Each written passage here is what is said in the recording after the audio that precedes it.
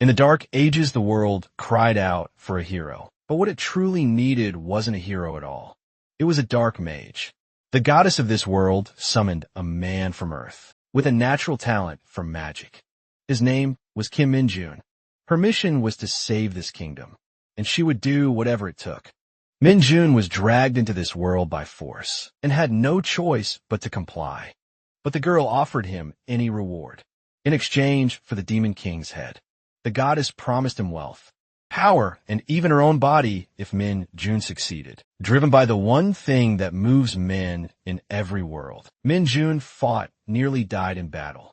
But after years, he finally made it. The people worshipped the hero, but it was the shadow Mage who truly saved the world. The goddess had promised everything. But the truth was, this world didn't have what Min-jun really wanted, and that's why he longed to return to Earth. The goddess didn't like the idea, and threatened to strip him of his powers if he went back. Min-jun said he was willing to lose his powers to return to his world. But when the restriction was lifted from his body, he revealed his true intention. The woman might be a goddess, but she was a fool to think he'd ever hand them over. He made it clear that his powers had been earned through blood and sweat, and if she really wanted to steal them, she could try to chase him down in the other world. Min-jun stepped toward the portal and warned her, if he ever meets her in his world, she won't make it out alive. Just like that, he vanished, leaving the furious blonde fuming in silence. Min-jun then reappears in his bedroom and immediately grabs his phone. After escaping what he considered a dungeon hellhole, the feeling of holding it again brings him joy. But something's off. There's no signal. No internet connection meanwhile. A military unit is preparing for a raid. The squad questions Corporal Choi and Ho about why regular soldiers are being deployed for a mission like this, and Ho, just as clueless as them, tells them to ask the higher UPS, reminding them that a corporal doesn't get access to classified information. Then he gives the signal, and the troops move out in perfect formation. It's been 2 years since Min-jun was summoned, and that memory still irritates him. Thanks to autosync, his phone still functions, but there's no one left to reach out to. As he steps outside the empty streets, lack of Wi-Fi and closed shops strike him as strange. The army unit spots a man strolling casually, completely catching them off guard, while Min-jun is too busy ranting about how much his guards sucked the soldiers.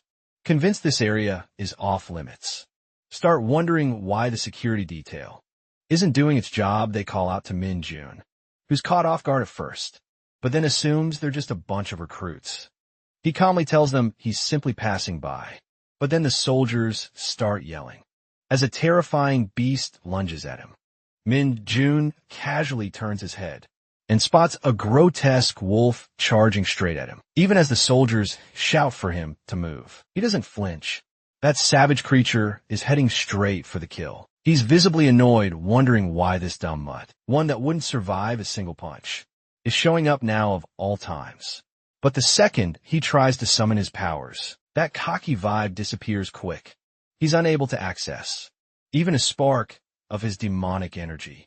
Left with no other choice, he handles the beast head on, grabbing it barehanded and smashing it into the ground like it's nothing. The soldiers are stunned silent, watching the ground crack under the impact of Min-jun's strike. The sheer force of it leaves them pale with disbelief, locking eyes with the wolf. Min-jun declares that even without his dark magic, he's no pushover sure. He might be weaker now, but there's no way some bottom-tier beast is taking him down. That's when memory pops up. That warrior who trained him like a madman, making him lift boulders as if his life depended on it. The flashback sparks a weird sense of nostalgia for Isgard's brutal training. Days still he can't understand what a monster like that is doing here in the first place. When he looks back at the soldiers, they're already frozen in fear. Later, inside the jeep, the soldiers can't figure out why that lunatic went so hard on the wolf, smashing it like it owed him rent. One of them mutters that something like that could land him in jail, but their superior had told them to just let it go. That's when one of the guys looks over at Min-jun and asks if he's seriously clueless about everything that's been happening. The so-called world traveler plays dumb, pretending he doesn't know a thing, and keeps the whole otherworlder story to himself. Deep down, though, he's not even sure this is still the Korea he remembers. He has no idea what went down during those 2 missing years. He recalls that dungeons first appeared when he was around 7, along with waves of terrifying monsters. He remembers how soldiers fought with everything they had, but alongside that chaos, something new emerged: superhumans known as the Awakened. These powers weren't just superhuman. They were beyond comprehension. The Awakened teamed up with a new military branch called the Hunter Corps, and together they wiped out the monster hordes with ease. So before Min Jun got dragged away by that manipulative goddess, there hadn't been any major threat that could endanger civilian zones. Suddenly, he gets a strange feeling about dungeon power. Fighter, so he checks his phone's signal again. That's when it hits him. The game server isn't completely offline yet, and that realization infuriates him. After going through hell, this is the nonsense he comes back to. To make matters worse, Sparky is itching to play again, or at least confirm if the game's still active. But all he can do is rage at the network in frustration. Meanwhile, one soldier isn't buying the act. He doubts Min Jun is really that clueless, especially with the world clearly falling apart still. After witnessing the kind of power this guy has, he starts to think, maybe there's way more to him than meets the eye. Just then Parky speaks up, asking the soldier if game developers are still around these days. Out of nowhere, he follows up with another bizarre question: whether people are still evacuating safely and landing jobs in game studios, or something he even demands to know if all the buildings were wrecked, including the server storing the game data. He's trying to get some answers, wondering why everything's turned into such chaos. The soldier says he'll explain, and proudly mentions he got an A+ in monster theory and dungeonology back in college, and June is baffled that universities even offer courses like that now. But the soldier confirms it's hard to find decent instructors in that field. He goes on to explain that the real crisis began about 2 years ago with a bizarre dungeon outbreak out of nowhere. Dungeons started appearing more often and expanding rapidly. Worst part, massive monsters began pouring into the human world, nonstop. Eventually, the military couldn't hold things together anymore, and they had to shut down some civilian areas. Since then, the army's been throwing everything they've got at the issue, using every method possible, but they're seriously understaffed. Throughout the explanation, Min Jun couldn't care less. The only thing on his mind, whether or not game companies are still running. All this guy wants is to play Dungeon Power Fighter again. When someone asks his age, Min Jun casually says 21. That instantly reminds the soldier that he's right on time for conscription, warning him that half his 20s are about to vanish. Just like that, Sparky is floored, blurting out that Hunter Corps serve 5 years, while regular troops only do 3. But the soldier quickly shuts that down. Under current conditions, every soldier serves for 5 years. No exceptions if Min Jun really is 21. He should have already received his draft notice. The mainless loser feels like the universe just kicked him the gut. He was hoping for a little peace and some game time. But Nope Life throws him straight into the blender. He's still trying to process all of this. And now the thought of losing 5 entire years, without even logging into the server once, is making his head spin. Suddenly he gets a ping from military manpower, officially assigning Kim Min Jun to report to the recruit training center. Sparky is completely dumbfounded, especially since the enlistment date is literally tomorrow. He starts wondering if the military just sends these things out like spam now. The timing is way too perfect. That gets the soldier laughing. He says Gang 1 is infamous for doing that kind of crap. At this point, Min Jun is losing it, yelling how this could even happen without a medical check. Soldier explains they're so low on personnel that physical exams are now done directly at the training site. As for the notice, he probably just saw it late still. The guy suggests checking out the PC room near the evac center just in case. Then something clicks back. When Min Jun's parents disappeared, games were the only thing that filled the void. And it was during his final year of high school that he got summoned to Isgard, that forgotten paradise of mankind. Now sitting in a PC room June sheds tears of joy as he plays Dungeon Power Fighter again. He's completely immersed in the comfort of those little gaming booths. Everything still works just like he remembers. Sparky feels like bowing down to the shop owner for keeping it alive during the middle of an apocalypse. Out of nowhere, he orders a hot dog. The waitress just stares at him, wondering how much this dude can possibly eat. After fully enjoying his gaming session, June slowly snaps back to reality, questioning whether any of this is even real. He pulls up a browser and starts digging through news articles, trying to wrap his head around the current situation. That's when he sees the report. Monster-related damage is up 48% compared to the previous year. Meanwhile, the Hunter Corps is doing its best to protect civilians as the attacks keep rising and the government scrambles for solutions. June starts believing every word that the soldier guy said, including the part about being enlisted by the Military Manpower Administration. Now the message had clearly mentioned that his enlistment was set for tomorrow. June can't help but think that if he still had his powers from Isgard, he could have cleared all the dungeons by himself without breaking a sweat, but for some reason, his body is completely depleted of demonic energy. It feels drained of his main source of dark magic. Still, with the raw strength he's got left, he figures he might be able to take down those dungeons on his own anyway. His intense aura creeps through the room, throwing everyone off guard.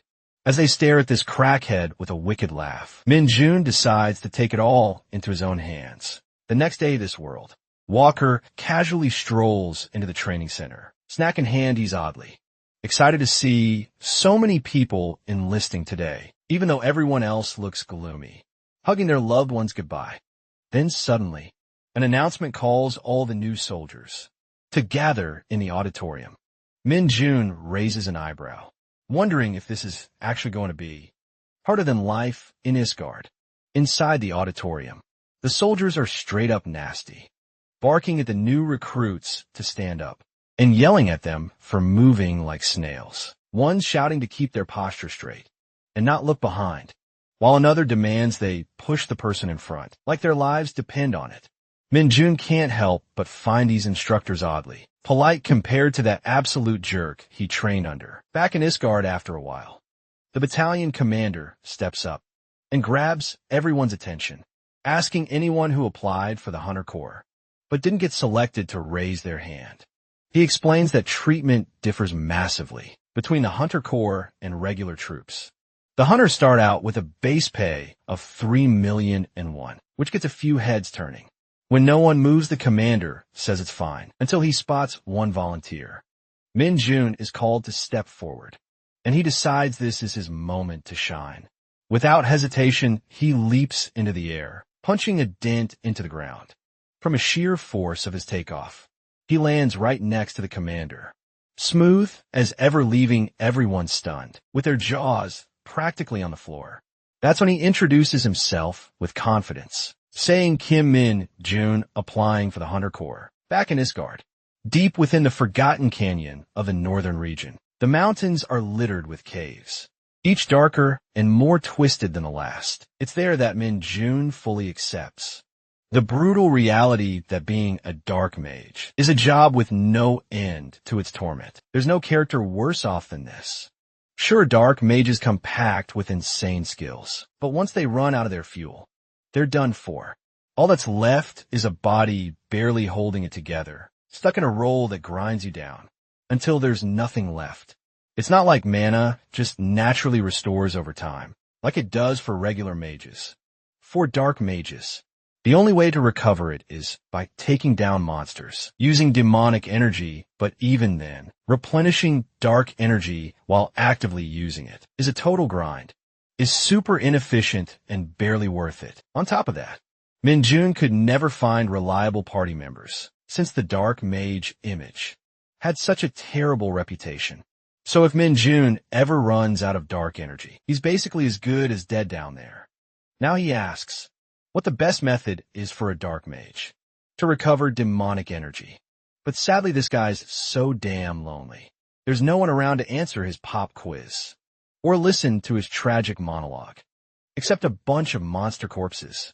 He starts wondering if it's because everyone else is already dead. Suddenly, he hears something creeping up behind him. Turns out it's the Forgotten Canyon's hidden dungeon. Boss Arak nests this creepy, oversized spider beast crawls into view, while Min Jun casually thinks, maybe the dungeon boss could have answered his question. He even says the beast should have shown up sooner, because he was dying of boredom waiting. As Arachnos notices her crushed babies, scattered all over the ground, she lets out a bone-chilling screech. Min Jun just shrugs it off, cracking a joke about her breath reeking. So there's no need for a reply. Then, without a shred of hesitation, he slams a punch right in her face and says, the answer's wrong, with his demonic energy pouring out of him. Min Jun says the answer is real simple. That is, just to beat the monster with a maxed out strength. That Damon Old, who's actually Kim Min Jun, stood at the peak of dark magic in Isgard, and that was 645 days before he returned to Earth. Back in the present, the commander confirms his name, Kim Min Jun, and tells him to wait there until the Hunter Corps unit arrives. Min Jun's just vibing low-key, thrilled to see a whole commander, casually making him coffee.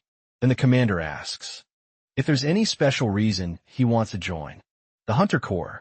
He's clearly weirded out by this kid, especially since so many Hunter Corps members are bailing and returning to the regular army, even with their powers, now that things are getting worse out there. With a hint of a smirk, Min Jun simply says he's got some business in the dungeons, leaving the commander completely speechless. A second later, the commander bursts out laughing, thinking Min Jun's dungeon comment was just a joke. He even reassures him that he won't be charged for smashing the auditorium floor. Little did he know, this World Walker wasn't joking at all. In Korea, all dungeons are managed by the military, and the Hunter Corps, a highly skilled elite unit, is given top priority to investigate those dungeons and handle monster subjugation. Members of this unit can rank up based on ability, meaning there's no limit to how fast someone can climb the ladder if they got the power. By enlisting in the Hunter Corps, Min Jun gets his license to enter dungeons and wipe out the trash lurking inside.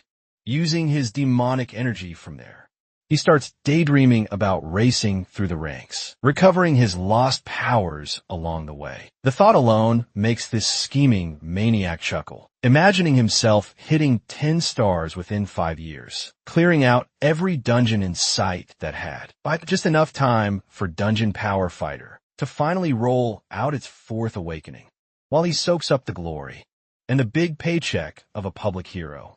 Just then, Sergeant Lee Sung-ho of the Hunter Corps reports to the commander.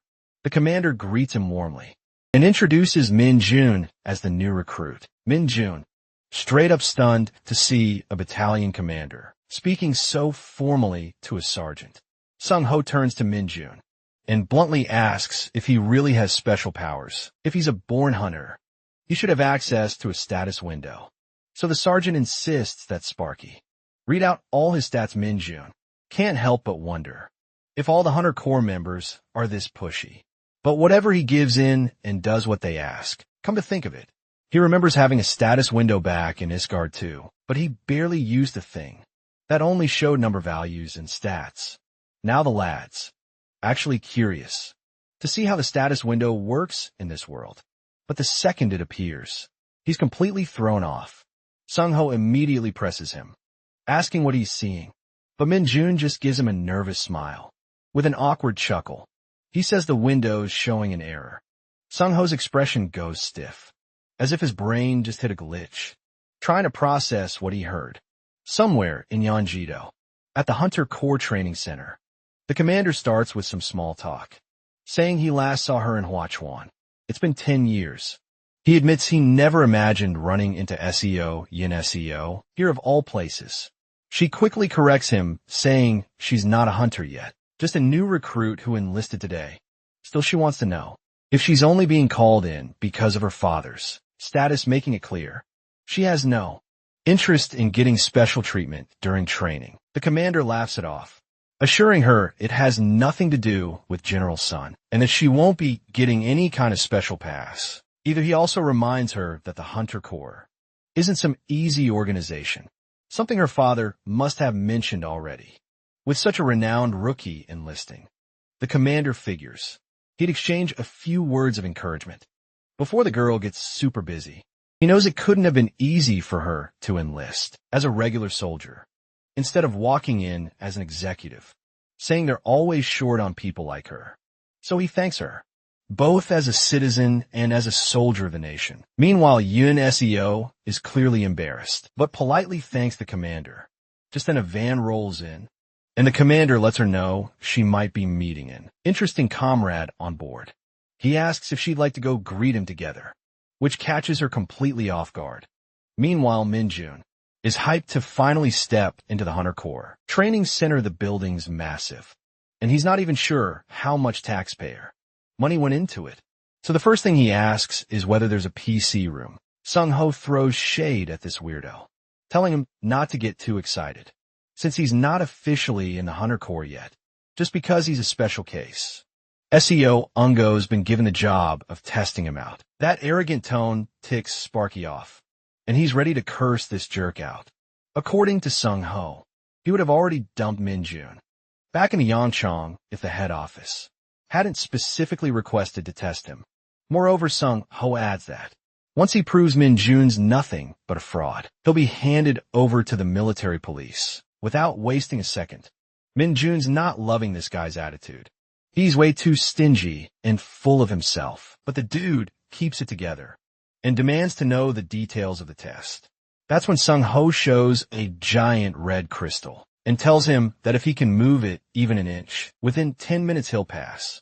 The soldier guy says he's ready to see if this so-called talent is worth the hype for signing up with the Hunter Corps. The red stone is no ordinary rock. The byproduct formed inside dungeons, known for being insanely dense, hard and heavy, making it pretty much impossible for any average recruit to even budge. Minjun strolls past Sung-ho, casually saying he's glad the test is this simple, which definitely bruises Sung-ho's ego. Sung-ho knows the whole thing is a dumb way to measure someone's status window, but he gets it. There's probably been plenty of frauds with mediocre abilities trying to sneak their way into the Hunter Corps, so this kind of test weeds out the fakes. Meanwhile, Sung-ho had heard rumors about this guy jumping 5 meters straight onto the podium, but the whole status window error thing still doesn't add up. There are a few others watching Min Jun's test now, including Commander Choi and Yun Seo. Choi figures this guy probably showed off some crazy physical abilities to the battalion commander at the training center just to get here this fast. He also tells Yun Seo that Min Jun's status window came up with an error. The old man's never heard of anything like that before, but he got high hopes for this new recruit. Min Jun stares at the redstone and instantly remembers it from his time in his guard. That ridiculously heavy rock was scattered all over the dungeons there, but a chunk this size, he could move it without breaking a sweat. He hyped up packs a punch, wondering if maybe this thing stores some demonic energy too. So the brute winds up and smashes the entire stone into pieces in one shot. Too bad, though, it turns out it's got nothing. Commander Choi and Yun Seo are left with their jaws on the floor, in pure shock. Even Sergeant Sung-ho looks like his eyes might pop out, calling Min Jun a straight-up crazy monster. Later, Nam and Hyuk is completely out of breath, drenched in sweat as he drags himself up the stairs with the other recruits. Even before joining the Hunter Corps, he knew the training wasn't going to be normal, but now he's really feeling something's off. Once the training period ends, they'll be heading into real combat. But before that, they're stuck with 4 weeks of absolute hell. That means strapping on sandbags from the very first session and climbing the infamous 6,000 steps, as if things weren't already brutal.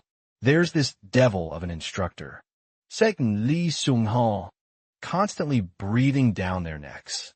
He checks their finishing times. That much was expected, but this kind of crude physical training only boosts their stats a little, and it's pushing most of the recruits to the edge of collapse. Nam and Hyuk always figures Hunter Corps recruits had to endure a lot. And just suck it up, but now. He's not so sure about this lunatic running the show. Meanwhile, Min Jun's having the time of his life, running like he's some kind of free elf and Hulk. Starting to question whether the problem is them. Nada Min Jun feels like his body is floating on air. And if he still had his demonic energy, he swears he'd be flying. Sparky actually finds this so-called Hellish Hunter Corps training kind of sweet. The military uniforms look stylish compared to the rags he wore in his guard. And the food is way better than expected. Even the schedule's a win. Once the evening roll call is done, they get actual free time and can crash for the night. Also, he heard there's a PC room right inside the facility, and it's apparently just as good as anything out in the city. As long as he follows the rules, no one's going to bother him during his free time. Though, Min Jun had every intention of ditching the place if it turned out to be a drag. It turns out, the Hunter Corps has everything he could ask for, including grueling drills, delicious meals, solid pay, and even time to play games.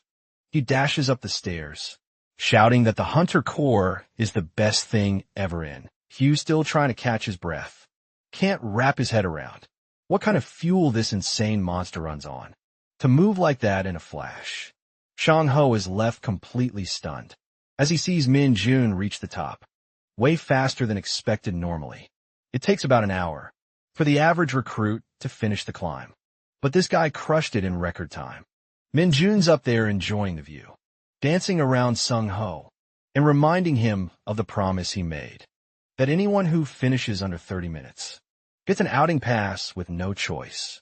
Sung Ho hands it over, while Min Jun starts plotting where he should use it. Seung al-Karaksaz mind, wondering if there's ever been a recruit who got an outing pass still. He knows that high stats or raw strength alone aren't enough, as the real test is how fast someone can react to monsters. That's what truly matters in the Hunter Corps. And for that reason, he swears he'll be keeping a close eye on Kim Min Jun. Meanwhile, the rest of the recruits are whining, grumbling about how impossible it is to keep up with this kind of training. Every day, then suddenly, and Hyuk yells out that his stats went up by 1, and the others quickly rally around to congratulate him, like it's the biggest win of the day. Now everyone's caught up checking their stats, and Min Jun is straight up shocked when he sees how hyped the recruits are over just 1 stat point going up. This dude can't help but remember his brutal Asgard training under that insane warrior, who forced him to earn 10 stat points a day, like it was nothing. Meanwhile, one of the guys asks if Min Jun's planning to use his outing pass, but Sparky's not so sure yet. The others look at him with envy. They heard from another instructor that no one has ever managed to earn outing pass, from Sergeant Si Young Ho until now. Suddenly, everyone starts crowding around him, throwing out questions about his workout routine and how he got so strong. Min Jun's caught off guard by the whole scene, realizing people are actually chatting and laughing with him. It's totally new. Back in his guard as a dark mage, everyone avoided him like the plague. Just walking by him was considered bad luck.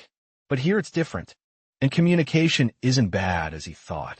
These guys are already making plans to hit the PC room later, and it gets Min Jun all excited. He's even more shocked to hear that the PC room's open. At this hour now, that's a win.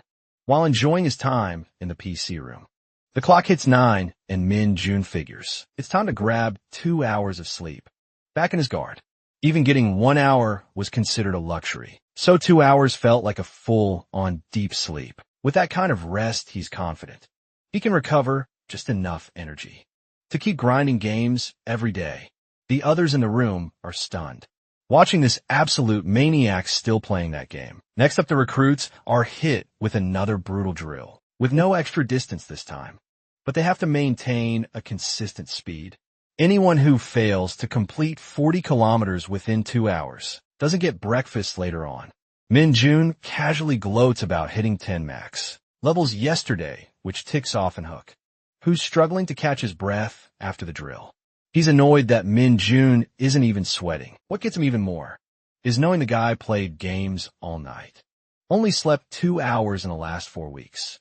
When someone asks him how he's still standing, Min Jun just grins and grabs everyone's attention, saying, he brought enough water to share with all his comrades. Guy loses it, praising his insane stamina and calling him his dear comrade. They're practically dying to get a sip of what now feels like some kind of mythical elixir. Boys line up like baby chicks, ready for Min Jun, pouring a sip of water in their mouth.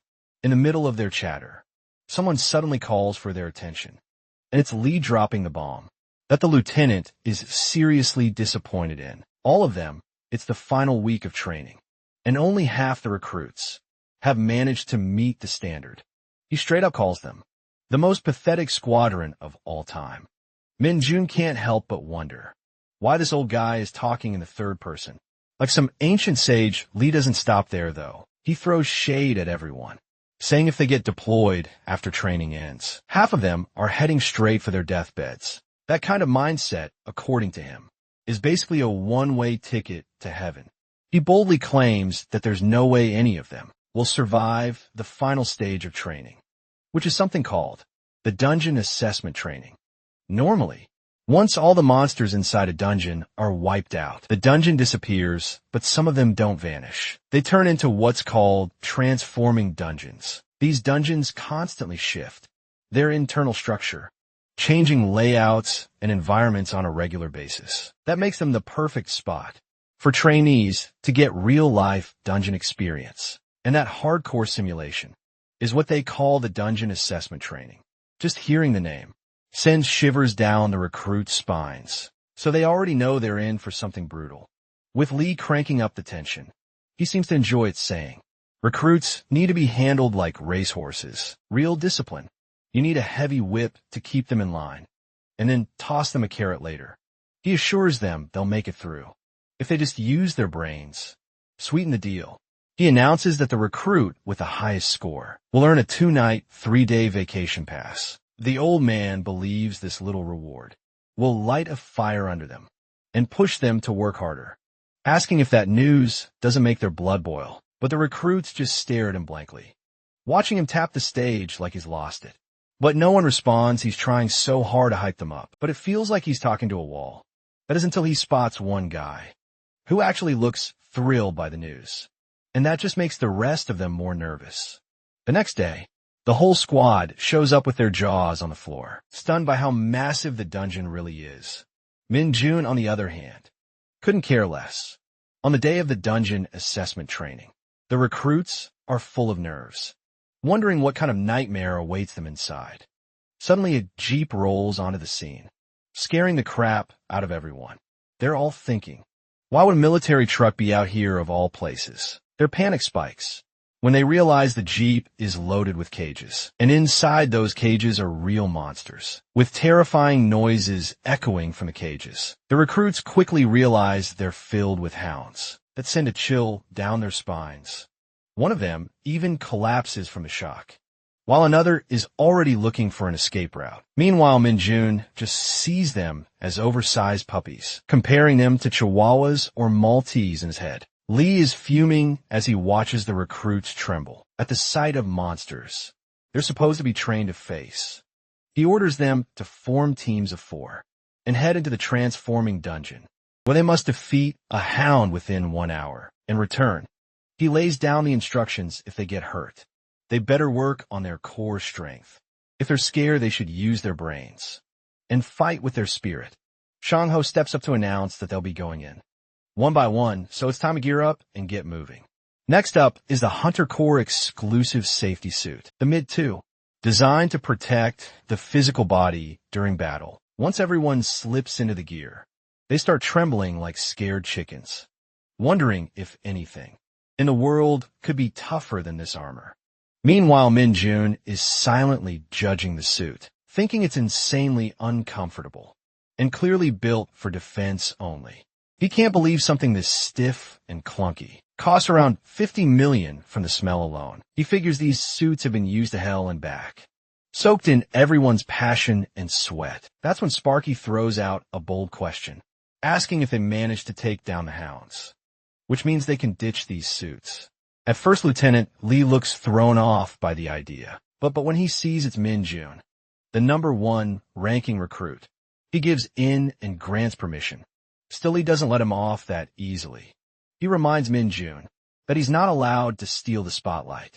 He's expected to show real teamwork. And now everyone's going to be watching how the top-ranked recruit handles things. When it comes to taking care of others, when it comes to defeating a hound, Sparky acts like the whole thing's a walk in the park, claiming all he needs to do is tell his teammates what to do. Out of nowhere, Min-jun yells that he's got the perfect plan. Two guys actually lean in, curious to hear him out, but then this weirdo casually drops the most brutal advice ever. Just grab the hound by the legs and snap its back in half. That should do the trick if it jumps at them, and if the beast somehow survives that. He says they should fold its back and rip it apart. After delivering that horrifying strategy, Sparky demands to know if they got it. The recruits just stand there, staring at him in stunned silence. Completely speechless right then, Lee shouts at the sergeants to release the hounds, and Chang-ho pulls open the cage gates, letting the beasts loose. But instead of attacking the recruits, the menacing creatures bolt straight back into the dungeon. Min-jun casually points out that the wolves probably saw the door to their home and headed for it surprisingly. His logic clicks with everyone, and the recruits start praising his sharp mind for understanding the hound's psychology so fast. Out of nowhere, Lee storms over and demands to know if they really have the guts to just stand around and laugh on these holy training grounds. That roar knocks the wind out of everyone. Lee then drops the bomb that they've been selected as the first team to enter. It doesn't matter to Min-jun, but the other three are mentally short-circuiting from shock, completely stunned to be thrown in first. With no time to process it, they march toward the dungeon gate. Among them, Sparky's only real motivation is getting this annoying suit off. The second he finishes the kill. With that, Lee announces the start of the training, alerting the instructor team to stand by and monitor everything closely.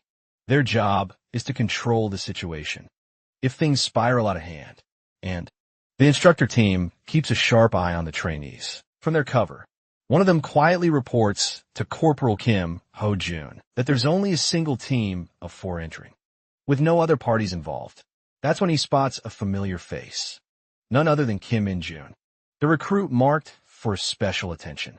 He's the one who's been showing some seriously promising powers lately with top-tier scores from the past 4 weeks. But the real question is whether this kid can live up to those numbers inside the chaos of a dungeon. No doubt about it. The first team is fired up and itching to go, already showing signs of impatience as they get ready to pounce. Min-jun feels like this whole thing is a breeze, thinking he could easily knock the hounds out with a quick smack to the head. But then again, if he takes them all out, the others won't get any experience, and that wouldn't be fair. He figures he's being super considerate. Right then, he alerts the group that the hounds are on the way, and sure enough, a pack of them creeps into view. His teammates are already starting to panic, but Min-jun tells them to chill. Since they're wearing insanely tough protective suits, he decides to take the lead, maybe to set an example. As soon as a hound lunges at him, he lands a brutal punch that drops the beast instantly. Another hound goes straight for one of the other recruits, biting his arm as the poor guy begs for help. Without wasting a second, Min-jun kicks the hound off him, killing it too.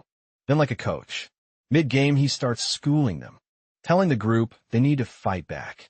When the hounds bite, if they act scared, the monsters will take advantage and treat them like easy prey. He also tells them to ditch the honorifics, since they're comrades now honestly. He knows 2 guys would have been dead if this weren't just a training exercise. But since they've got numbers, they need to use that to their advantage and push back hard. It'll throw the hounds off and shift the fight in their favor. Now the team is taking the lead, with Min-jun calling the shots, instructing them to corner the hound and wait for the right moment when it drops its guard. Meanwhile, the instructor team is watching all this unfold in disbelief, questioning if this guy is really just a recruit they never expected to see.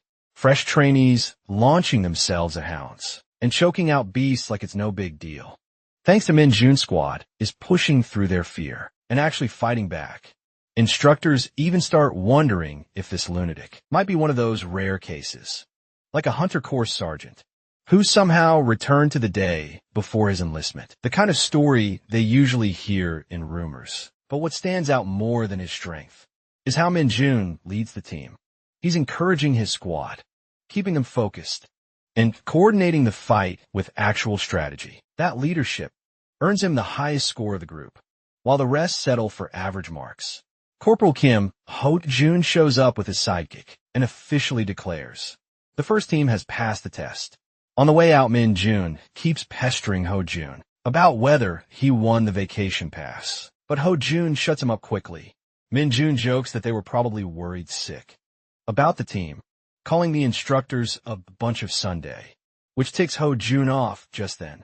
Something feels off the ground, starts rumbling. Ho-jun senses it too, and immediately orders contact with the outside team. But Min-jun's not even fazed. He casually points out that this isn't an earthquake. It's the dungeon itself transforming. That's when the others realize the exit route is closing right in front of them. Now that the exit is closing in on itself, the recruits are scared out of their minds, shouting and asking what's happening. Even Ho-jun's face says it all. They're in serious trouble. But Min-jun already knows it's too late to leave now. The exit gate completely vanishes into thin air, leaving Ho-jun in total shock. They had made sure the transformation process only happened on a monthly cycle, so this sudden shift makes no sense. The entire internal structure of the dungeon is starting to change, make things worse. The radio is dead, cutting off all communication. Looks like the dungeon transformed way too fast for now. The instructor team has decided to focus on getting the recruits to safety after finding a relatively danger-free corner. Ho-jun tells everyone and explains that there's been an unexpected incident inside the dungeon while his teammate stays alert, keeping watch over the surroundings. He tells the group not to worry, saying they'll wait in the current spot for an hour to see if the dungeon entrance reopens, as it says in the manual. The recruits totally buy Ho-jun's speech, relieved to think this ordeal will be over soon. They're just glad they won't be stuck here forever. To pile on the comfort, Ho-jun adds that people outside are probably already assessing the situation and preparing to send help. He also reassures them that the lieutenant will take the proper steps, so all they need to do is stay calm and wait, instead of panicking. But Min-jun quietly judges the corporal, not buying a word of it. He's sure they picked this place for training. After thoroughly confirming there wouldn't be any unexpected surprises like this. What's even more suspicious is how the dungeon entrance, that's always open, just randomly closed up out of nowhere suddenly. Corporal Kim, Ho-jun gestures to him for a private word, and Min-jun calmly realizes that these guys know full well the situation's looking bad.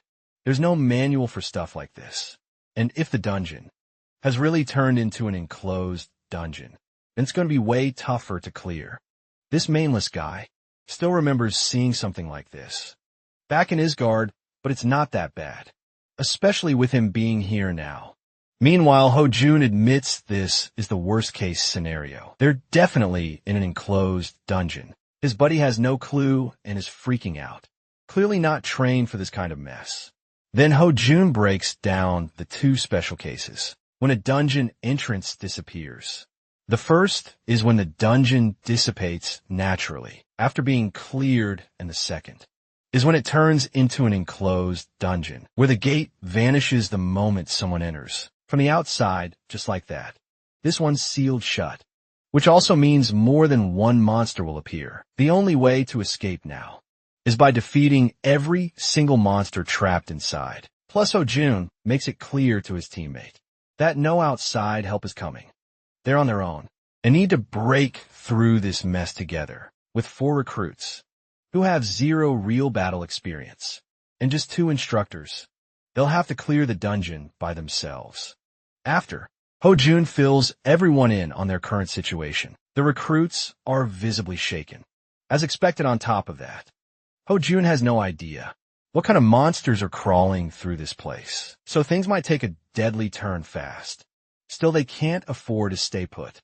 They need to keep moving while they have the strength. He regrets that. The instructors weren't geared up before diving in. They just jumped in, wearing tracksuits to monitor the kids. At this rate, even a few goblins could wipe them out, considering it takes Ho-Jun around 10 minutes just to kill one. Then he glances at the back and remembers the recruits are still wearing the hunter core. Safety suits, he figures they can use those suits. Defensive capabilities. As part of the most realistic strategy right now, place the recruits up front to absorb the hits, while the instructors strike from behind. It's a sound plan, but the thought of using these kids as meat shields makes Ho-Jun sick to his stomach. They've endured so much brutal training and trusted the instructors to protect them. And now his pride and self-respect won't let him turn those same kids into bait.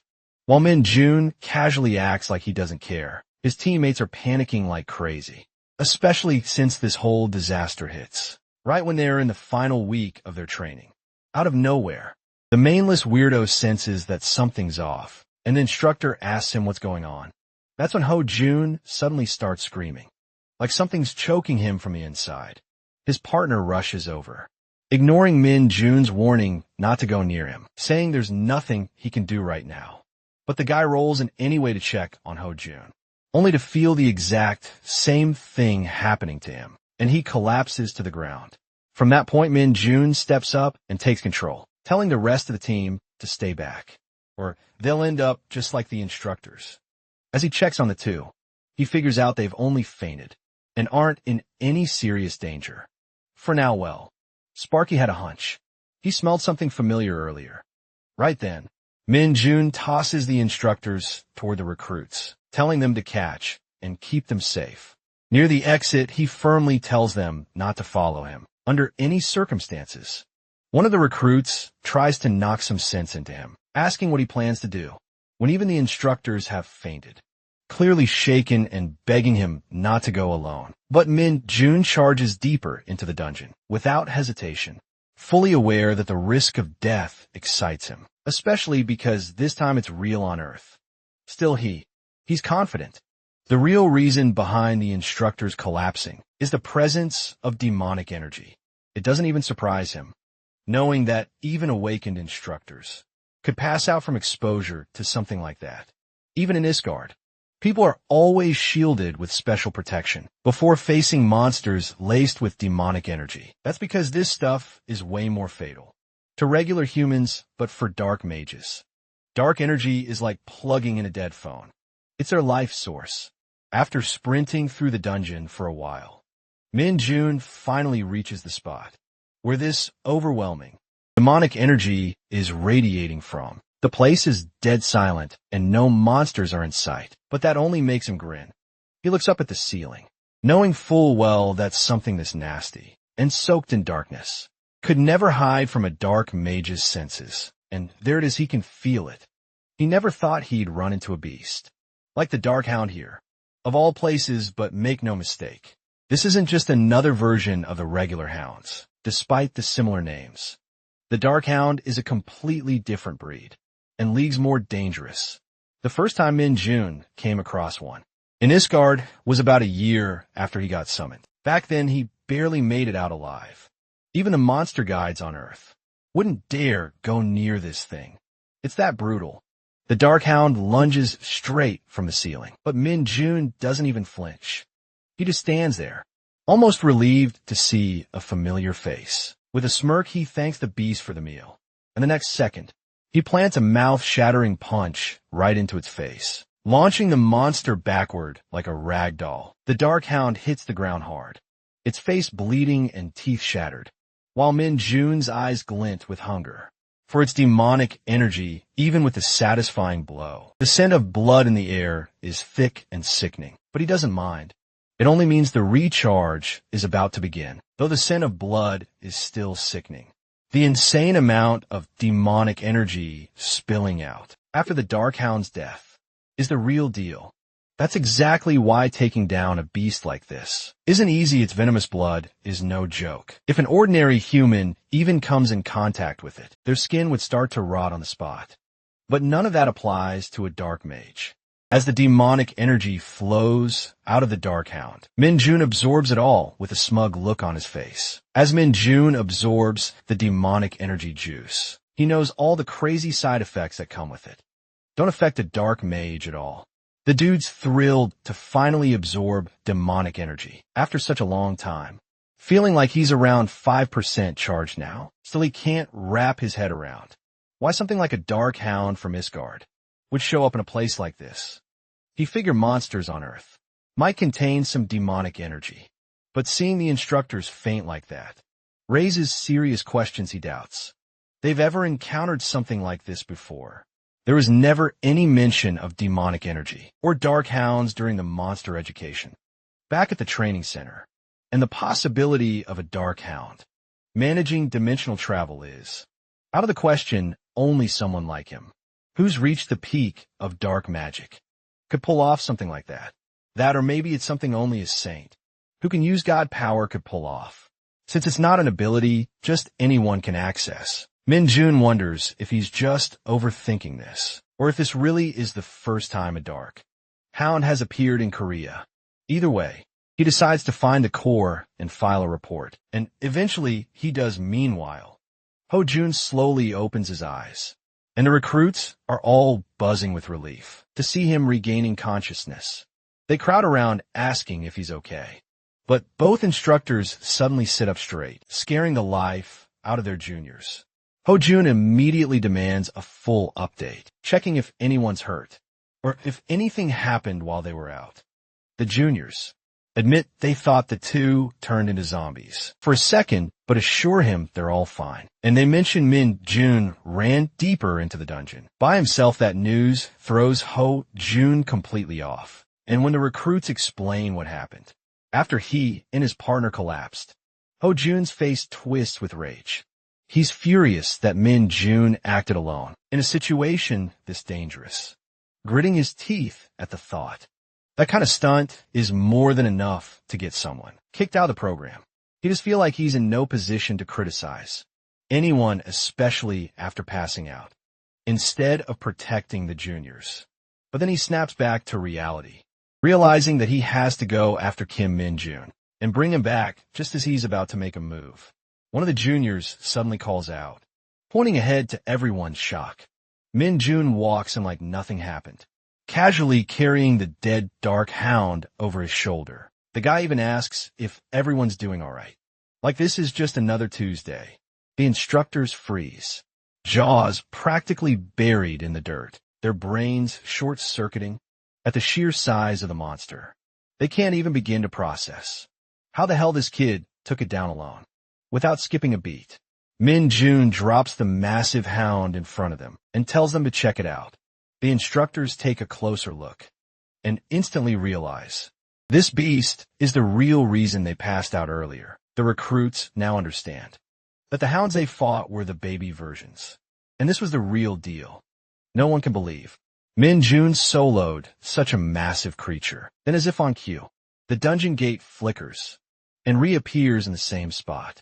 Still struggling to digest what just happened, Ho-jun turns to Min-jun and asks if he really took it down by himself.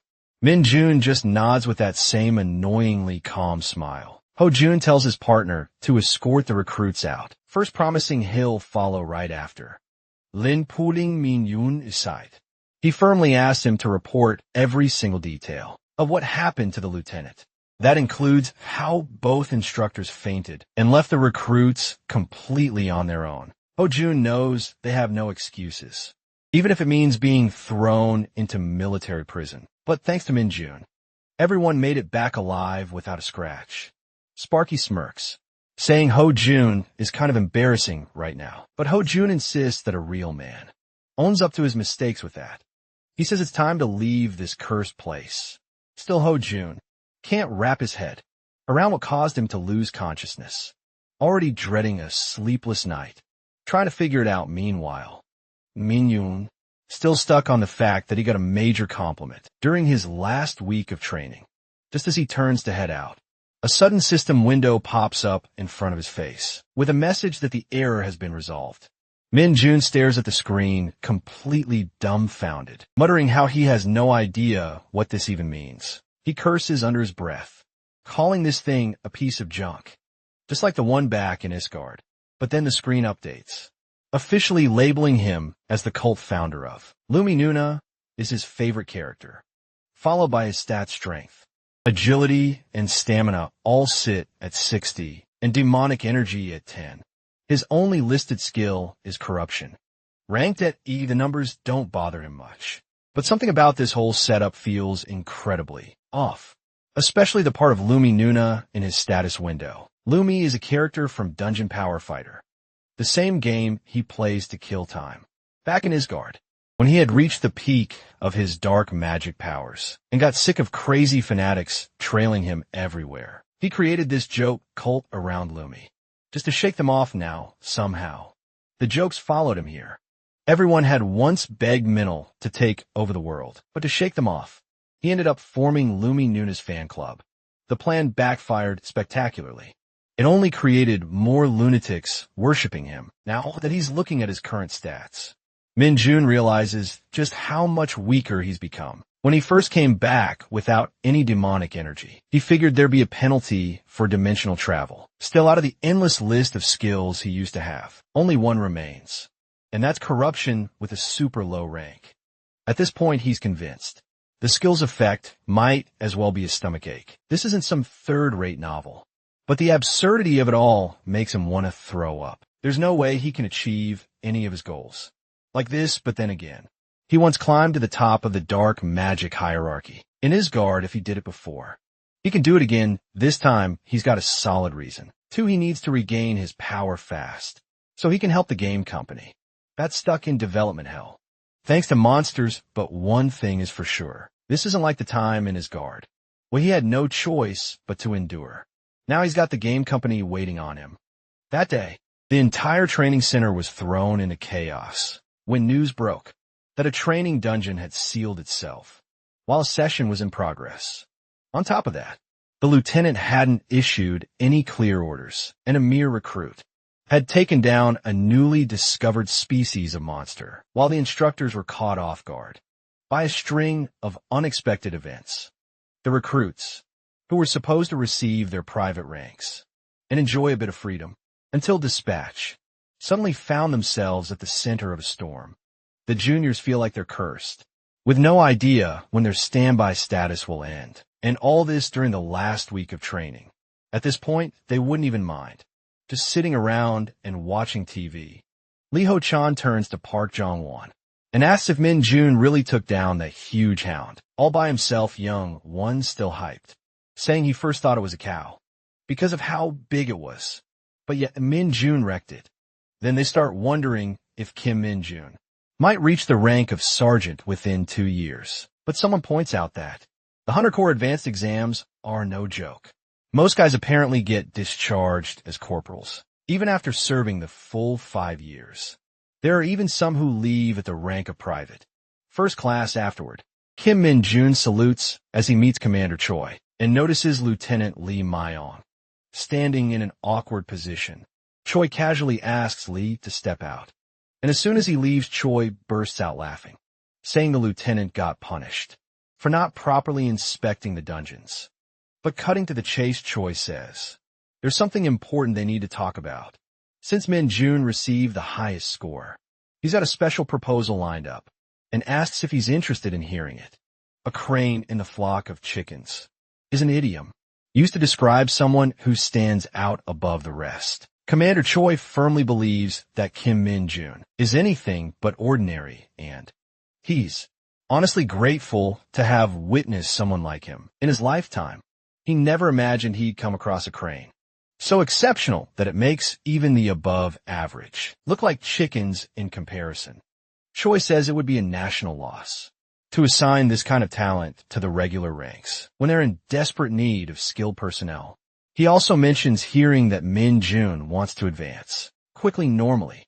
There's a rule that prevents privates from taking the promotional exam for at least a year, but when it comes to exceptions, that's a whole different story.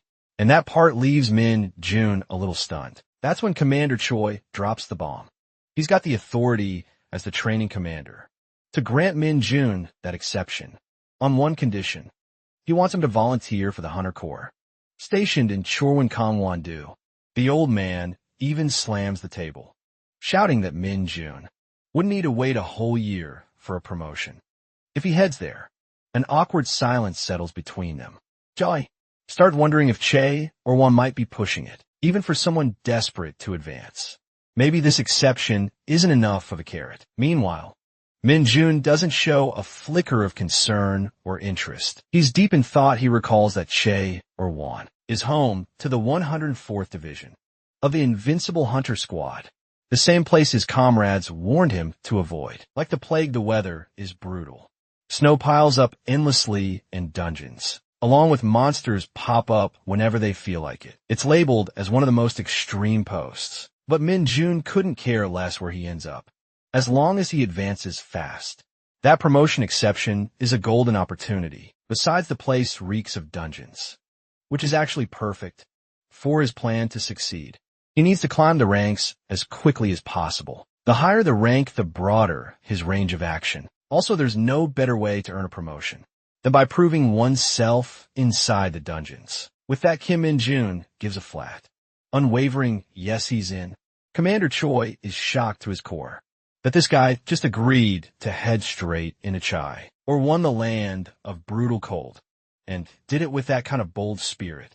Afterward, in the parking lot, a bunch of people are gathered near the vans. Commander Choi is bawling like a baby while seeing off Kim Min Jun, begging him to get in touch as soon as he reaches his base. Min Jun figures this old man's being dramatic, thinking he'll be the one ghosting him. Choi swears he won't, but Min Jun clearly doesn't care. Still, the commander asks if he's seriously going to Chorwan. Want to know why he picked the one place everyone avoids? Min Jun says it's too big of a plan for the old man to wrap his head around, adding that he's got an insane goal to reach. Choi jokes if it's hitting max level 100 times, but Min Jun casually tells him he just hit his 13th max level yesterday, so 100 isn't even challenge. Choi and Min Jun's ride pulls away on the road. Min Jun watches the loudest guy head off to his own base and starts wondering why he's suddenly riding solo. Out of the blue, an army jeep rolls up, calling for Kim Min Jun, throwing him completely off guard. Behind the wheel is a guy in black shades. Kim Min Jun, casually asking if the kid's been waiting long, saying the snow slowed him down. Min Jun stunned, not even realizing it had started snowing. Min Jun tells him to hop in the back so they can head to the squad. The reality hits that he's officially about to start his life as a soldier.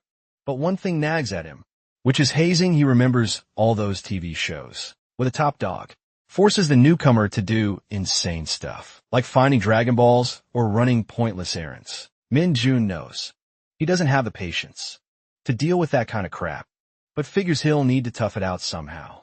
On the way there, Min Jun realizes just how dangerous things could get if he loses his cool and punches a superior. That would be the end of his goals, and he'd be shipped off to military prison as a regular soldier. As they approach their destination, snow starts falling lightly on the van of the Invincible Hunter Corps, arriving at Gang 1 Duchi, or 1 at the Hunter Corps 104th Division's 2nd Battalion. Minju and Min Jun step inside.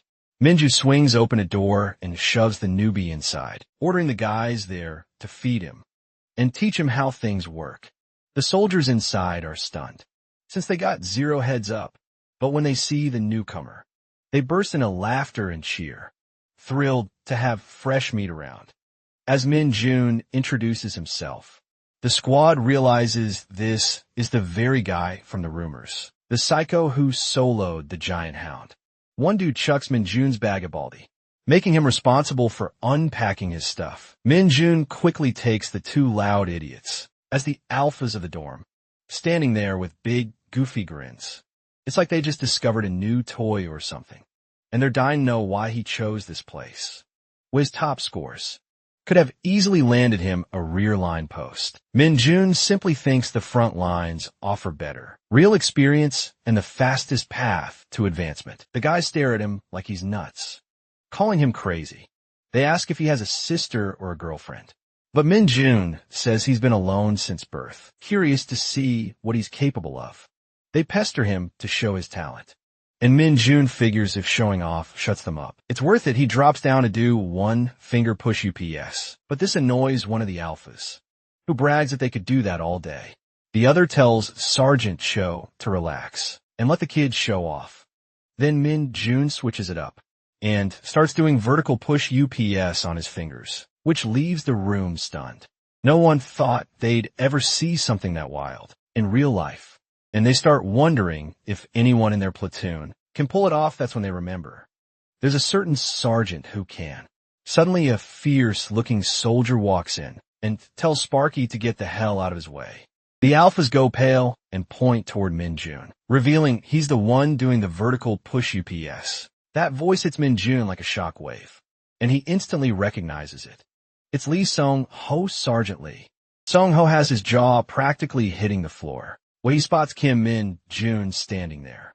Of all places here, Min Jun's just as thrown off, never expecting to bump into this guy either. Right away, Sergeant Cho starts roasting Song-ho out loud, asking why he's acting all worn out when he just got dispatched as an instructor. The other guy joins in, bringing up his so-called vacation for bullying rookies, asking how many days off he scored this time. Song-ho doesn't even bother to respond, just throws him a lazy look and says he got 4 days. That only fuels the fire, and the two start whining about how he ruined their run time. Cho flips him off for it, calling him a big party pooper. Meanwhile, Min Jun's in the back, completely lost on what's even happening, watching this chaos unfold. Sung-ho, clearly done with them, lies down like he's clocked out for the day and starts watching a live stream of a volcanic dungeon. The feed shows scorching terrain with naturally high temperatures that deal non-stop damage. It's clear to Min Jun now that there's a massive difference in rank and experience between them. Out of nowhere, Sung-ho calls out Private First Class Lee Dong-jin and tells him to properly instruct his direct junior, who turns out to be none other than Min Jun. Dong-jin walks over, introduces himself with a friendly vibe, and suggests they talk more over food, since he has a special pass to the post-exchange retail store. Min Jun's low-key shocked, didn't even realize they weren't allowed to go there on their own. As soon as they arrive, Dong-jin tells Min Jun to go, but Dong-jin just waves it off and tells him to pick whatever it takes to fill him up. Min Jun thinks this guy's actually pretty nice, but the moment Dong-jin goes to pay and sees the bill hit 3,001, the man starts sweating bullets, like he's just seen his bank account cry. Even the cashier jokes, asking if he's getting cold feet, while Min Jun digs into his feast. He brings up the whole retail store situation, asking why they need special passes in the first place. That's when Dong-jin explains that privates and private first-class soldiers can only use the store on weekends. He also needs to be at private first class to hit the gym and a corporal to use the PC rooms. Min Jun nearly choked on his Doritos when he found out they got PC rooms here still. Dong-jin adds that it's just how it is, and he can't expect them to let a low-ranking private chill in a PC room, so better get used to it. Min Jun gets all fired up about changing that system, but Dong-jin tells him flat out that to even think about that, he needs to reach corporal. Then he adds his own take, saying, in his opinion, a guy should be at least a sergeant before even trying for corporal, and honestly that path's no joke. Min Jun figures out real quick that he can't just bend the rules here to suit himself. He's pretty bummed about the whole PC room restriction, and it gets him wondering if there's any shortcut to ranking up. Dong-jin, speaking from his own rough experience, admits he's failed the advancement exam so many times that he's been stuck as a private first class for the last 3 years. He calls himself pathetic, but Min Jun tells him he'll make it next time. Truth is, Min Jun actually likes Dong-jin's vibe and wants him to rise through the ranks with him so they can hit the PC room together. Right then a big guy walks in, Sadgyant Kim Gwang-sik, who spots the two of them eating and eyes the snacks. He casually asks if they're having something good. Dong-jin invites him to join, and of course the guy doesn't pass up free food. He plops down with him, grabs a handful of chips, cracks open a soda, and between bites, reassures them that he won't breathe a word about their little chat to anyone. However, Guangxik warns them that if they're useless during firearms training tomorrow, they might as well be dead. He makes it clear he has no intention of letting Minjun coast through anything, and bluntly asks if the kid even knows how to shoot. Dong Jin jumps in, saying he was just about to explain how firearms training here is way different from anywhere else. But Guangxik isn't having it. He raises an eyebrow and asks if Dong Jin's implying he's being overly involved when the guy's supposedly doing fine. Then Guangxik goes in hard, roasting him if he's so good. Then why is he still stuck as a private first class? That jab gets on Min Jun's nerves. So he quietly releases a bit of his demonic energy, just enough to mess with the guy. Guangxik suddenly stands up, looking like something hit his stomach wrong, and starts accusing the snacks of being off. Min Jun tries not to laugh, watching the guy fumble with the chip bag, probably hunting for the expiration date. Guangxik, now clearly regretting his snack choices, waves them off and tells the two to get moving. At that moment, sparkly Min Jun realizes that, hey, maybe the corruption skill has more day-to-day use than he thought.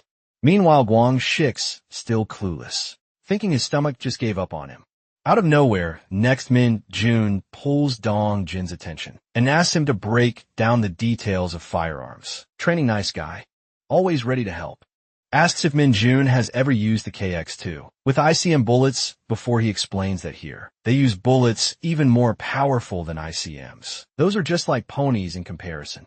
The ones the Hunter Corps uses are on a whole different level, more like wild stallions, with a recoil and sound that hit like a cannon.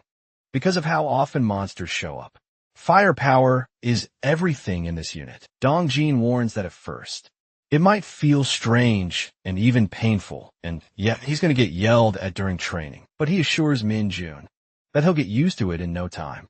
The lad nods, kind of liking the whole pony to stallion metaphor. It fits perfectly, though. He remembers seeing long-range weapons in Isgard that were on the level of an elephant. The thought of a wild stallion still gets him hyped. That elephant weapon couldn't even be called a firearm. It was practically a siege weapon. So now, with the stallion comparison in mind, Jun's all fired up for tomorrow's training. Meanwhile, Dong Jin quietly wonders what's up with Sergeant Guangxik and whether his stomach has recovered.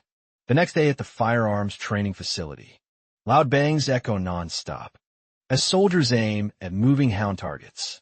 When it's Min Jun's turn, he misses once but still lands 19 clean shots. The announcer straight up loses it, calling him out like he's a machine. Everyone stares in disbelief, watching this private put on a clinic with his aim. They start whispering that he's some kind of shooting monster. Even Sergeant Cho, who boasts his personal best of 14 hits, score that's already considered excellent in the squad, is stunned by what he just saw.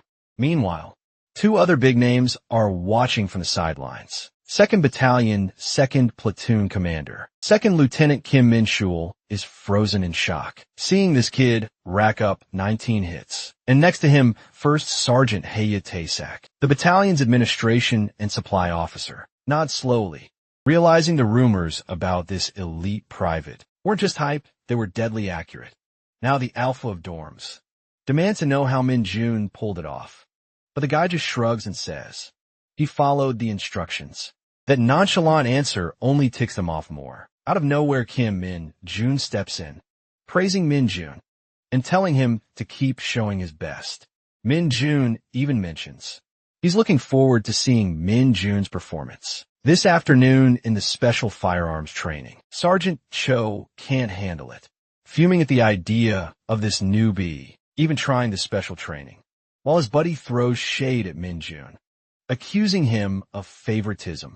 The other guys start whispering that Min Jun's so good, he probably would have landed another vacation if he had hit all 20. Meanwhile, the heavy shooter of the group turns to Dong Jin, demanding to know what's so special about this elite. Training Dong Jin is still reeling from how this so-called newbie turned out to be a straight-up first-class marksman. He explains that rookies usually aren't allowed in that training, since it uses improved conventional munitions bullets, basically the big guns. Nice Guy assures them he'll explain it more later, and that Min Jun will get a proper briefing anyway. The program runs with two-person teams, entering a facility filled with monsters they have to eliminate on the way to the endpoint. While the monsters aren't high-level threats, the catch is that they're fast-moving targets, and they'll fight back on top of that. Civilian plates pop up unexpectedly, and hitting even one of those counts as a massive failure. Dong Jin adds that the whole thing is monitored and controlled by the executives, so there's no real danger. But it does simulate an actual combat scenario. The mention of real monster targets makes Min Jun's heart race. This is exactly the kind of action he signed up for. At the mess hall, the feast kicks off, and all the soldiers dive in, like they haven't eaten in days. While digging into his plate, Min Jun compliments Dong Jin for landing 13 shots in a row. But Dong Jin's still in disbelief over the newbie nailing 19. Nice Guy turns a bit red, brushing it off by saying he's not that great, just had some experience. He then points out that Sergeant Lee Sung-ho is the real monster around here, consistently hitting 17 shots on average, making him the top shooter in the squad. That little detail hits Min Jun. If the numbers are right, then he's now officially the no. One shooter in the unit Dong Jin has no doubt in his mind that Min Jun's going to crush it. In the special firearms training too.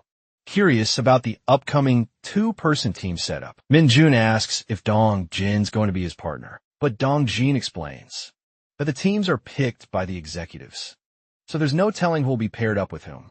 When asked, the criteria for assigning team members are handled through a thorough ladder lottery. At the special firearms shooting range, the squad is given 5 minutes to gear up. Before training kicks off, out of nowhere, Guangxik bellows that he's been paired up with a newbie, claiming it's going to be a massive mismatch. Because a sergeant and a private are worlds apart, Min Jun sees this loudmouth as his partner now, and by the looks of it, the guy hasn't learned a thing. Still stuck in hazing mode, this loafer smugly tells Min Jun that the average finish time in their squad is 3 minutes. Then this creeper throws in a warning, saying if Min Jun doesn't finish under that time, he'll regret it. Min Jun doesn't say a word, which makes Guangxik assume the rookie's confidence is shot. He even mocks him, calling the 19 hits from earlier just dumb luck. Min Jun pegs him as a lost cause, but still calmly says he'll do his best. Guangxik doesn't let up, saying if the newbie finishes slower than him, he's dead meat after that. He tells Min Jun to keep an eye on the team ahead of him and learn how the whole thing works. Kim Min-ji locks in the first round of shooters. That includes Lane 1 Sergeant Kim Moon, GI, and Lane 2 Sergeant Jong Han-young. Both are ready to roll, stepping into their individual elevators and descending into the underground facility, officially starting the training. The setup is supposed to be tactical. Monster elimination while protecting civilian plates inside an enclosed area, but let's be real. It's basically turned into a competition between troops. The main goal is to get through the course as fast as possible and slam that red button before the other guy does. The monster icons vary in size based on how dangerous the creature is. The nastier the monster, the bigger the icon. Wang Shik casually tells Min Jun this should give him a pretty solid idea of what he's stepping into. Each lane has 2 monsters, and since the encounters are totally random, no one knows what they're up against until they're face to face inside. A massive rake toad lunges at Munji, trying to swallow him whole. Min Jun notices Munji had a faster start on lane 1, but with that kind of monster in his path, the poor guy might lose his lead. Meanwhile, on lane 2, Han-young starts off by taking down a monster rat, thinking it's going to be a smooth run.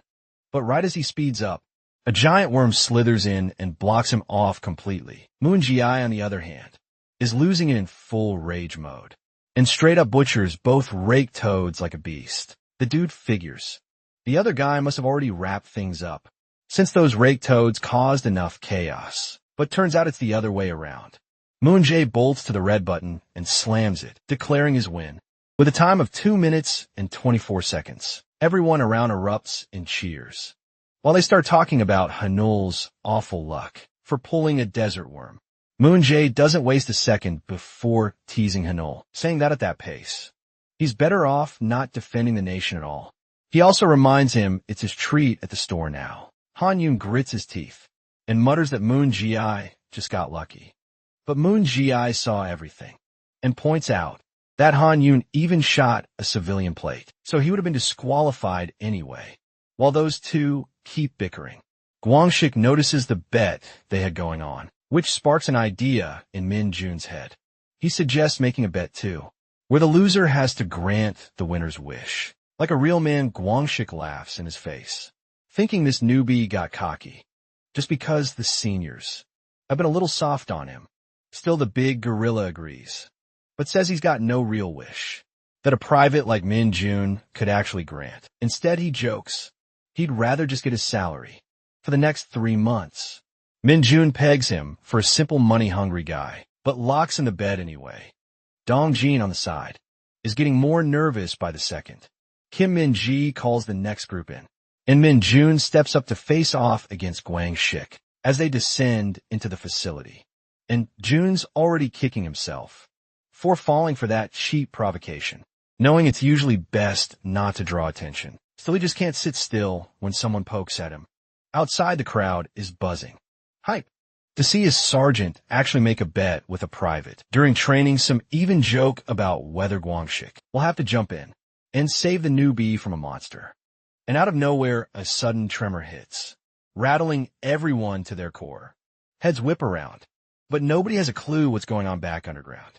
Min-jun freezes for a second, confused by the shaking. His eyes widen when he catches sight of a monstrous, one-eyed freak chomping down on a cat like it's popcorn, and the sight instantly gives him the ick. The Cyclops casually tosses the half-eaten rat aside, like trash, and turns its hungry gaze toward its next meal. Min-jun, the guy, lets out an internal sigh, thinking this is such a drag. He remembers his dinner plans were fried chicken tonight, which means he better wrap this mess up fast. Still, he hesitates for a second, thinking it would suck to accidentally shoot the wrong target and hit a civilian plate if he got careless. Just as the monster charges in to start something, Min-jun wonders why this cranky monster is going berserk, like that the fight kicks off for real. And Min-jun shifts into serious mode, pouring his demonic energy into every attack. One solid punch to the gut stuns the monster enough to calm it for a moment, and Min-jun figures all that's left is to finish the job with a shot. But then, right before his eyes, he sees something wild. The monster's torn up hand regenerates in seconds. Meanwhile, the others nearby are losing it, asking if the newbie's actually out there fighting something. They're trying to figure out if there was an accident. Kim Min-jun's brain is on the verge of meltdown as he realizes exactly what's going on. The newbie is battling a Cyclops that managed to break free from the second lane. Not just any Cyclops either. That thing is the devouring demon. After absorbing energy, the Cyclops' regeneration and attack power ramp up insanely fast until the digestion phase ends. But something feels totally off. This kind of monster usually won't lash out unless it's backed into a corner. What's weirder is how it went berserk after eating another monster. The whole thing makes zero sense. This meathead shouldn't be losing it like this. Meanwhile, Min-jun is deep in the brawl, trading blows with the beast like it's just another Tuesday. The dude knows full well this should have just been standard firearms training, not a live boss battle still. He doesn't hold back. He unloads a barrage of bullets right into the monster's skull, relentless with his aim. A few well-placed shots tear through its eye, and Min-jun notices something. The eye regenerates way slower than the rest. That's his opening. He keeps moving like a ghost, dodging every swing with sharp reflexes. But even blind, the Cyclops' attack speed doesn't drop. That's the real freaky part. Min-jun's dodging like a pro, but the monster still tracks him. Not by sight, he starts thinking. Maybe it's picking up on sound or scent. Or worse, maybe it's reacting to his demonic energy. That could be the trigger. Back on the sidelines, Kim Min-ji, fully loaded and suited up, watches the chaos unfold with a growing sense of guilt. He can't figure out how things escalated like this. but he blames himself for the screw-up. No regular private should be facing off against an energy-fueled Cyclops. Even armed, that's a suicide mission. Deep down, all Minji can do is hope Min-jun survives long enough, praying that the rookie can just hang in there. Minji takes off, rushing in with everything he's got to back him up. Meanwhile, Corporal Kim Gwang-shik is sprinting toward the button, confident he'd clock in at 2 minutes and 30 seconds. He is full of himself, thinking Min-jun could never keep up with his speed, and had probably already failed. Just like he expected, he even joked to himself about spending the brat's salary during vacation. This prick is having a laugh here. But when Corporal Kim Gwang-sik arrives at the destination, his face goes really pale. To see the brat casually standing beside the button, Min-jun gives a look to Sergeant Gwang-sik and laughs at his face with a mug, calmly pressing the red button. That stunt took the light out of Gwang-shik's face, who is sweating like crazy to lose a bet from a brat. Minji has no words when he finally arrives at the scene. The Cyclops is dead, and he can't figure out how Min-jun possibly managed to shoot. To make it in like this back there, everyone's going bonkers to hear that the so-called newbie finished in less than 2 minutes. I can't believe Min-jun just took down a fully fed Cyclops, all by himself, especially since everyone thought it had to be some kind of fluke. Dong-jun eyes him with concern, asking if he's hurt or feeling off in any way, but Min-jun answers calmly, saying he's totally fine with that. Dong-jun's tension eases a bit, and he asks Min-jun how he managed to take down the Cyclops. Min-jun flashes a grin and says it's all thanks to his training. Meanwhile, Corporal Kim Gwang-shik watches the whole scene unfold. With burning frustration, one of the guys suddenly brings up the bet they had made, pointing out that the newbie actually won. Gwang-shik smacks the guy from behind and snaps, asking if he's got a death wish. He yells that the situation wasn't fair, so the bet doesn't count, there's no way. The rookie could have finished faster than him. Gwang-shik insists that during special firearms training, each soldier is supposed to defeat 2 monsters before reaching the end point, and he did just that according to him. The newbie only defeated 1, so the win doesn't count. Gwang-shik keeps going on about how unfair it all is, claiming that if he had only faced 1 monster, like Min-jun, he would have finished way faster. He starts yelling at Dong-jun, demanding to know if this isn't obviously biased. He pushes harder, even going as far as threatening him to speak up. Dong-jun pauses, clearly annoyed, while Min-jun watches the whole mess unfold to him. Gwang-shik seems like the absolute worst to Min-jun. Sure, the whole situation was unpredictable, and even though Min-jun took the monster down with his bare hands, he hadn't been planning to hold on to the win or rub it in anyone's face. He was ready to let the bet slide. But seeing how Gwang-shik's acting now, he's stunned and completely disgusted. The lad had plans to even forget about the bet too, but he couldn't understand why this punk was taking it out on the private, first-class Dong-jun, instead of him as the tension builds. Sergeant Lee Sung-ho steps in and shuts it all down. He tells Corporal Gwang-sik to be ashamed of himself, pointing out that the newbie took the biggest risk of anyone there. Sung-ho et lai. That Cyclops monsters are usually passive, but once they go berserk, they're on a whole different level of danger. He makes it clear that everyone saw Min-jun deal with something way more intense than what Gwang-shik faced. Then he calls him out for rubbing it in, when everyone knows the truth. That catches the whole crowd off guard. No one expected Si-young-ho to step into this mess. Gwang-shik fires back, asking if Sung-ho is just trying to show off in front of his juniors.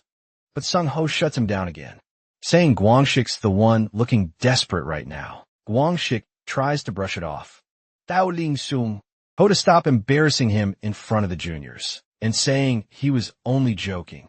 But Sergeant Sung-ho shoots back, asking if everything that doesn't go Gwang-shik's way is always just a joke. He adds with a smug look that it's funny how getting a higher rank suddenly makes all the stubborn mules who used to boss you around start acting really obedient. That line hits hard. Gwang-shik looks visibly ashamed, unable to come up with a comeback, which satisfies Min-jun for sure. While Corporal Kim Gwang-shik stands there in shame, Sergeant Shang Ho asks if he's got anything else to say. Like a nervous wreck, Guangxik mumbles that it's nothing. Shang Ho just nods, saying it's better that way. Later, during their evening stroll, Kim Min-jun and Dong Jin talk about how Sergeant Lee Sung-ho had once received a rare 2-rank promotion, a special case, awarded to someone who scored the highest. In the advancement exams, it used to be a legitimate path, but the system was scrapped after a staff sergeant, who had received the same kind of fast-track promotion, caused a major accident in a dungeon. Sergeant Sung-ho ended up being one of the last people ever granted that kind of jump. Min-jun asks if there's really no way to get a special advancement anymore, and Dong Jin replies that, while there are still exceptions, like rescuing a civilian during an emergency or pulling off something remarkable during a monster hunt, those situations are extremely subjective. He explains, it's better to assume the rule doesn't actually exist, since barely any hunters have advanced through it. Min-jun takes that as a hint that in the end, the commander probably has the final say. The guy's clearly desperate for advancement, though. It's not like he's wishing for civilians to end up in danger still. What puzzles him more is how strangely quiet this place is, considering it's supposed to be overrun with monsters, wreaking havoc every day. Kinda wiped out the entire North Korean army. Min-jun keeps thinking that 2 days is more than enough. He's already itching to advance. Even as a private, Dong Jin tells him he's doing great and will be promoted soon, then asks if he's even paying attention. Right then, Min-jun wishes a gate would just appear. Out of nowhere, a sudden announcement blares from the command and control center's speaker system. It's an emergency alert that a swarm of middle bats is creeping at the oil reserve, and all available hunters are ordered to respond immediately and install the protective shield. Without delay, the announcement keeps repeating, grabbing both Dong Jin and Min-jun's attention. Min-jun's eyes light up in excitement as Dong Jin tells him to hurry up. Middle bats are bat-type monsters, about the size of children, known to live in colonies.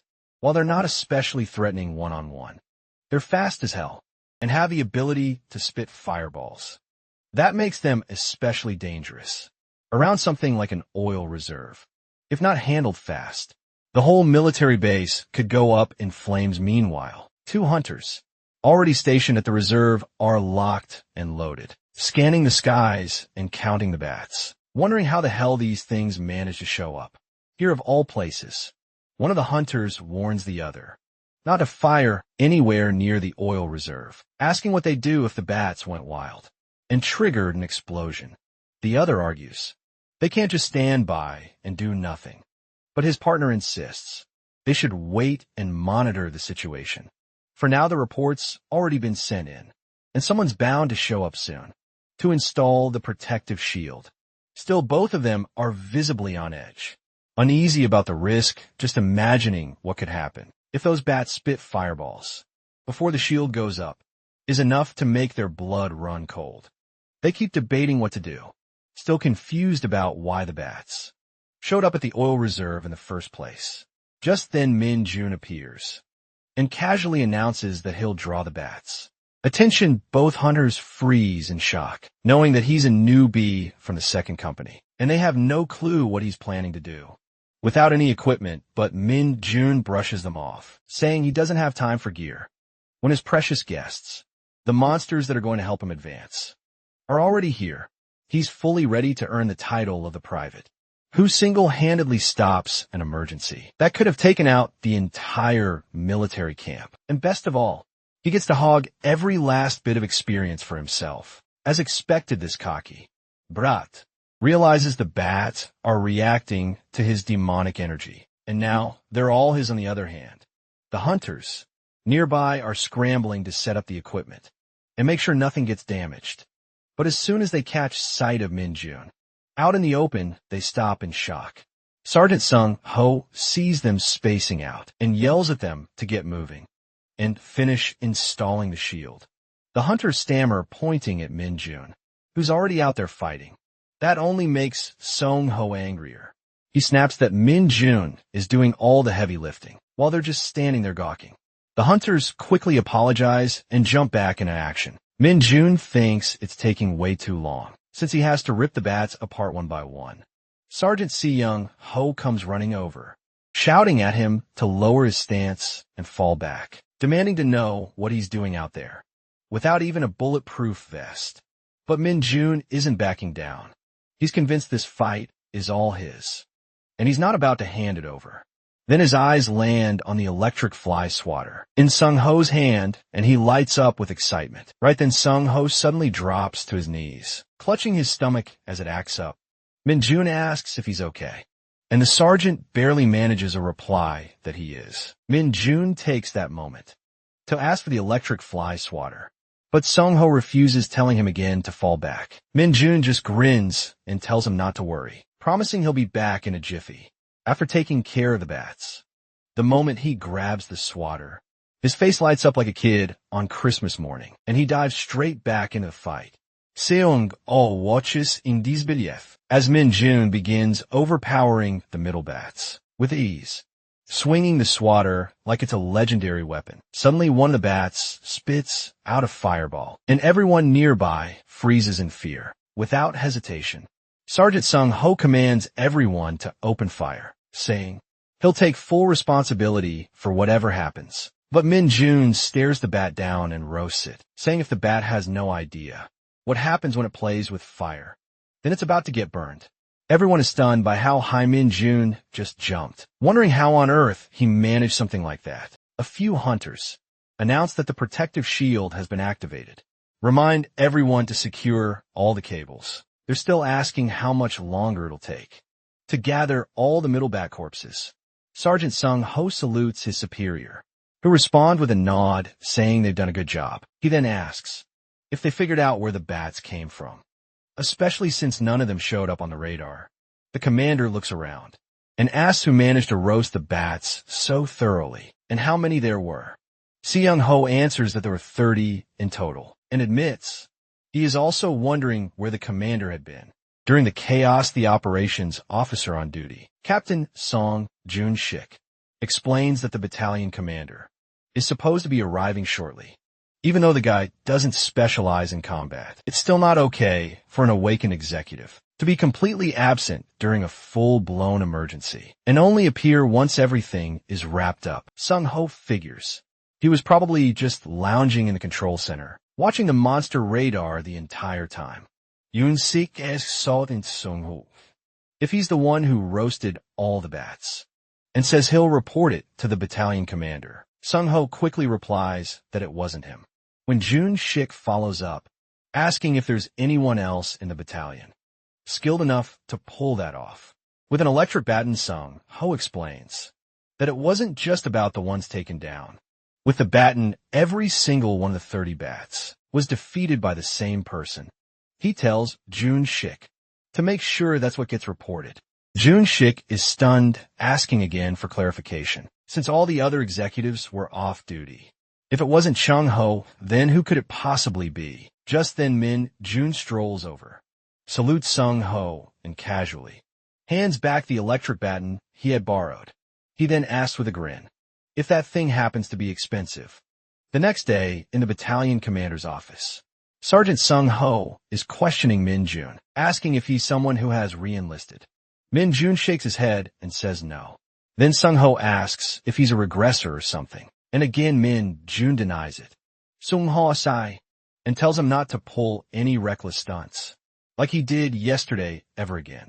He warns that, while he might have gotten lucky this time, a hunter can never predict what might happen next. Min Jun, thinking to himself that it wasn't luck at all, decides it's best to keep his mouth shut. Sung-ho explains that, as he probably knows, the Hunter Corps is a special unit, and everything about it is different, starting with the size of the divisions, which only consist of 4 battalions. Even those battalions have way fewer troops than regular military units. Min Jun thinks to himself that, obviously, that's the case, since not all awakened keep re-enlisting, but he still doesn't understand why Sung-ho is bringing it up.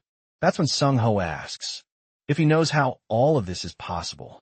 Min Jun stares back, completely clueless. Sergeant Sung-ho says that Every single person in the Hunter Corps is awakened, while not everyone is out there fighting.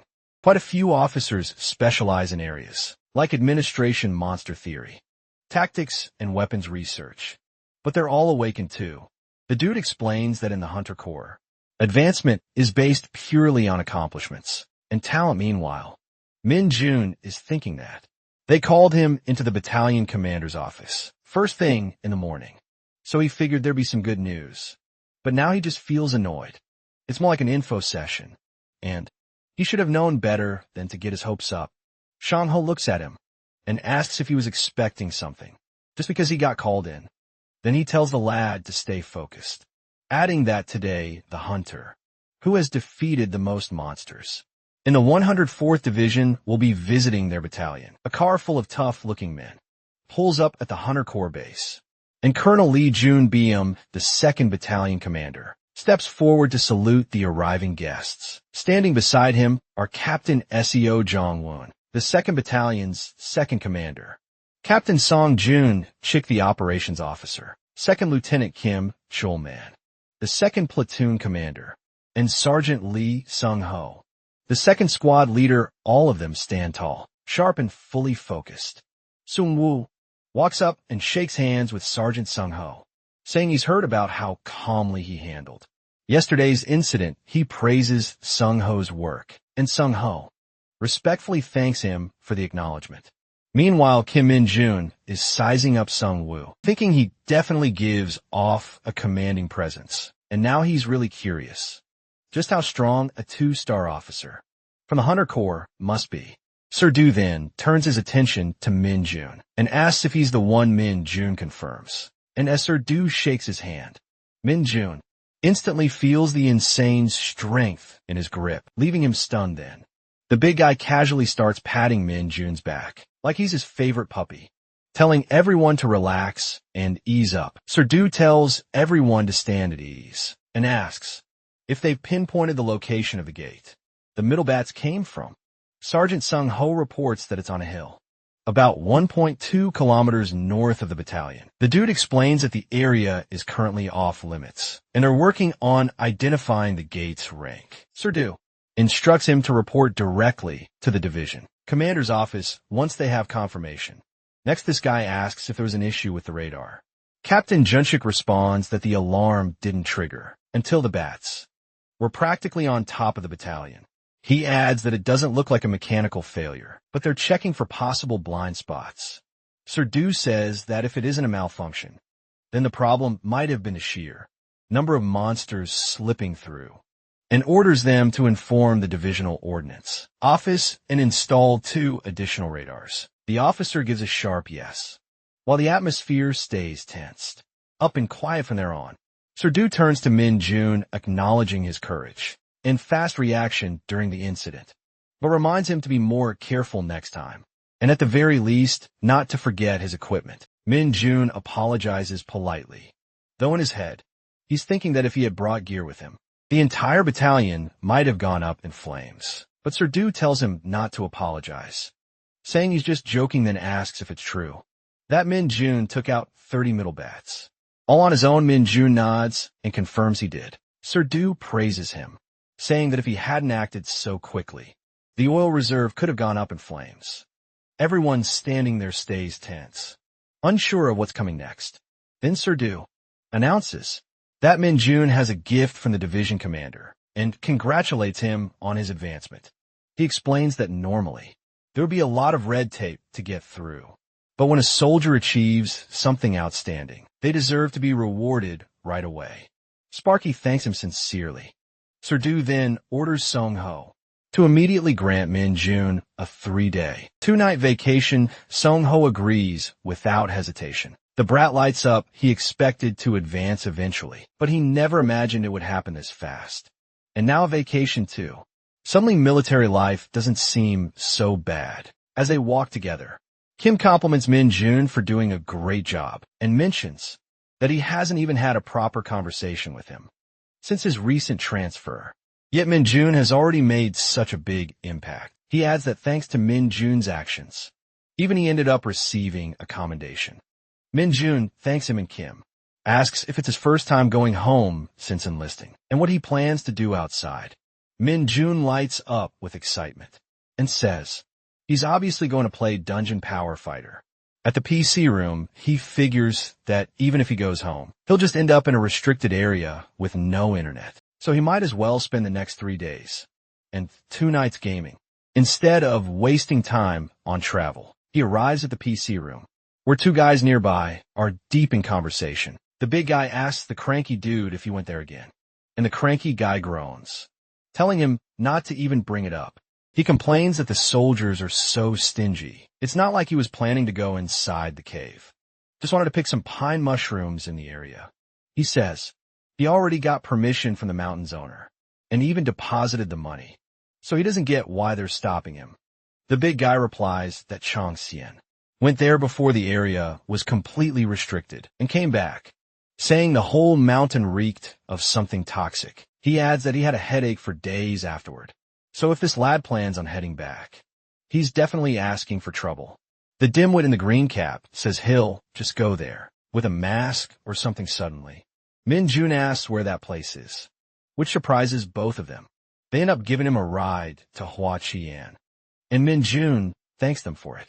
They tell him they can't go any further, or the soldiers will stop them, and ask if he can handle whatever's going on. Up on that mountain, Min-jun tells them not to worry. The restriction will be lifted by tomorrow, so they'll be able to head back to the mountains soon. The guys tell him to be careful, and not to mention their names if anyone asks. Min-jun assures them he won't. As he walks, he thinks about how he ended up coming to Huaqian, instead of spending his vacation at a PC room. That's when he catches a familiar scent. It's demonic energy Min-jun notices. The security near the entrance to the mountain is pretty tight, but surprisingly loose closer to the dungeon itself. In that case, he figures it's better to avoid drawing attention to himself, especially since he's still just a private. The soldiers at the cave entrance suddenly get stomach aches from all the purple smoke. Min-jun is leaking, which is enough to corrupt them. One of them says he'll try to hold it in, but quickly gives up, apologizing and admitting he just can't control it. He tells the other soldier that no one's going to show up here anyway, so they can take care of their business and be back in a few minutes. It'll be fine, the other guy agrees. Kim Min-jun sees the perfect opportunity and slips into the cave. The lad doesn't sense any monsters inside, but the demonic energy feels unusually dense. Still, he doesn't really care, so he rushes inside. His demonic energy stat begins to rise by 1 point, and he's shocked at how steadily it increases. The dude keeps crawling into this toxic place.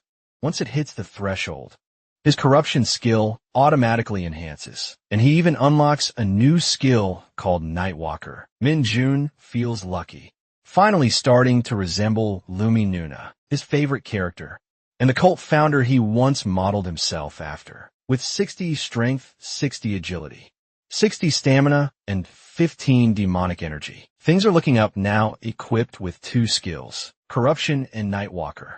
The lad's genuinely thrilled to gain free demonic energy and a practical ability. Nightwalker summons a familiar form from Shadow, something he relied on often back in Isgard. That sneaky little bastard is a specialist in assassinations, thriving in the dark and staying hidden. Sure, it constantly drains his demonic energy, but it's more than worth the cost. But when he activates it with a simple emerge, disappointment hits. The familiar looks pitiful, like it might fall apart if the sun so much as glances its way. Min-jun wonders if it's the side effect of dimensional travel, or just his low demonic energy stat, dragging things down still. After a moment, he reconsiders. The tiny withered form isn't useless. In fact, its small size makes it perfect for slipping into shadows and staying unnoticed. It may not be flashy, but in stealth, it's already earning its keep. Kim Min-jun salutes and says he's back from vacation. Everyone around stares in surprise, asking if he's really the hunter, who advanced faster than anyone in history. Someone else chimes in, asking if it's true that the division commander personally gave him a vacation and handed him his badge. Min-jun nods, confirming it all. Then this bunch starts praising him. Clearly impressed kid just shrugs it off. then spots Dongjin and casually hands him a bottle of moisturizer, saying he brought it. Dongjin smiles and replies that he didn't need to go through the trouble, but thanks him. That's when Kim Gwang-sik strolls over, grinning, and cracks a joke about their touchy friendship, saying it's not like Min-jun got deployed overseas or something.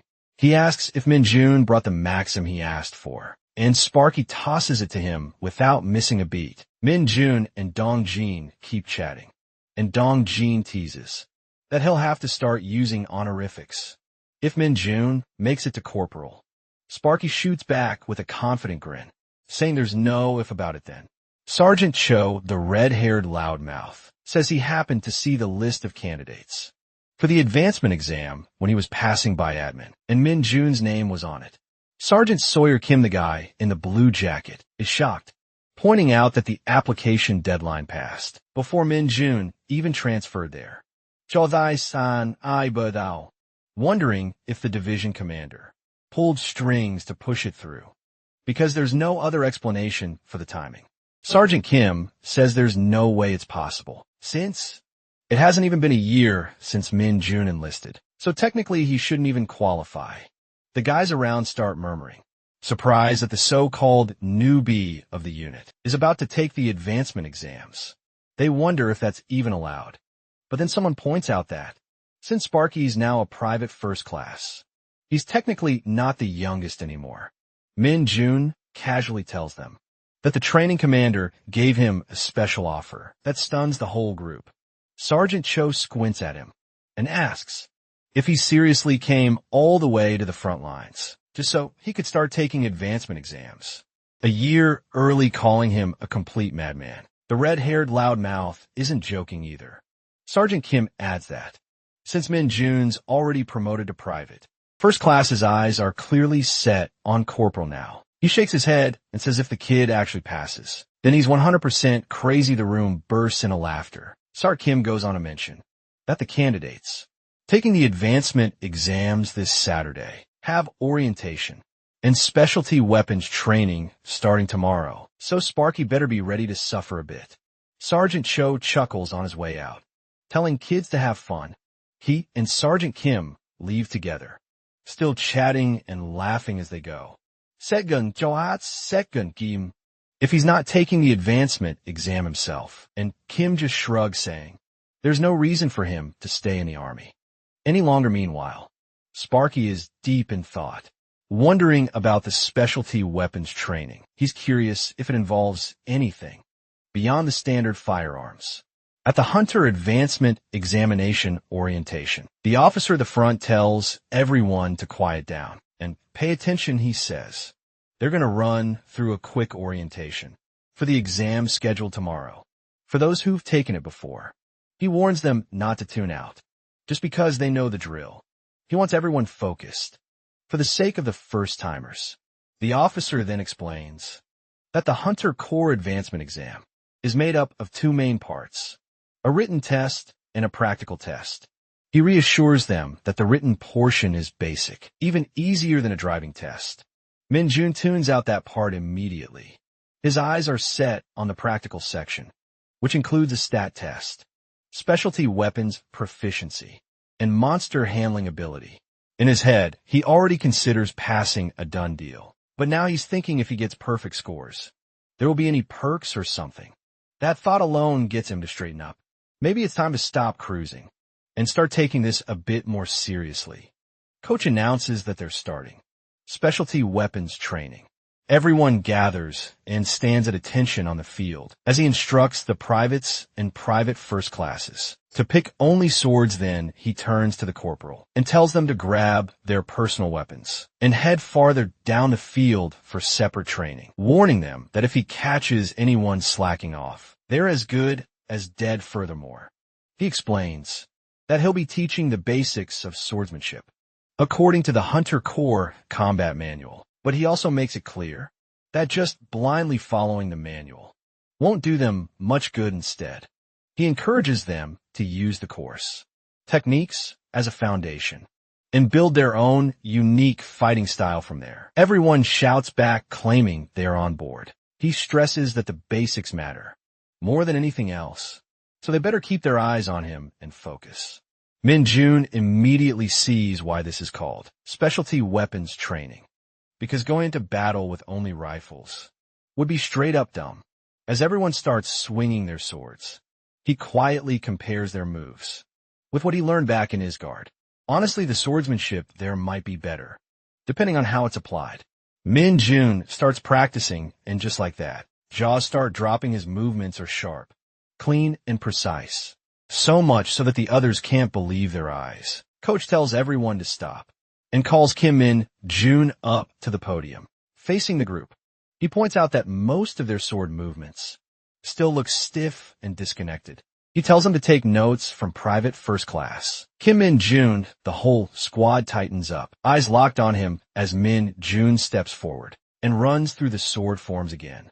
Each swing cleaner and more precise than the last. Eventually Min Jun gets tired and drops into his seat, wondering why he's the one putting on a performance when he's not even the training officer. He wipes the sweat from his forehead, grumbling to himself about how hot it is and questioning whether it's actually going to snow, like the forecast promised. Sarah walks over, praises him for nailing the routine, and casually hands him a sealed packet, telling him to eat it when he's alone. Min Jun stares at it confused, wondering what kind of guy just walks around with random stuff like that in his pocket. Right then Dong Jin approaches, complimenting Min Jun's form and asking if he can take a closer look at it. During the break, Min Jun's caught a little off guard. He didn't expect that kind of request. Dong Jin adds that he knows it's Min Jun's first time officially training with them, and it's obvious the sword is his specialty weapon. But for him, fighting monsters with it has never felt natural. He politely asks again if he can study Min Jun's movements for a while. Min Jun replies that if Dong Jin needs his help, he could take as many looks as he wants. As he watches Dong Jin move through the sword forms, Min Jun notices right away, this guy's been training seriously. His technique is solid, following the standard form of hunter course, swordsmanship to the letter. The issue isn't his movements. It's his confidence, and that, well, happens to be Min Jun's specialty. He thinks to himself that it's not time yet, but when the moment comes, he's going to turn Dong Jin into a top-tier hunter. It's Saturday, the day of the advancement examination. Around the area, things are still pretty chill. Two weirdos are busy, watching some girl group's music video, like it's the highlight of their week. A group of guys are into a heated basketball match, and off to the side, one guy's locked in, laser-focused on a game of Go. Then suddenly the school speakers crackle to life with an announcement from the administration office. It calls for all hunters scheduled for the advancement exams to head straight to the military training ground. The message keeps looping, growing more urgent, and as it echoes through the area, everyone freezes, eyes widen, and hearts pick up pace. It's finally happening. They all know what this means. It's time to try and level up. It's time to become a corporal.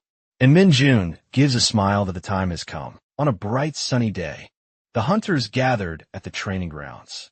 And soon after, 2nd Lieutenant Kim Che-Olman of the 2nd Battalion stepped forward.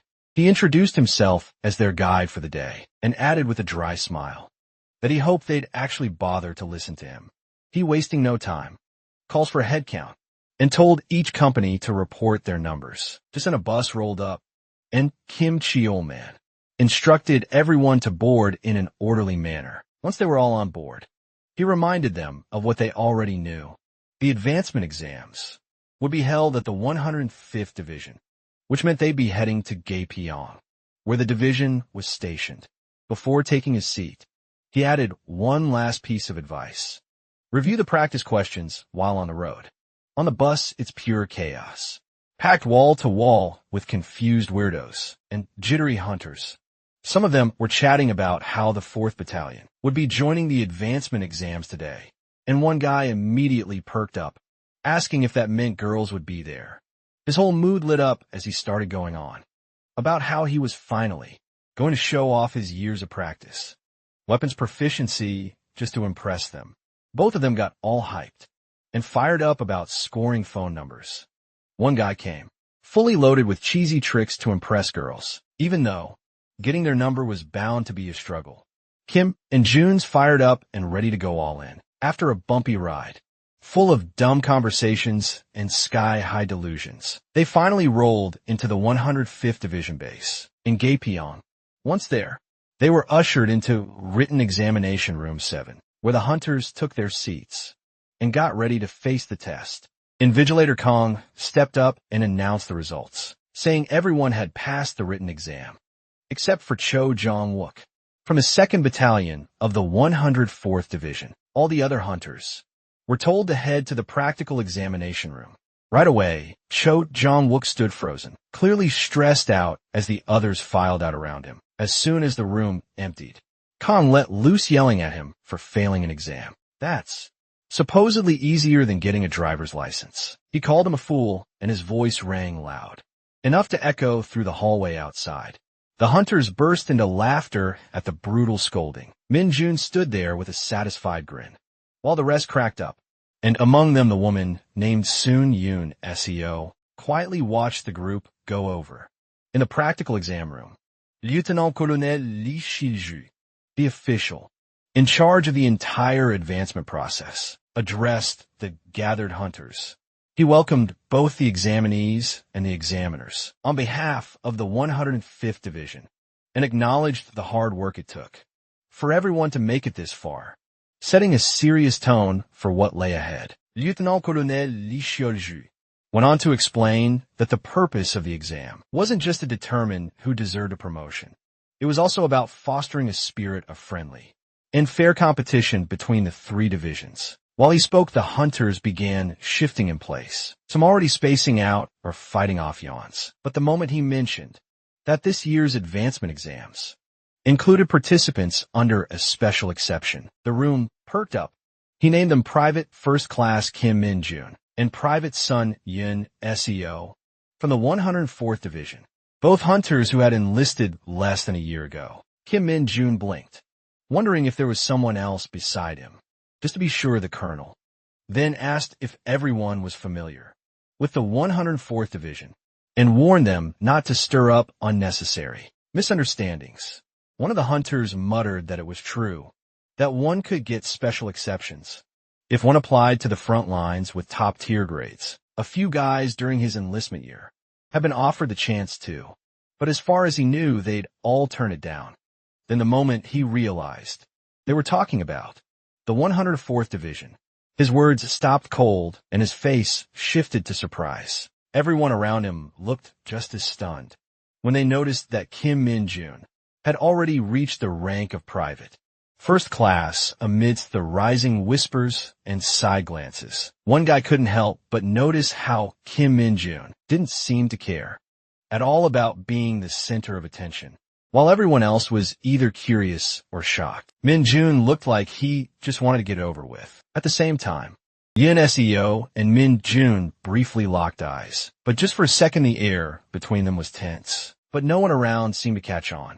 Then the colonel reminded everyone to give it their all. Then Captain Jong Sang-chul stepped forward, took charge of the group, and announced that they'd now begin the stat tests, starting with strength agility and stamina. Captain Jong Sang-chul explained that the first test would be the strength test, and it was pretty straightforward.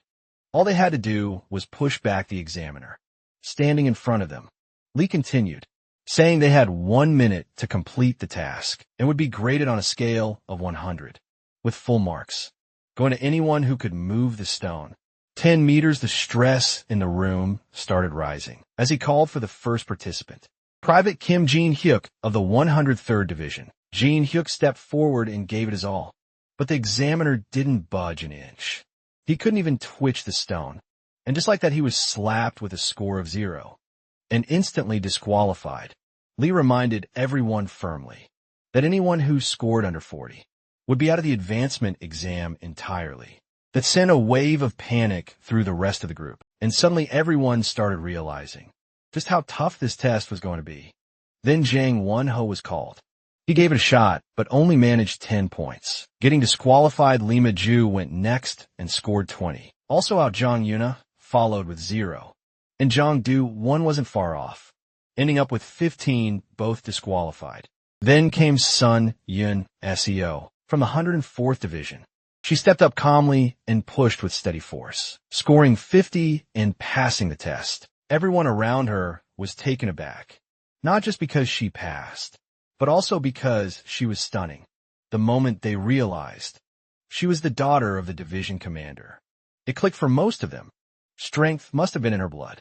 A few even muttered that getting too close to her might be dangerous for their pride. In their ribs, Kim Min-jun noticed her too, thinking she was just like him, someone who got in through a special exception. Then his name was called, Kim Min-jun of the 104th Division. As he stepped forward, he reminded himself not to repeat his previous mistake with the red stone. This time he had a plan. If he could push the examiner past the 10-meter mark, maybe he could even snag some bonus points. He positioned himself with quiet confidence, eyes locked on the target, and then exploded forward with pure brute force. The examiner flew back like a rag doll, crossing the full 10 meters without a chance to resist. The score came in as a perfect 100. Even the examiner looked stunned, like he'd just been hit by a truck, wrapped in a military uniform. The room went dead silent. Everyone was floored. Even Sun Yun Seo, who rarely showed emotion, was visibly surprised. Private Yu Younghwa gets disqualified with just 20 points, and she bursts into tears. The tension in the air is thick.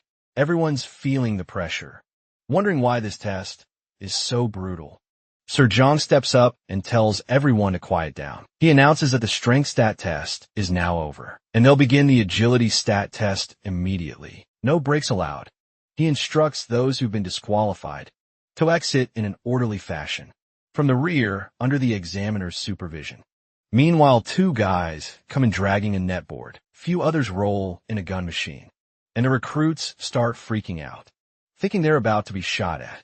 Sir Jong reassures them they are not actual bullets, but just rubber ones still. He warns if they get hit, it's going to hurt. He tells everyone to get ready to dodge, as their lives depend on it. Kim Min-jun finds this whole thing kind of exciting. Sir Jong explains that the perfect score for the agility test is awarded to those who last a full minute. Now, SEO stands prepared to start this machine running. They have to stay within the zone, or else it's over. The whole squad is on edge. Then Sir Jong adds that since this is an agility test, they'll also acknowledge anyone who tanks all the hits, but still manages to stay in for a minute. For the disqualification criteria, Sir Jong explains that anyone who steps outside the area in under 30 seconds or gets severely injured will be immediately disqualified from the advancement exam. With that, he announces the start of the agility test. Right then, Dong Jin walks up and calls out to Min-jun. The lad looks utterly surprised, and Dong Jin smirks, asking if Min-jun really thought he'd get disqualified during the strength stat test. Min-jun laughs awkwardly and says of course not. Dong Jin explains that all the private first classes, except for Min-jun, have taken the advancement exam at least once before, so they're unlikely to get knocked out during the stat tests. However, he adds that the qualifications remain the same. It's just that the overall score standard has gone up compared to when they were still privates. That's why Dong Jin's been failing his exams. Then he gives Min-jun a tip that the rubber bullets fly just as fast as real ones, so relying on sight alone to dodge is a bad idea. Instead, he should focus on the slightest movements of the gun to predict the bullet's path. Suddenly, Sir Jong announces that Private Yun Kitai has been disqualified and orders the examiners to escort him to the infirmary. Min-jun starts thinking about how brutal the stat tests are. So many people are getting knocked out before even reaching the real combat portions. No wonder the pass rate is so low. Still, making it this difficult actually makes sense. Then, Private First Class Ji Young-do gets disqualified too, and Sir Jong, clearly disappointed, comments on how underwhelming this batch of hunters is. He reminds them this is nothing compared to the sergeant advancement exam happening in the room next door, wondering out loud how anyone is supposed to advance like this. Private Sun Yun Seo gets called next, and the whole crowd goes silent. Everyone watches in awe as she dodges the rubber bullets with insane precision. Sir Jong raises his voice, telling the rest that this is exactly how it's supposed to be done. When she finishes and earns a perfect score, everyone around gasps, clearly amazed. but instead of basking in the praise, she suddenly stops and locks eyes with Kim Min-jun. Now, standing still, Sparky is completely thrown off. Everyone starts whispering, wondering if they're dating or something. Sparky frowns, trying to figure out what she wants. He starts overthinking that. Maybe she wants a compliment for her performance. Well, if that's the case, she should ask her family for applause at home. When Private First Class Kim Min-jun gets called up, he steps forward confidently, still feeling Sun Yun-seo's eyes stuck on him, which makes him even more irritated. But once the bullets start flying, Sparky becomes a whole different beast. Instead of just dodging in place, he charges forward, weaving through the rubber bullets, like he's out on a stroll. The crowd loses it, laughing and shouting in disbelief as he keeps moving, and even makes goofy faces at Sun Yun-seo while ducking and spinning through the fire. She in turn stands frozen, totally shocked by what she's seeing. The timer crosses the 1-minute mark, and Sir Jong, whacked out, finally yells out ceasefire. Even someone like him didn't expect such a smooth play from a junior, so he proudly announces that Kim Min-jun has achieved a perfect score on the agility test. Everyone regathers on the field, standing straight and focused, and Sir Jong praises them for their solid performance. Later, Jong announces the start of the stamina stat test as the final part of the stat exam. The rules are simple, as they have to enter a dungeon and march through a transforming empty passageway with a strict 40-minute time limit. The instructions are broadcast over the speaker system. All participants need to get their hands stamped by the examiner, stationed at the turning point inside the dungeon, and make it back before time runs out. The only catch is that no one tells them how far the turning point is. It's just marching non-stop. Kim Min-jun wonders if everyone is seriously pacing themselves, already when they've just started. This bunch moves so carefully, but it starts to feel suffocating. He thinks about whether it'll be too troublesome if he just runs ahead. That's when Sun Yun-seo suddenly dashes in front of him. Min-jun blinks, thinking, what does she want now? But then excitement surges through him. It totally looks like she's challenging him, and nothing gets Min-jun more fired up than a sudden race fired up. He kicks into gear and tries to match her speed. Determined to catch up, everyone around is weirded out, wondering what's gotten into this guy. But in a flash, Min-jun finally catches up to Yun-seo and flashes her a confident smile, leaving her completely taken aback. Min-jun casually says there isn't much to it, as he keeps pace with her. But Yun-seo doesn't get what he means. He quickly brushes it off, saying he's just talking to himself. Then, without warning, the guy speeds up and dashes ahead, leaving her behind. Yun-seo slows down and comes to a stop, catching her breath. That's when a memory flashes through her mind. She recalls the moment her girlfriends got all excited after finding out she had a meeting with the battalion commander. Right after arriving at the training center, Blondie had confirmed the rumors were true. Yun-seo really was the daughter of a general, and the rookie with sky-high stats. It was all anyone could talk about. Yun-seo had blushed back then, and the girls had been surprised to see that. Behind her tough shell was someone actually shy. They'd assumed she'd act like a snob, being a 2-star's daughter. But turns out she wasn't like that at all. Even then, all the girls can't help but feel a little jealous of Yun-seo. Her military life seems to be running smoothly as silk, and it's obvious she's going to be the top recruit of their enlistment year off in a corner. Yun-seo quietly takes off her jacket, her mind drifting back to when Min-jun shattered the entire redstone. That moment just refuses to fade from her memory. Later on, the white team comes out on top with the Yun-seo raising the blue flag in victory. The announcer proudly announces that the white team wins by capturing the flag in a record time of 3 minutes and 34 seconds. As a reward, they earn a 10-minute break, while the blue team is ordered to gather in front of the coach.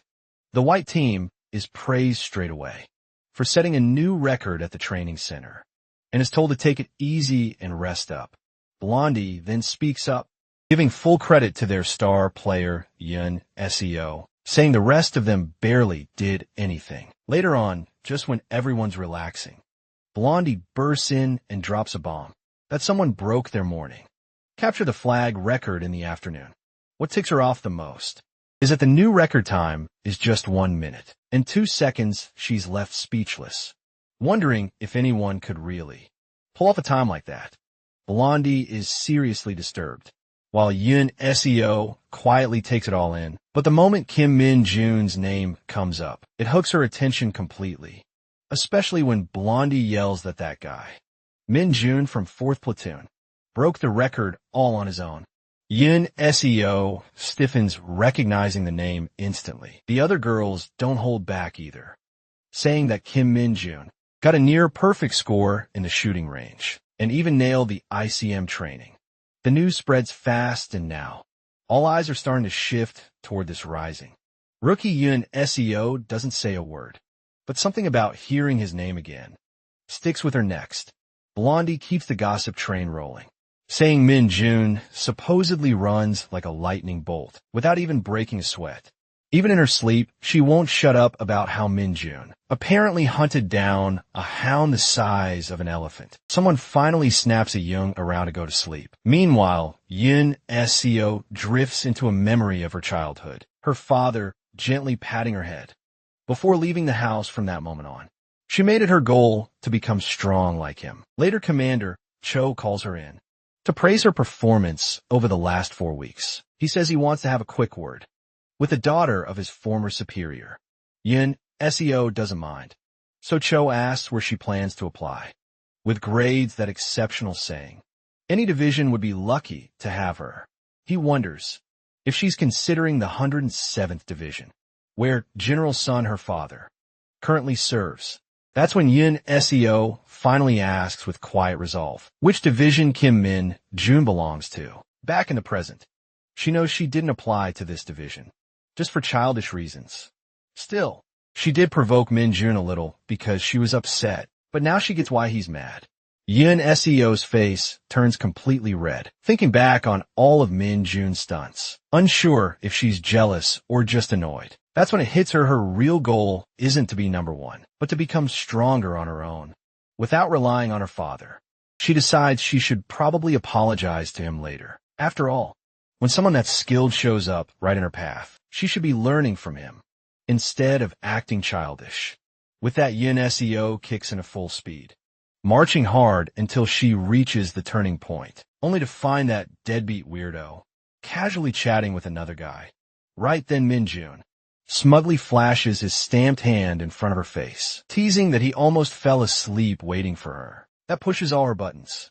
She yells at the commander to stamp her already, and the old man has no clue why she's so fired up. Safe to say, that apology is definitely off the table for now. Yoon Seo's inner demon has officially woken up. She's all hyped up, sprinting ahead to catch up with him, while the other normies are barely dragging themselves in. Later, the commander announces that Private First Class Kim Min-jun took first place with a record time of 29 minutes.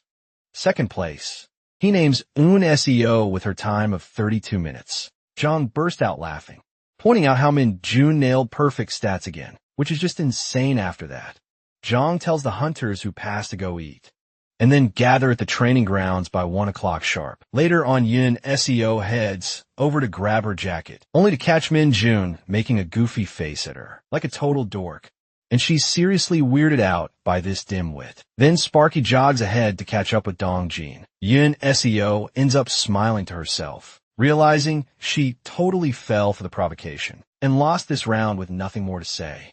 She slips back into her uniform and walks on. At the 105th Division base, inside the 2nd Practical Examination Center, a bunch of goblins with bat-like weapons are creepily screeching at Dongjin, but he doesn't give a damn. The guy is definitely working up a sweat, but he's tearing through those goblins. Just as one of the goblins lunges at him, Dongjin whips out his sword, but there's another creeping up from behind. He dodges the first goblin swing with ease, then spins around to kick the one behind him, sending it flying. That second goblin isn't giving up, though, and swoops in again. But Dongjin ducks like a pro and slashes it across the chest mid-motion. Even so, the damn thing's still alive and definitely pissed. Now both of them are ganging up on him, giving the poor guy zero room to breathe. Upon the platform, Min Jun quietly observes the scene below. He notes that the second part of the practical exam, specialty weapons proficiency, is way simpler than he thought. All they really have to do is show the examiners how well they've applied the techniques they've learned so far. In the Hunter Corps, they just have to follow the manual, and that's enough to pass. Min Jun figures he can easily ace it. And as expected, most applicants picked swordsmanship for their test. Among them, Dong Jin scored the highest. Even so, Min Jun can't help but notice how badly the guy is struggling now, caught in a rough spot, with those two goblins out for blood. In the last part of the practical exam, known as the ability to handle monsters, privates are required to defeat 4 hounds, while private, first-class soldiers have to take down 3 goblins, using their chosen specialty weapon. This field definitely reflects real combat, as Dong Jin manages to defeat the blue goblin with a stab to the chest, and that ends his round. Right then the commander announces that Dong Jin took 7 minutes and 52 seconds to complete the ability to handle monsters test. The guy's drenched in sweat, barely catching his breath, but he walks out with whatever strength he has left. Meanwhile, Min Jun notices that Dong Jin had several openings to finish off the goblins, but hesitated each time, which makes him wonder if the guy doesn't fully trust his own abilities. Later, Dong Jin comes out and stands beside Min Jun, head low and clearly disappointed. When the commander calls in Min Jun for his turn, he doesn't want Dong Jin to feel discouraged. Besides, Min Jun can't help but wear a smug look, knowing he's about to become a corporal today. From here on, he plans to tear Dong Jin's bad habits to shreds and rebuild him from scratch. Everyone's jaws hit the floor when Min Jun walks in. Widinaba. The commander doesn't understand why the guy, who's been acing everything, chose such a dull weapon, and he knows this one won't be easy. Min Jun figures the only real requirement for this test is landing some solid impact. Nothing too complicated right then. 3 goblins storm into the field, snarling and ready to tear him apart. Just as the goblins rush in, Min Jun grips his bat tight and in a flash, smacks all 3 of them at once. The blow is so clean and brutal. They drop to the ground in pieces, taken out in barely 4 seconds. Everyone watching is frozen, with their jaws on the floor, brains short-circuiting at the sheer absurdity of what just happened. No one can believe that a mere private, first class, just pulled this off, especially one who already got a perfect score in the practical exam. Min Jun casually turns to look at Yun SEO, locking eyes with her, before flashing that smug look of his. Just to mess with her, Yun SEO glares back, thinking this guy's an absolute lunatic.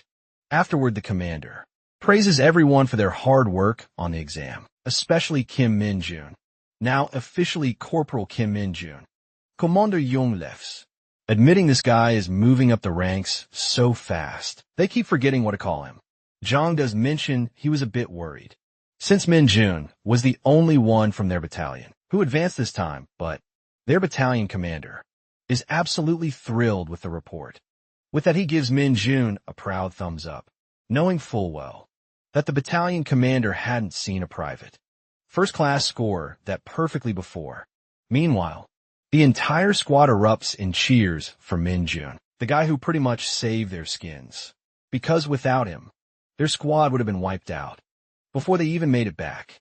They joke around, letting him know there's no way he's allowed to turn into a bully if he ever makes sergeant. But deep down, Min Jun wants to see how well everyone actually does before deciding what kind of treatment they'll get from him. Aside from that, he pats Dong Jin's shoulder, while this guy's already cooking up ways to level up his buddy no matter what. As soon as they return, Min Jun's planning to start training with their specialty weapons. Right away, then he senses someone standing behind him and turns around to see Ian SEO. He knows she did pretty well, handling the monsters herself, and figures she obviously has what it takes to pass the advancement exam too. While the bus is getting loaded, Ian CEO stays outside, and Min Jun is a bit confused about it. She's thinking this might be her chance to finally apologize for how she acted during the stat test. But right then, Min Jun presses his face against the window, mouthing a few words that totally shake her. He tells her that if she provokes him again, she's dead meat, and with that, the bus takes off, leaving Ian SEO frozen with a storm of mixed thoughts, convinced that guy is one crazy jerk. On their way, the whole bus loaded with hunters keeps asking Min Jun if there's something going on with him. And Ion SEO, the girl's been checking him out all day, even during the stat test, like she is interested in him. The guys are pulling Min Jun's leg for having an admirer, and they are eager for him to spill the tea. But Min Jun doesn't give a damn, and doesn't even look remotely interested, saying Ian SEO provokes him. That's the only reason he trampled her a bit. All the lot cracks up, knowing the look in her eyes was actually provocation. But that's not it, the dudes want to know more. They are itching to hear what Min Jun did to the hottest recruit in the 104th Division. Min Bilhan Yoon demands to know if he just trampled the girl of his dreams. Min Jun finds this bunch super annoying, confessing that Yun SEO isn't his dream girl. Han Yoon, who is totally pissed, demands to know Min Jun's dream girl, and Min Jun spills that it's Lumi. Everyone's thinking Phi. That name even clicks in their memory, but they haven't seen her anywhere. One asks if she is an idol. Min Jun calls Lumi to be the dungeon power, fighter's greatest beauty.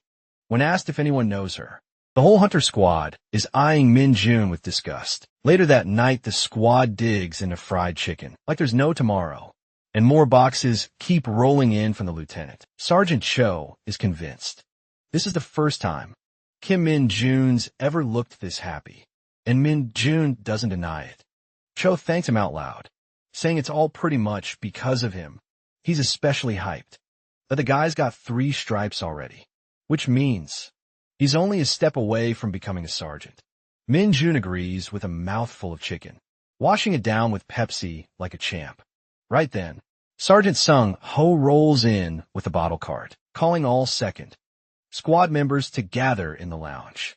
Right away, everyone knows something's up, and Sung Ho confirms it's about the report he just submitted to the admin office regarding their squad's second center. But what really matters is that, thanks to a perfect score in the advancement exam, they've scored some beer. Sergeant Cho and Kim leap out of their seats with pure joy, refusing to let Min Jun enjoy it all to himself. Sung Ho butts in saying the beer is actually a gift from the company commander to Min Jun, so technically it has nothing to do with anyone else. That instantly riles up the whole squad, with everyone grumbling that Sung Ho is getting on their nerves. Sergeant Cho calls him out, saying Sung Ho probably knew about all this from the very beginning, which is exactly why he kept Min Jun and his squad from day one. Later that night, Min Jun is out trolling by himself and takes the chance to summon his night walker. He makes small talk with the little guy, asking if he's doing okay. Honestly, he was pretty flustered the first time this thing appeared during a summon, but now Sparky's got a clear plan. He doesn't really need an assassin. He's got the perfect job in mind instead. From here on out, he assigns the little one the task of gathering intel, specifically Min Jun wants it to keep a close watch on the high. Ranking officials follow them around quietly and immediately report back on anything weird, especially if it's related to demonic energy. Suddenly, the night walker lifts its tiny hand, leaving Min Jun confused for a second, until he realizes the little guy is asking for a treat. With a sigh, Min Jun tosses him a ball of demonic energy. The moment it grabs it, the little shadow looks absolutely thrilled, walking away like it's got a mission from heaven. Min Jun warns it not to get caught, though deep down he's a little anxious, seeing how excited the night walker is. He knows if anyone from the squad spotted it right now, they'd probably trigger a full-blown emergency. Out of nowhere, Sergeant Kim appears and asks what Min Jun's doing out here. The dude nearly loses his soul from shock, but he recovers quickly, laughing it off and saying he just needed some fresh air. Plus, it's been ages since he had a drink. When Kim asks if his tolerance is low, Min Jun casually explains it's not like that. Apparently, dark mages don't get drunk the normal way, whether it's poison or alcohol. Their bodies naturally detox it all the moment it enters. Besides, the guy congratulates Min Jun for advancing ahead, but warns him not to get too comfortable. He also tells Min-jun not to come in late again, even if his tolerance is fine, because the rest of the squad will empty all the bottles by then. After that, Min-jun finally catches his breath, feeling relieved that Sung-ho didn't see anything. He knows he's got to be more careful around here. Still, the more Min-jun gets to know Sung-ho, the more he feels like this guy is a total by-the-book soldier. Not that he minds that kind of personality. The next day, the commander is talking about how Kim Min-jun was practically born ready. He jokes that he was ready to wipe out the whole squad if nobody passed, but one guy made it through and did it with a perfect score. Another officer adds that Corporal Kim Min-jun just set a new record of 4 seconds in the ability to handle monsters test. That makes the commander laugh, remembering how he once thought the training center's commander Choi was nuts for hyping this kid up. But Min-jun has shattered every expectation. He even handled the middle bat situation. Solo Cheo brings up how Min-jun was the first to jump in during the oil reserve emergency. And Lee points out that this kid climbed ranks to corporal in just 1 month, which is already unheard of. They all agree this guy doesn't just meet expectations. He destroys them. It won't be long before the entire Hunter Corps starts watching him. This makes SEO realize that Lee is hinting at the Hunter Special Forces Brigade, and he asks if Min-jun can really handle something that big. But Lee is confident. He says Min-jun is the one. He can feel it. He's seen plenty of hunters in his time, some even called legends in the Hunter Corps. But this kid might just be something else entirely. Maybe a new monster is about to be born in the Corps, later out in the desert. A swarm of lizard monsters, goblins, and orcs fill the horizon. In the middle of it all stands Min-jun, casually gripping his bat, waiting for them to get close, because that's when the Real show begins. Inside the dorm, the guys are drinking hard like there's no tomorrow. One dude can't even stand straight. That's when Min-jun walks in, catching sight of his squad mates completely wasted. In the corner, one guy, clearly on the verge of a hangover, slurs out a question asking if Min-jun's feeling okay. Sparky just throws him a smug grin and says he's totally fine, which leaves the guy stunned. He can't believe that after drinking so much, Min-jun is still standing tall without a single wobble. He straight up calls him a real monster. Just then Sung-ho walks in from behind, and Min-jun casually asks if he's doing all right. The drunk guy stumbles into a salute for Sergeant Lee, who says he's doing fine after sweating it all out. Min-jun flashes a smile as he looks over Sung-ho's fit build, thinking that this guy really is the definition of a true soldier. On top of that, Sung-ho asks if the kid has checked out the gym yet, and Min-jun replies that he hasn't gotten the chance. Sung-ho tells the kid to start using the gym now that he's a corporal. He adds that the virtual device in their squad is actually pretty solid, so Min-jun should give it a try. The moment he hears there's a virtual device, Min-jun gets a jolt of excitement. Finally time to check out and it's got him fired up. First things first, he needs to pick a monster. He scrolls through and selects the orc monster, but when it comes to the number of orcs, Min-jun goes completely nuts. He maxes it out to around 30. To him, that still feels way too little. You try and get that full-on game vibe, like he's in the Warrior series. Then it's time to choose his weapon. And Sparky is absolutely losing his mind, seeing how awesome the options are. After locking in all his selections, he steps into the VR room, fully geared up, clutching a jockey in his hand. Ready to bring chaos, it's time to kick off the battle. And Min-jun finds himself dropped into a desert setting, pumped and ready to take on some monsters. The dude is loving the CGI and graphics that look almost too real. Orcs start popping out of nowhere, all geared up to wreak havoc. But Sparky isn't fazed. He swings his bat and nails his first sixer, sending an orc flying through the air. The impact feels incredible, and Min-jun is hooked from the first swing. He picks up the pace, smashing through orcs like it's nothing, completely in the zone. The way the bat feels in his hands makes him grin, and he calls out to the monsters to bring more. In just a few seconds, it's all over, with only one survivor, Min-jun. But that was too easy. 30 orcs is not even close to satisfying. So he dials things up and selects 30 goblins, 30 golems, and 30 lizard men to crank up the intensity. Now there are 90 monsters of 3 different kinds, ready to tear him apart. But Min Jun is just getting started. With his bat in hand and a wild grin on his face, he asks if they've all gathered in one spot. Once they lunge at him, he casually counts down from 3 and charges them like a beast, ready to smack every last one of them into the ground with pure brute force. This maniac is smacking monsters left and right, without a single pause, beating them to a pulp. The battle wraps up after he eliminates all the monsters, and the simulation ends taking off his gear. Min Jun is beyond impressed with the VR room system, calling it the next best thing. After Dungeon Power Fighter, just then a new window pops up, revealing that he unlocked a skill called Basic Blunt Weapon Handling. At first he's stunned, but he checks the screen, which says, "This skill boosts proficiency with blunt weapons." Min Jun is pumped to see this, especially since he didn't expect to get weapon skills. Just like that, this means he doesn't even need to grind in dungeons to develop new skills. He decides to mess around in the VR room more often, using different weapons to up his game. Suddenly, he bumps into Dong Jin, whose face looks like he just saw a ghost. When asked, Dong Jin, pale as a sheet, points at the simulation battle results. He's in total disbelief that this guy soloed 30 goblins, 30 orcs, and 30 lizardmen.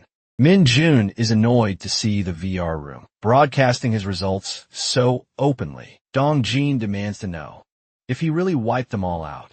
Sparky doesn't know what to say at first, but then he gets an idea. With a serious expression like he's Dong Jin's superior, Min Jun tells him they need to talk in the gym. Dong Jin, sweating bullets, nervously asks why, and Min Jun flashes a sly grin, saying it's training time. Without waiting for a response, he shoves the poor guy into the gym. Even as Dong Jin whines about being hungover, Min Jun says it's perfect, since breaking a sweat will help. After they head inside, Kim walks in and is completely floored by the results. Min Jun just pulled off Kim Guang's sick, walks in, asking where everyone is, and specifically where Kim Min Jun went. One of the soldiers quickly explains that most of the team went to the storage area to get snow removal tools, but he accidentally calls Kim Min Jun corporal, which he shouldn't have said in front of Guangshik. Since Min Jun hasn't been officially promoted yet, realizing the slip, he panics and rushes off to send someone to call Min Jun, saying the platoon commander is looking for him. Meanwhile, Guangshik stumbles across a group of soldiers, huddled together, clearly relaxed and having fun. Confused, he asks what's going on, and they casually welcome him and explain they're placing a bet, a full month's salary, on how soon Kim Min Jun will get promoted as sergeant. Everyone has their own prediction: 6 months, 8 months, over a year. Guangshik is stunned by how seriously they're treating it, and asks why they're always making bets like this. Kim Moon-dun laughs at Jung Han-yang's 6-month prediction, calling it crazy and impossible, while the others join in, teasing and enjoying the moment. Zhang gets fired up, yelling that Min Jun isn't just some average guy. He's on a completely different level. Kim Moon Jun teases him for being all worked up, and Zhang snaps back, saying he has no regrets, and warns everyone not to back out later. The group bursts out laughing and locks in a bet, each throwing in their guesses with full confidence. Then, Guangshik steps in and boldly bets on just 1 month, shocking everyone into silence. Meanwhile, Min Jun is in the gym, feeling a bit down, because he's been training hard for days, but hasn't seen any improvement in his stats. He starts to wonder if all that effort was just a waste of time then. He remembers that even something as irritating as the Isgard incident ended up giving him a passive skill. One of his abilities boosts his strength by 150%, and he starts wishing he had something like returned hero strength, a skill that scales with stat growth. Just then, a notification pops up saying he's unlocked a new skill. It's a basic one called Power, and it gives him a boost of 5 to his strength stat. Even though it's simple, he's fired up and knows he can level it up later. As Min Jun catches his breath, a fellow soldier shows up and tells him the platoon commander is looking for him. Min Jun thanks him and heads out. The soldier watches him leave, a little confused by how calm and focused everyone seems around Min Jun today, like something is off. When Min Jun arrives at the administrative office, he salutes and reports in as ordered. Kim Minchul greets him and brings him to the counseling office for casual chat, asking how life as a corporal is treating him, since it's been almost a week. Min Jun replies that things are going great. Kim Minchul congratulates him on the promotion and thanks him again for resolving the middle bats incident. Min Jun shrugs it off, saying it was nothing. Then, Kim Minchul gets to the real reason he called him in. He hands Min Jun an official certificate, a special award from the battalion commander. It's for handling the incident and scoring perfectly on his promotion exam. Kim Minchul jokes that Min Jun shouldn't be disappointed by how casually the award is being handed over, explaining that in the Hunter Corps, they prefer to avoid too many formal events. The certificate is an award of excellence, signed by Colonel Lee Jun-byum, officially recognizing Min Jun's outstanding service. On top of that, Kim Minchul mentions that the award will count toward his experience. Min Jun glances to the side, wondering if that means he might get another exception. Later, Kim Minchul hesitantly agrees maybe, but also points out that this award is rare, and not many hunters receive it this early, let alone more than once.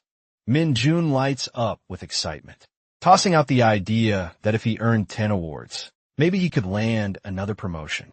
He blurts it out like it's a stamp card deal, joking about whether awards are like fried chicken, coupons, or if there's a buy one, get one free event. Kim Minchul gives him a blank stare and questions whether Min Jun was even listening. A few days later, the soldiers are lined up, standing at attention with weapons ready. They've been assigned to clear a dungeon, and it's their next real mission. The platoon commander, Kim Minchul, reminds them that if they stick to their training, they'll get through it safely without injuries. Today's dungeon is known as the Monster Rat Nest, or more commonly, the sewers.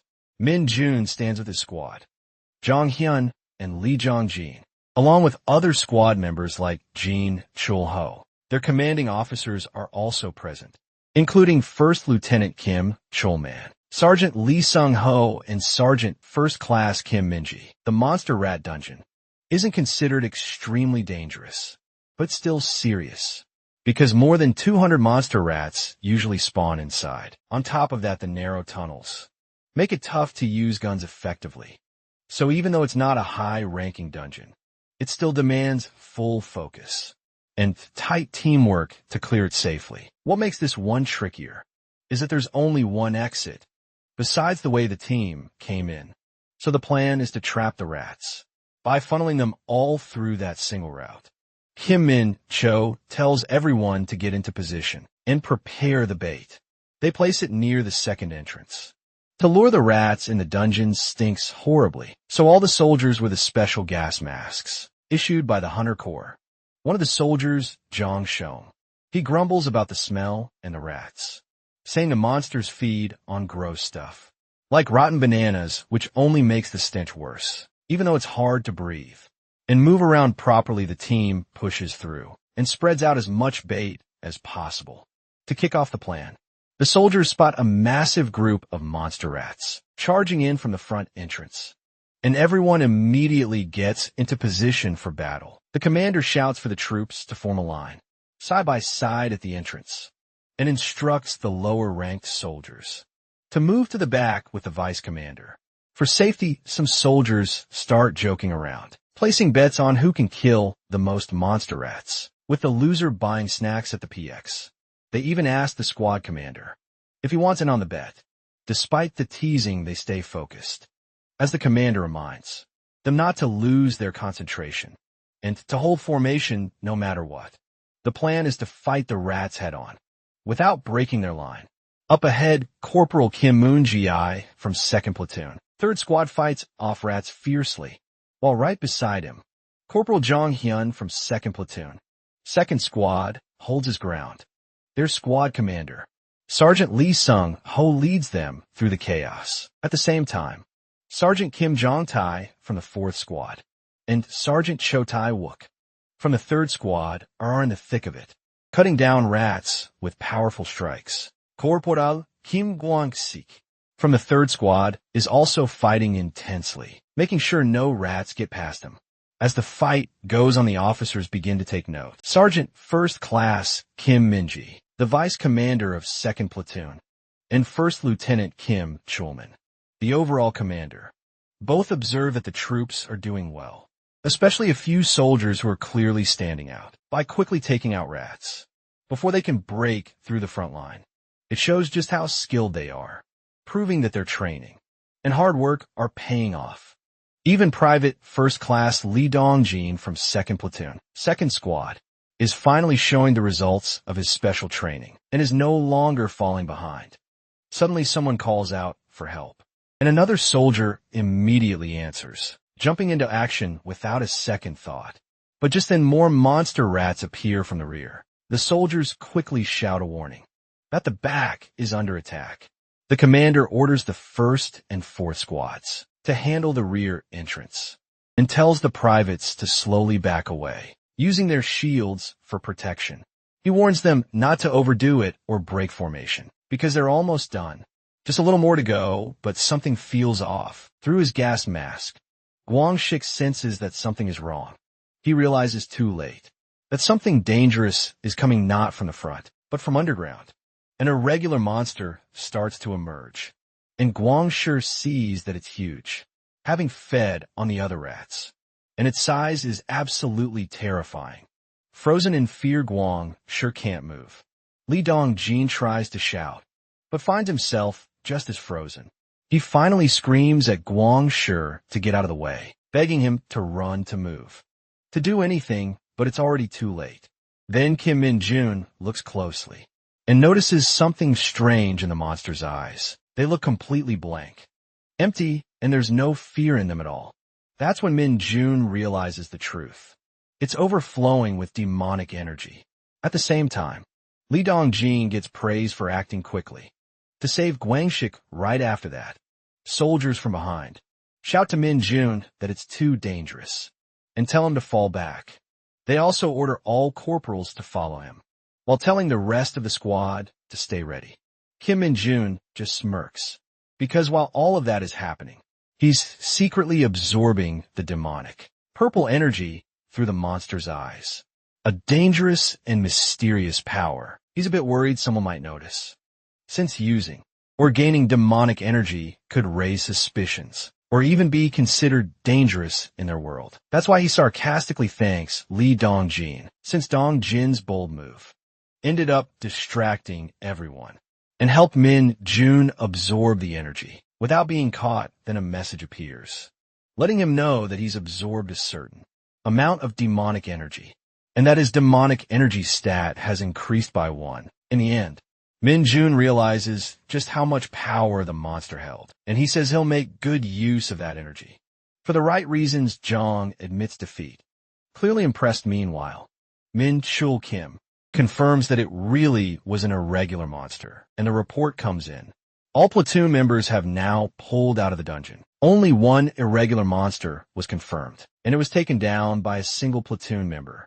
Even though things have calmed down, the buzzing of mosquitoes and the lingering tension serve as a reminder that nothing on the front lines is ever truly normal. Jong walks up to Min-jun, sincerely thanks him for saving them, and admits how frozen he felt when he first saw that monster. Min-jun brushes it off, apologizing for acting without orders, but Jong quickly reassures him that there's no need to be sorry. It was clearly an emergency, and Min-jun's quick thinking probably saved both Kwang-sik and Dong-jin from real danger after that. Min-chul Kim checks in with Min-jun, asking if he's hurt, and Min-jun confidently replies that he's fine, standing tall and proud as Min-jun lets out a breath. Kim Min-chul quietly warns him that they'll need to have a private talk. Once they return to camp, Jong watches this exchange and notes that the platoon commander doesn't look pleased. Meanwhile, updates come in through the comms. All evacuated members have only minor injuries, and Dong-jin has already completed his checkup. and is heading back to Camp Guangxik, despite having a few bruises on his head. Is expected to recover fully and return by tomorrow. The second platoon is called to attention in response to the unexpected events, and the dungeon clearance operation is officially called off. Everyone is told to check their gear and prepare for departure. Without hesitation, the squad responds in unison. Later, at the administrative office, Min Jun is called in regarding the official report. He's told to write down exactly how he defeated the irregular monster and hand it in, but Min Jun pauses. Unsure of what to write, he jokingly thinks about, saying he tried to smash it with a shield. And when that didn't work, he just punched it, though he doubts anyone would believe a story like that. Min Jun Kim admits he couldn't see everything clearly because his vision was blocked. But he still asks if Min Jun really beat the monster with just his fist. Min Jun becomes unsure how to respond and says the monster was full of energy, and he didn't have time to think. Shifting the conversation, Min Chul Kim asks about Min Jun's stats, and Min Jun replies that his strength is 65 and his agility is 60. Hearing this, Min Chul Kim is shocked, noting that even as a first lieutenant, his own stats are just above average. At 40, he realizes Min Jun's stats are more than double those of a typical sergeant, and mutters in disbelief, thinking that with numbers like that, Min Jun could have easily gotten into the Hunter Military Academy. It feels like a missed opportunity, especially since Kim remembers the record, showing that Min Jun dropped out of high school, which would have made enrollment tough. Still, he tells Min Jun that if he ever wants to become an executive, he should consider taking the GED and applying to a university. He adds that once Min Jun reaches the rank of staff sergeant, he'll have the option to travel for classes and take online courses too, and even offers to look into the process for him. Min Jun admits that he doesn't really enjoy studying and feels it's enough to keep advancing through his accomplishments alone. After hearing that, Min Chul Kim respects his decision and says he won't push him, but just asks Min Jun to let him know if he ever changes his mind. Thereafter, Min Jun thanks Min Chul Kim, who tells him he'll finish the report and suggests he get some rest, promising he won't forget what Min Jun did today. Min Jun salutes and gets ready to leave. But before he walks out, Min Chul Kim calls his name again and tells him that by saving the platoon, he prevented what could have been a much worse outcome. He even admits that he himself couldn't move during the crisis and sincerely thanks Min Jun. Min Jun responds firmly, saying he only did what he had to, though deep down he reminds himself that all of this was necessary to gain more demonic energy and prove his worth outside. Guangxik stands nervously in front of Min Jun and asks if he can join the special training sessions Min Jun has been doing with Dong Jin. Min Jun looks at him in surprise, wondering how Guangxik even found out about their secret training spot, and more importantly, why someone who hasn't fully recovered yet will want to push himself like that. Guangxik struggles to explain, then suddenly points to Dong Jin and says that he's come a long way and is actually half decent now. Guangxik admits it's probably because of their training, and that's why he wants to join in and start training. Min Jun isn't impressed and asks if Guangxik really thought he could just join like that. He reminds him that there's an order and discipline to these things, especially for someone like Corporal Kim Guangxik. Guangxik bows his head slightly and sincerely thanks Min Jun for saving him. Guangxik bows his head slightly and sincerely thanks Min Jun for saving him, then turns to Dong Jin and apologizes for how he used to treat him. Dong Jin is caught off guard and nervously tells him not to worry about it. But Guangxik continues in a serious tone, saying he's truly sorry for all the hazing and doesn't know if they'll forgive him. But he's being sincere. He explains that due to some personal reasons, he wants to become a non-commissioned officer, and that's why he's determined to train properly with them. Dong Jin nervously asks if it would really be so bad to let Guangxik train with them. He turns to Min Jun, hoping he'll agree. But Min Jun calmly replies that no, it's definitely not all right. Guangxik quietly accepts the answer, saying he understands if they feel uncomfortable because of the way he treated them before. He sincerely thanks both Min Jun and Dong Jin, admitting that he's alive today because of them, just as the air grows still. Min Jun suddenly turns to Guang Shik and says he'll reconsider letting him join if he acts like a pigeon for the next 24 hours. Guang Shik is completely thrown off, shouting in disbelief, while Min Jun shrugs as if to say, well, if he doesn't want to do it, that's fine too. Feeling the pressure, Guang Shik hesitantly starts cooing like a pigeon. Dong Jin watches stunned into silence, while Min Jun chuckles to himself as Guang Shik continues, awkwardly pretending to be a bird. Saint praises the giant for his hard work and gently asks if he has anything to say, and though the giant seems unsure, he eventually asks how long the Saint plans to keep doing things like this. Saint replies that no one really knows, then offers a gift, saying it's for the one who's looking ahead. Saint adds that something given from the heart can never be too much. Meanwhile, Sergeant Cho is annoyed that, even after returning from a tough dungeon mission, they're already being made to do construction work for the camps. He complains that being treated like this during his final year of service feels unfair. While working, Purple thinks out loud, wondering if these camps even make a difference in monster fights. And Cho just shrugs, saying no one really knows. Just then a delivery arrives, and Guangshi announces that it's finally here Stettel, and explains that they jokingly call it Stettel because no one's quite sure if it's made of stone or metal. The name comes from how confusing and ridiculously tough the material is. As they begin moving it, Guangshi quickly realizes it's way heavier than it looks, and solid as a rock. They struggle with the weight, and one of the soldiers explains that this is exactly why camps are built with it, because it's so tough and reliable. Guangshik adds that it's made from a rare mineral, found only in specific dungeons. He starts to mention the name, but Min Jun cuts in and distracts him, asking if he said something. Guangshi quickly plays it off, saying it was nothing, and just figured someone might be curious. Suddenly, Vice Commander Ming Ji announces a 10-minute break for everyone. Then, with a serious tone, Minji approaches the platoon commander and shares something he overheard. While picking up materials from headquarters, there's a rumor that a dungeon, known as the Tin Can Dungeon, might have appeared in the area, controlled by the Hunter and 4th Division. This immediately grabs everyone's attention. Setgun Jawzit in shock, asking if it's true, and Dong Jin starts to panic, yelling that if they get sent there again, it'll be his.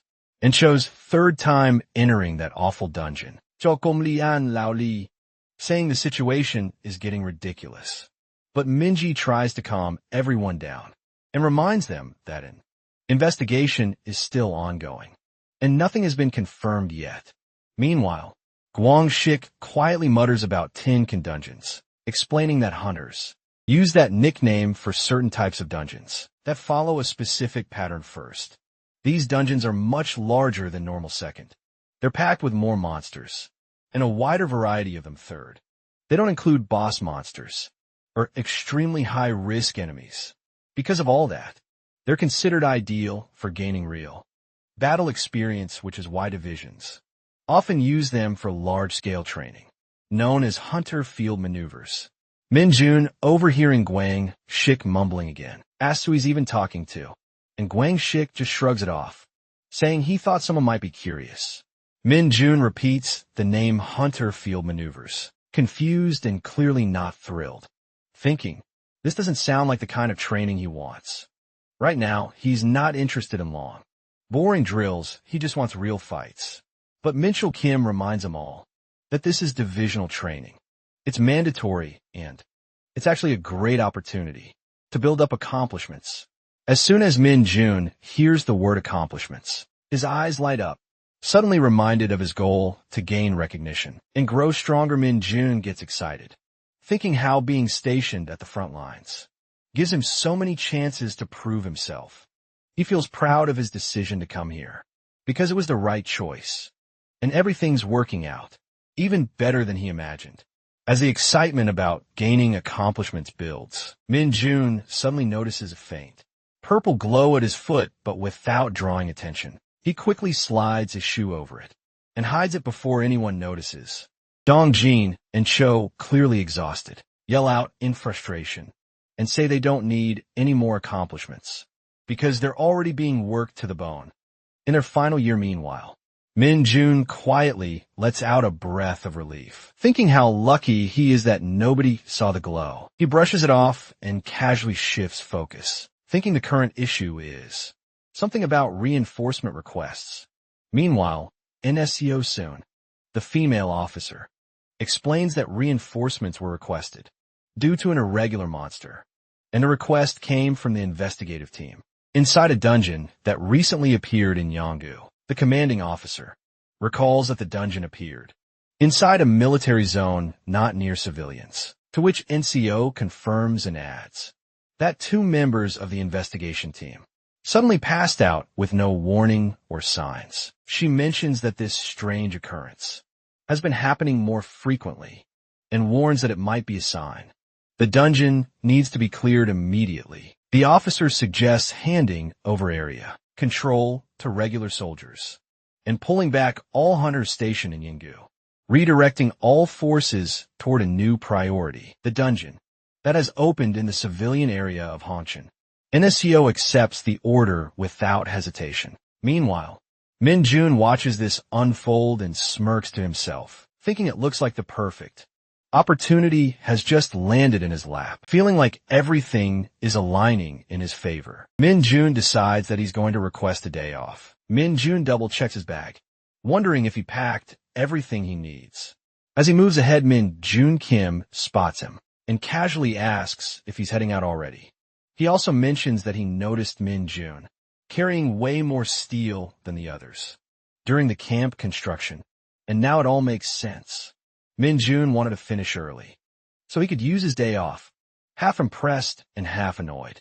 Min Jun tells him that he really is something else. Min Jun smiles and thanks him, but Min Jun quickly clarifies that it wasn't exactly meant as a compliment. Then, pointing to the form, Min Jun notes that Min Jun's registered home address is currently in a restricted area. Curious, he asks where Min Jun stayed the last time he left, and Min Jun replies honestly that he stayed in a PC room. As expected, Min Jun pulls out a key and tells Min Jun that if he's okay with it, there's a place he can use, an apartment that belonged to his parents, currently empty while they're away on business. It's kept clean. Since Min Jun visits during his own breaks, Min Jun tries to politely decline, saying it's not necessary. But Min Jun cuts him off firmly and insists that this time, it really is quietly. Min Jun reads the small note handed to him earlier. It says the apartment is a bit far from the camp, but still within Gangwon-do. Located in Chuncheon at XX Villa, Min Jun thinks to himself that it's definitely better than staying in a noisy PC room. Chuncheon isn't too far, so it's not a bad option at all. He also recalls what First Lieutenant Min Jun said. Take the key even if you don't use it. Just get some proper rest. Min Jun folds the note and puts it away. As he does, Min Jun glances down at Min Jun's info sheet. His name is Kim Min Jun. His listed address is Gyeonggi-do, Nimbi-hyun. Both of his parents, Choi In-ju and his father, are marked as missing. Meanwhile, Min Jun arrives at the Yinggu County bus terminal, where nearby soldiers are talking about a dungeon that recently appeared near an old, abandoned school. They're instructed to stay at least 1 kilometer away and focus on securing the perimeter. Min Jun stands quietly off to the side, listening without drawing attention. His eyes fix on a distant, silent building that must be the dungeon. As he approaches, he wonders what kind of creature he'll face this time, annoyed that the person who sent him didn't even bother to check what kind of monster it was. Min Jun tells himself that if things get too risky, he'll just turn around and leave. The moment he steps forward, a faint glow flashes across his vision, and a message confirms that he's entered the dungeon. The air inside is thick and sticky, unusually humid, and the walls are cracked with the ground torn up, signs that something violent happened here. He spots a shattered object nearby and knows immediately that a battle took place. He can also feel someone or something watching him. Without missing a beat, Min Jun calls it out, telling it to show itself. The monster steps forward, and Min Jun studies the massive creature, unsure if it's a goblin or a kobold. But whatever it is, it's way too big. He's honestly shocked the investigative team managed to survive an encounter with something like this without waiting. Min Jun charges in, mocking the monster for surviving its earlier fight, then activates his corruption skill. The monster doesn't even flinch. It doesn't block or react at all. Min Jun compares most of his previous enemies to ants, but this one feels more like a giant beetle. Still, a bug is a bug. And with frustration bubbling up, Min Jun glares at it, launching one last attack, while shouting for payback, for ruining his brand new clothes. After defeating the monster, Min Jun suddenly receives a system message, saying he has absorbed more demonic energy, and his stat increases again.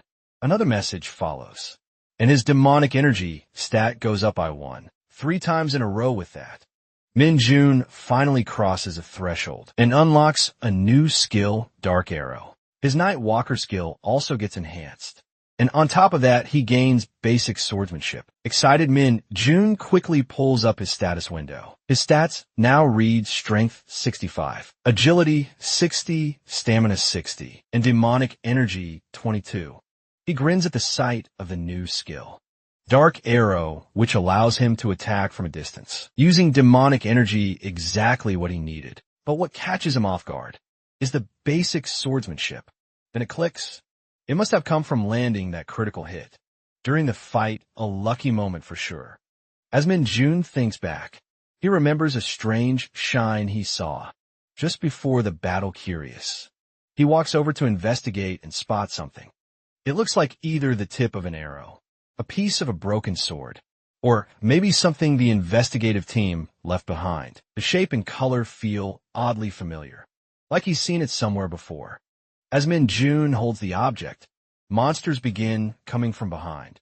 Another thought hits him. He's just unlocked a new skill and hasn't even tried it yet, and the timing feels perfect. Looking around the dungeon, even though his mission is officially done, he decides to stay a bit longer, because it wouldn't hurt to clean up the leftover monsters while testing out what his new power can do. After clearing the dungeon, he feels proud and relaxed. Plus, he's excited to finally have some free time. So he decides to play his favorite game, DPE. It seems like the perfect way to wrap up a productive day. His day off feels satisfying and well spent. But that peaceful mood doesn't last long. As soon as Min Jun returns to camp, he senses something is off. Everyone looks serious, and the energy around the platoon is heavy. John quickly informs Min Jun that it really is a tin can dungeon. And next week, they'll be doing a large-scale, real-life training session called the Hunter Field Maneuvers. Every platoon will start from different random points and work their way to the center of the dungeon. The goal is to respond to sudden emergencies, fight monsters, and survive the pressure of real combat. And no one gets to relax. Everyone has to stay alert and battle-ready. As the exercise begins, Minju Kim shouts commands to take positions on a hill. Suddenly, dark balls appear.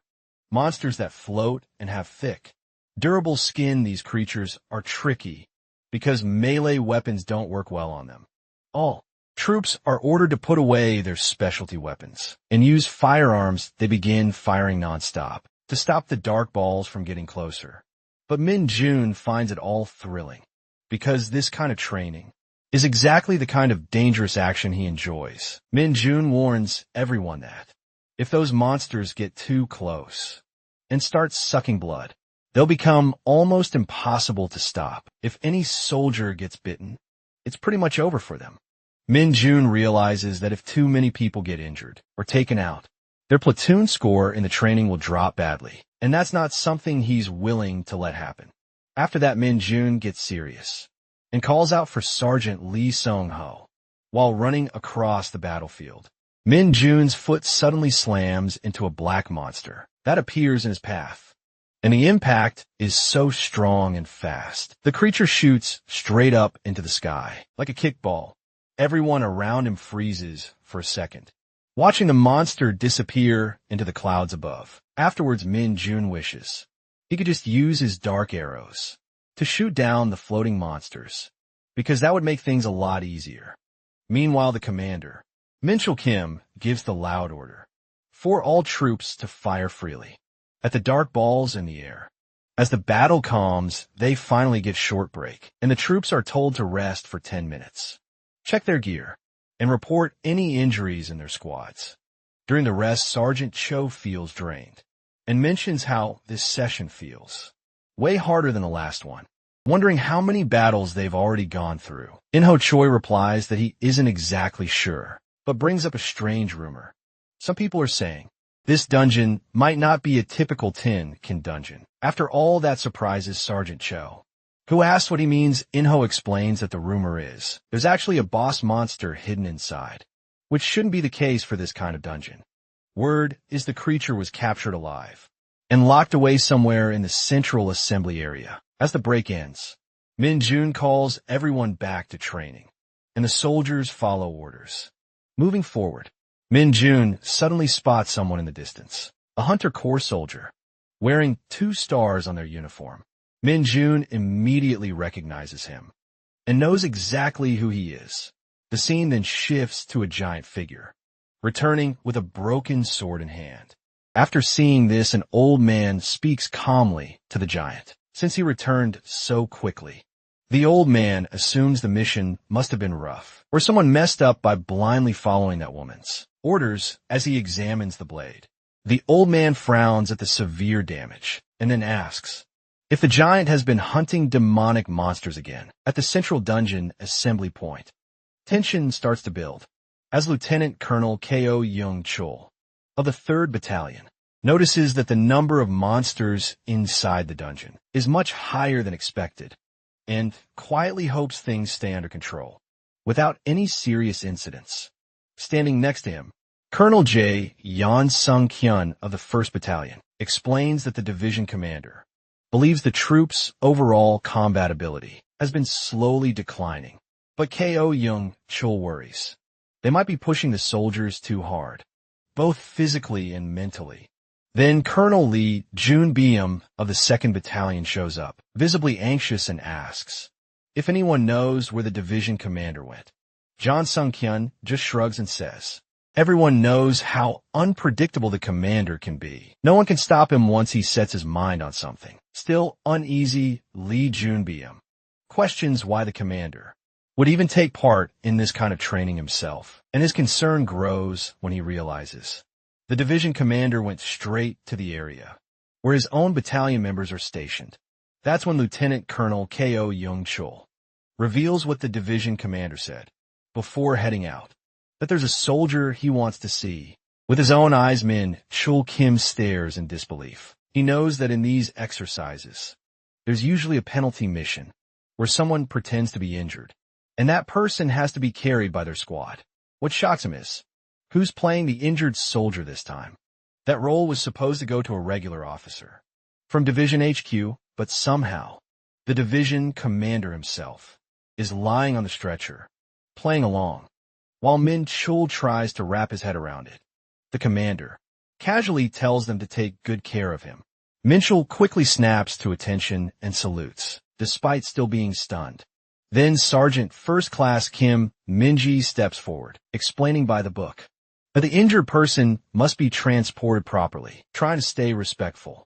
Minji offers to carry him, but the commander cuts him off mid-sentence, reminding everyone loud and clear that they should know his personality by now.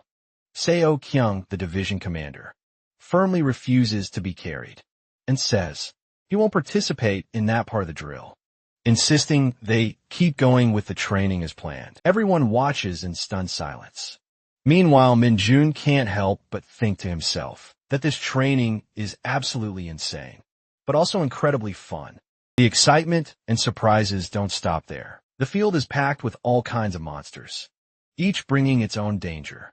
And on top of that, the division has set up special traps and challenges, making the entire session feel like a real dungeon expedition, with something new waiting around every corner. Private Jean Ziaho from 2nd Platoon, 2nd Squad struggles to keep up, breathing heavily and clearly anxious. He fails to take down a frog-like monster, just as the creature lunges at him. Min Jun steps in and takes it down in a single blow, saving Chihyo from serious harm. As Min Jun reflects on the battle, he realizes that even his basic swordsmanship skill, though simple, is helping him hit harder and stay sharper in combat. He starts to think, this intense training might be just what he needs to level up even more Chihyo. Still catching his breath, quickly thanks Min Jun from a distance. Seo Kyung watches the battlefield and admits to himself that this might be the toughest round of Hunter field maneuvers they've ever done. Meanwhile, Min Chul Kim calls out to the troops, urging them to hang on until the break, and everyone pushes forward with what strength they have left. Though it's clear, Kim Min Jun is standing out more than ever. At the same time, in the northern section of the dungeon, Private First Class Sun Yoon SEO shows off her skills by taking down multiple monsters on her own. She breathes hard, wiped out from the effort. But just as another girl soldier is about to be attacked, Yoon SEO charges in and saves her, keeping her safe without hesitation. All the platoon members have managed to reach this point of the training without suffering any serious injuries. Seo Kyung watches with pride, while Min Chul Kim, standing nearby, acknowledges how capable the platoon truly is. When Min Chul humbly gives credit to the members, Seo Kyung reminds him that recognizing and managing good soldiers is also part of a leader's strength. He encourages Min Chul to give it his all for the final phase of training, and Min Chul replies with gratitude. Suddenly, Seo Kyung loses his balance. Sergeant First Class Kim Min Ji quickly snaps at him, scolding him for relying only on his left hand and not supporting himself properly. Seo Kyung Ho apologizes right away. Nearby, Corporal Lee Song-woo is approached by a younger soldier who's curious. It's his second time participating in Hunter field maneuvers, so naturally someone tries to ask him a question. But Lee bluntly tells them not to ask. As the group gets ready to move out and form up again, the younger soldier repeats, confused something about the hole, to which Lee confirms it, calling it the dungeon hole. The younger one stares at the large pit ahead, recognizing it as a hole, but clearly not understanding its significance. He just shrugs and says it's obvious. He must have been sleeping during the dungeon information session. Though there isn't much known about how dungeons work, Lee explains that the common idea is this. A dungeon is like a space, linked to another dimension through some kind of gate, even though it's connected. It's not a perfect or endless space, because dungeons have borders, and inside them there are areas where the connection becomes unstable or breaks completely. Those strange and random spots are what people call dungeon holes. Another soldier, slightly nervous, asks, what happens if someone accidentally enters one of those dungeon holes or crosses the dungeon's edge? To which Lee admits he isn't exactly sure, but says people believe they'll suddenly be teleported to some random place inside the dungeon. Like a sudden pop, right then, something unexpected happens, and a strange noise and reactions spread across the group because someone appears in front of them. A girl soldier is lying on the ground, helpless. Min Chul Kim quickly steps up and reassures her, saying he already reported the situation to the 4th Battalion and tells her to rest and not worry. The girl's still anxious, asks if her battalion members are all safe, and Min Chul gently confirms that yes, they're all safe, and in fact deeply worried about her too. He adds that the training has been paused to focus on recovering Private First Class. Soyun Esuul Mashed explains that the situation has been officially reported, so training will likely resume soon. Yun Seo quietly thanks him, clearly relieved that things are under control. Minji reminds her that with a fractured foot, it's better to rest, because hunters must protect their health just as much as they sharpen their combat skills. Minchel adds that headquarters has been contacted, and the transfer crew are already on their way. He starts to say that her participation in this session is now over. Before he can finish, Major General Du Seo Kyung arrives. His sudden appearance catches Un Seo by surprise, because she hadn't expected the division commander to be out here. During training, the soldiers fall silent, fully aware of the weight his presence carries. Min Cheol Kim informs the general that, although Yun Seo has no serious external injuries, her left ankle is fractured, and she won't be able to continue. Do seu Kyung expresses disappointimento that there is only a little training left. He turns his attention to Yun Seo, waiting for her report, and she explains that during a monster fight, she slipped off a cliff and lost consciousness. When she woke up, she had already been moved, and her words make it clear that she must have fallen beyond the dungeon's inner boundary, likely into a place the team wasn't monitoring. Whether it was a dungeon hole or not doesn't really matter anymore, because what truly matters is that Sun Yun Seo was found in time. Seo Kyung feels a wave of relief and calmly acknowledges how lucky she was to be discovered so quickly. Then something clicks in his mind, and he asks for her name again. Upon hearing it, his expression shifts immediately as he recognizes her background. Yun Seo is from the 4th Company of the 4th Battalion, and more importantly, the daughter of Sun Tai-ho. With that revelation, Do Seo Kyung calls out to Corporal Kim Min-jun. Min-jun responds quickly, confused about why he's being singled out.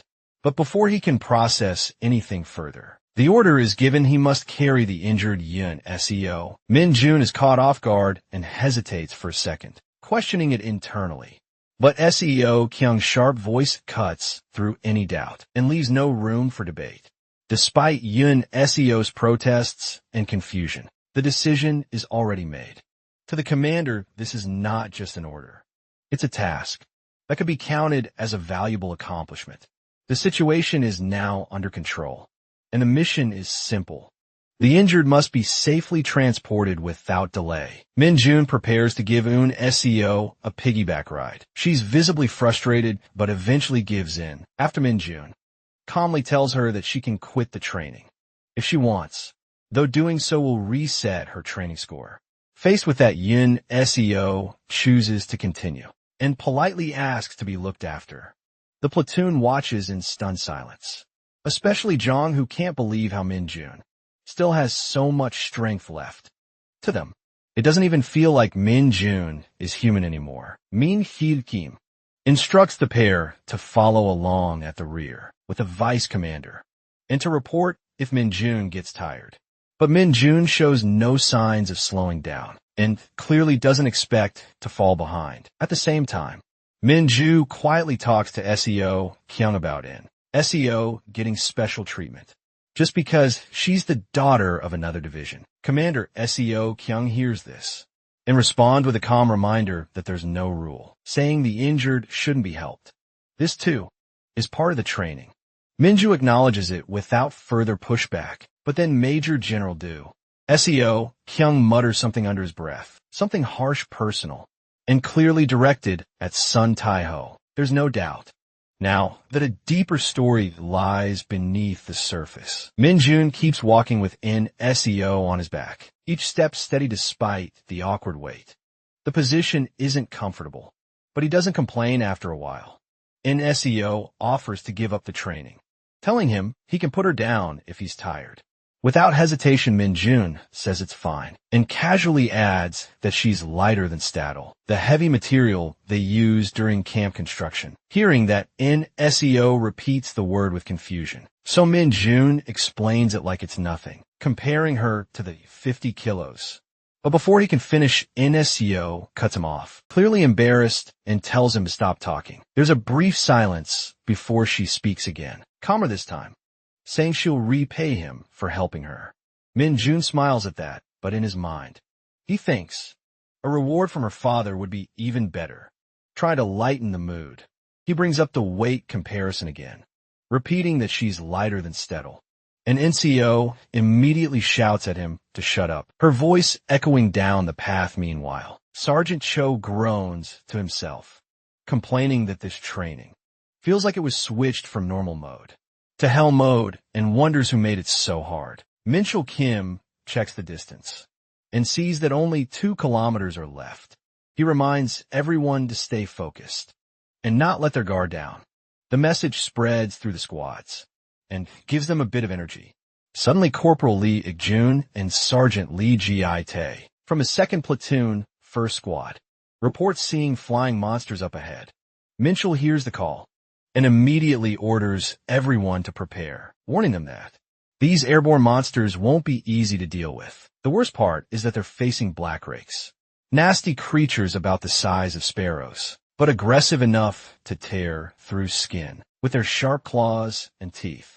Hunters might not die from the wounds, but the pain is brutal and right now. Everyone's already exhausted from training. To make things worse, they're still carrying someone injured. And fighting like this is going to be incredibly risky. The Black Rakes are known for being relentless. Once they attack, they don't stop far off. Do Seo Kyung, the high-ranking officer, pretending to be the injured person, watches quietly. His eyes aren't as sharp as they used to be, so he can't even see the monsters clearly anymore. But he understands how hard this moment is for the troops. He's not just observing the fight. He's watching how they react.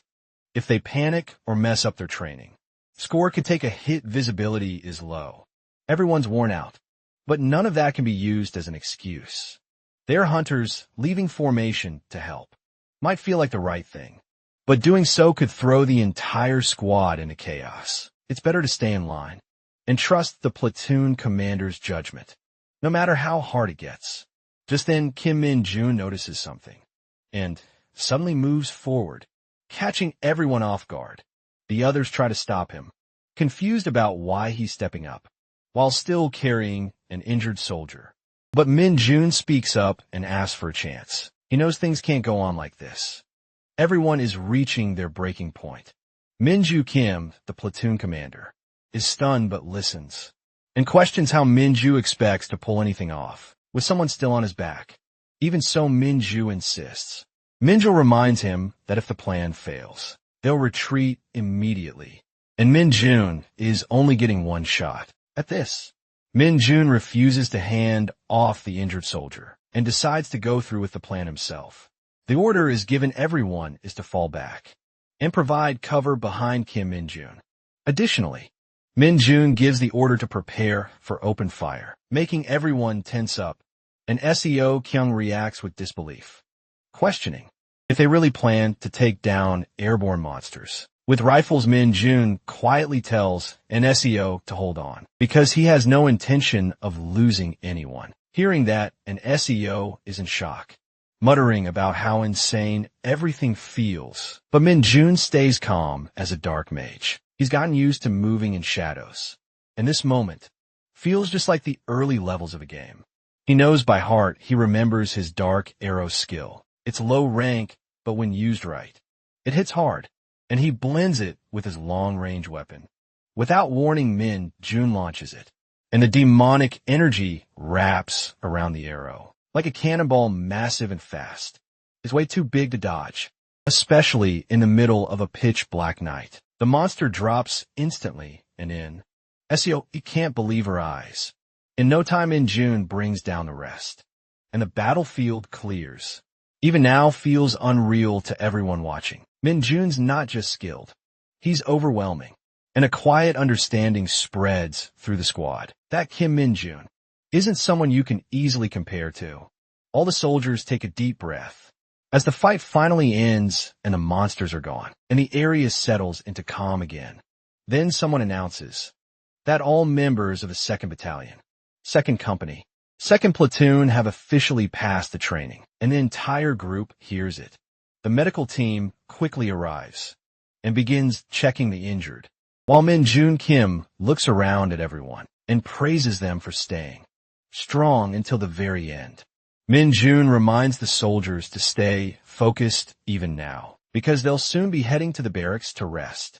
Min-jun briefly wonders where people go to be rewarded for their effort, but the thought fades when Min-gil Kim suddenly calls his name. In front of everyone, he tells Min-jun that he worked harder than anyone else, pointing out how, from the very beginning, Min-jun acted first, never ran from danger, and showed bravery that really stood out. Corporal Kim Min-jun stands proud, but feels a little shy as all eyes turn to him. Sun Yin Seo, still on his back, quietly thanks him and asks if he can put her down now. Later, she also apologizes for causing trouble to the platoon, but Min Gil Kim quickly reassures her that no one saw her as a burden, and that he's simply glad they completed the training. Together nearby, Major General Do Sakyeon watches the scene with a small smile, clearly impressed by the way the platoon pulled through as a team in the end. Despite all the pressure and challenges, the entire platoon completes the training successfully. Laughter spreads among the troops as they finally relax, and more than a few admit that it was all thanks to Min Jun, because his actions truly made the difference. Soudain Colonel YOJIO, the commander of the 4th Battalion, arrives to check on Un Seo and asks about her condition. Un Seo reports that aside from a small ankle injury, she's fine, and Colonel Yu notes how lucky she was, especially after falling into the dungeon hole. Yu Jaihe then tells the squad to move her carefully, and they follow orders right away. After that, Colonel Yu Jaihe turns to Major General Do Seo Kyung and requests a private conversation regarding the training. Even though Seo Kyung hesitates at first, she insists that it needs to happen immediately. Later that night, while most of the camp is asleep, King Min Yoon enjoys a quiet moment. The chef offers him some fried chicken, and Min Jun's eyes light up with joy. He asks if he can really eat all of it, and the chef says there's no one else around to share it with, since everyone's already resting. Min Jun digs in happily, saying he can't let his efforts go unrewarded. The chef brings up the training and confirms Min Jun's from the 2nd Platoon of the 2nd Company, then tells him he heard their unit was praised as the best in the entire division. Min Jun nods while munching, and the chef shares that he overheard the higher UPS talking about how well Min Jun did, especially during the night attack with the Black Rakes. He confirms that Min Jun handled them himself and seems genuinely impressed, wondering aloud how anyone could pull off something like that. In the dark, the chef continues, mentioning how tough this round of training really was, saying word has spread that around 70% of privates, and privates first class across the division, gave up midway. As he reflects on everything, Min Jun looks down at his food and lets out a quiet gasp of joy, completely taken by how juicy the meat is. The camp stays calm into the morning. Most soldiers are still asleep, enjoying the free time they earned after the brutal training. A few officers talk nearby, saying the exercise went better than expected, and mentioning that the division commander was very impressed. He even came to watch the 2nd Platoon of the 2nd Company himself, and everyone agrees that they clearly stood out during the entire exercise. Captain Kim Chi-woo from the 1st Company smiles proudly and says the division commander is cool and not scary at all. Then he pauses, thinking he might have spoken too casually. But another officer tells him it's fine, and he didn't say anything wrong. It was honest but firm, and since the commander had left his post without warning, no one could really argue against it. We also talk about the 4th Battalion commander, and some say NCO feels a bit intimidating, even to them still. None of that changes the fact that Kim Min Jun made a huge impression, and everyone agrees he did an incredible job. Min Jun stayed strong, reacted quickly, and never backed down. On top of that, he did it all right in front of the division commander. Now that things are calming down, everyone starts looking forward to the upcoming monthly meeting at the headquarters of the 104th Division. Major General Do Seo Kyung goes over the dungeon cleanup schedule, and everything seems in order. So he moves on to check on Private First Class Sun Yun. Seo Colonel Yu Ji-hae informs him that her injury isn't as bad as expected and confirms it's not a fracture. Her recovery is going well, and by tomorrow, NCO will complete her treatments and return to duty. Seo Kyung quietly notes that she seems to take after her father. Suddenly the phone rings, and Seo Kyung answers. A voice on the other end greets him by calling him a bearded bastard. Confused at first, Seo Kyung asks who it is, but the voice responds like it should be obvious. After a brief pause, the realization hits its Sun Tai-ho, the commander of the 117th Division, and Sun Yun, Seo's father. Without wasting time, Sun Tai-ho throws down a direct challenge and demands a duel instead of answering right away. SEO Kyung explodes, demanding why this guy would call him out of nowhere. Like this Taiho. Completely unfazed repeats his challenge, and even let SEO Kyung choose the location. Try to keep it together. SEO Kyung asks if Taeho is acting this way just because his daughter got injured, questioning how a man like him even has the nerve to call himself a general. But Taeho remains cool, saying that yes, he is a general, and all he really wants is a little workout. Using the do SEO Kyung punching bag, which he claims is much more durable than the usual ones. That line pushes SEO Kyung to the edge, making him curse under his breath. Still, he admits he feels bad about what happened to Yun SEO, but insists it was part of the training. Nothing to get this worked up about. Just when it seems like things might calm down, Taeho goes in for the kill, casually mocking SEO Kyung for not even being able to get married, asking how someone like that could possibly understand. That's it. SEO Kyung's face turns crimson with rage, and he snaps. He demands Taeho's location, shouting at him to stay right where he is, because once SEO Kyung gets there, he won't be laughing anymore. When Taeho doesn't respond, SEO Kyung slams his hands on the table, in pure frustration, cracking his phone in the process. The room falls into tense silence. He walks up to him, carefully letting him know that the call ended just now. SEO Kyung, still fuming mad.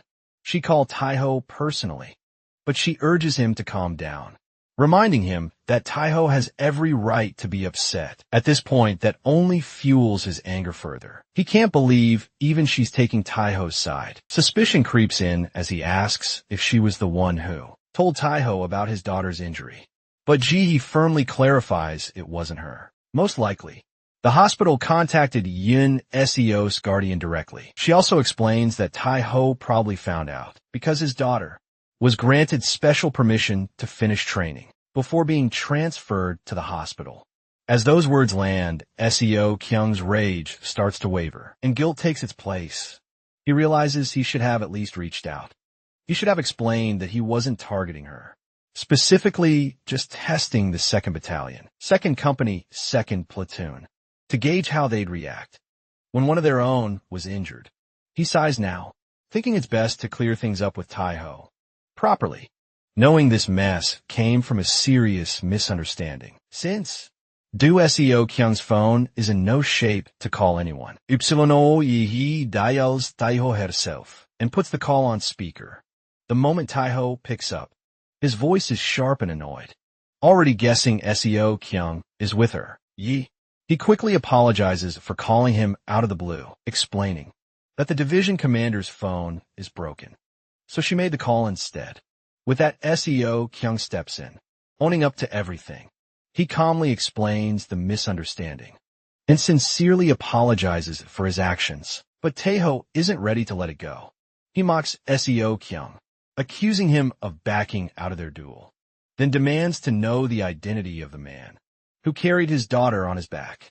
The fact that someone who wasn't even a medic got that close to her clearly doesn't sit well, and he warns SEO Kyung to be ready the next time they meet.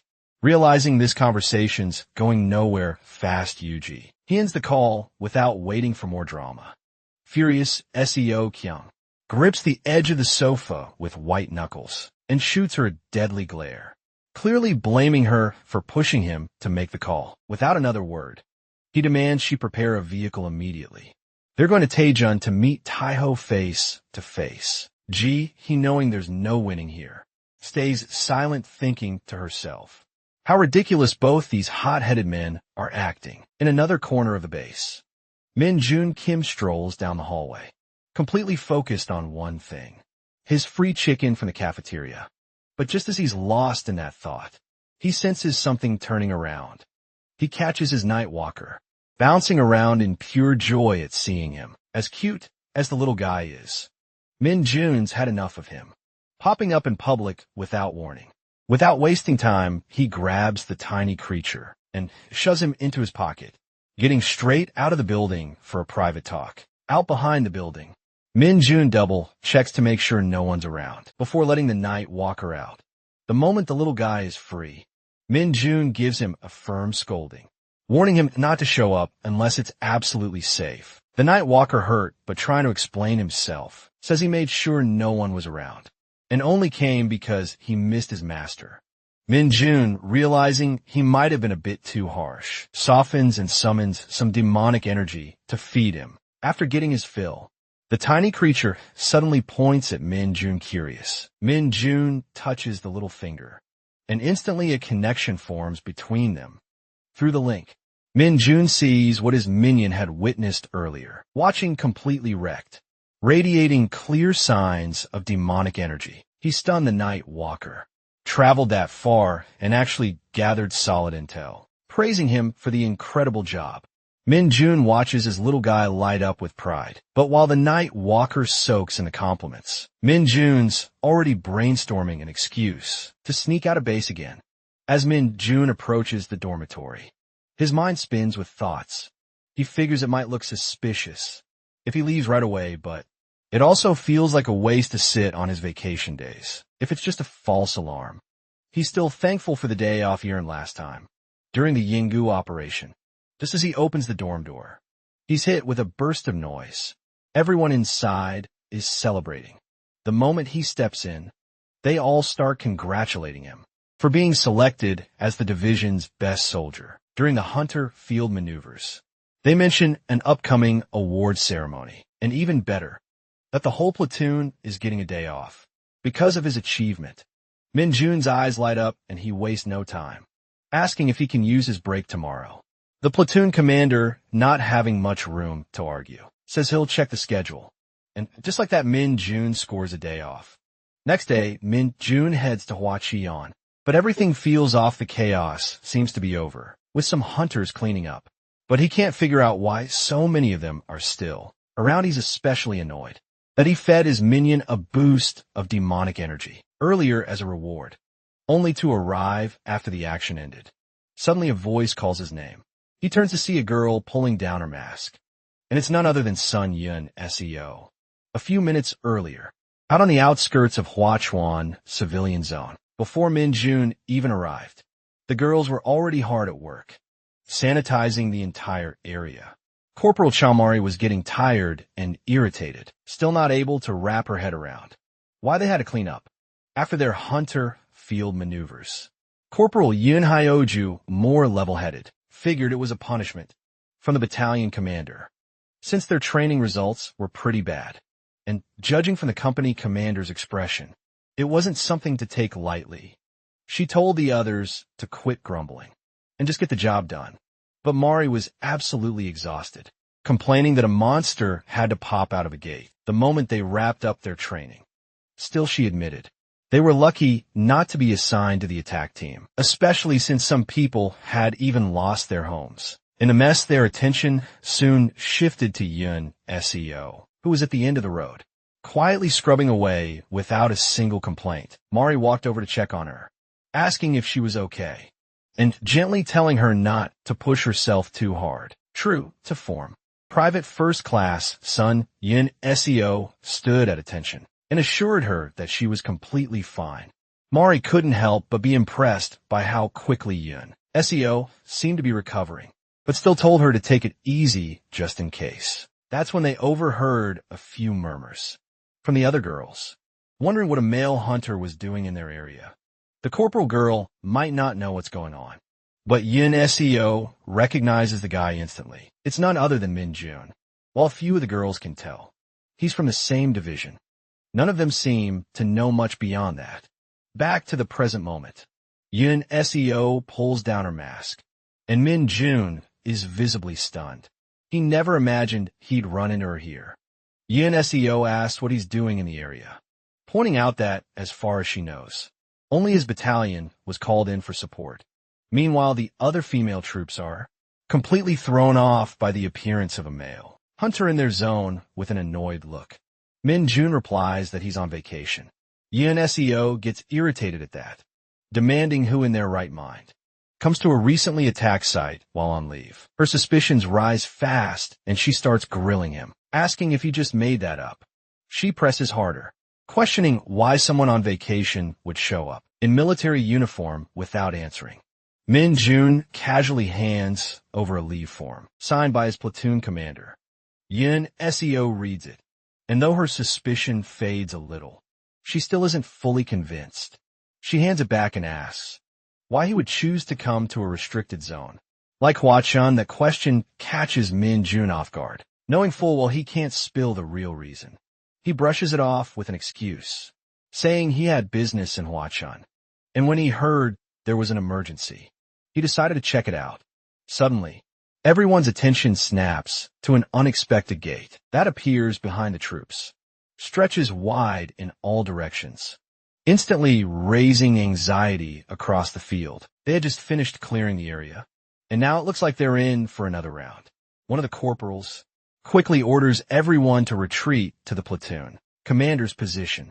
Chaos breaks out as the troops begin falling back, but in the middle of the mess, Min Jun does the opposite. He walks straight toward the gate. Yun Seo spots him and immediately urges him to evacuate, but he clearly has other plans.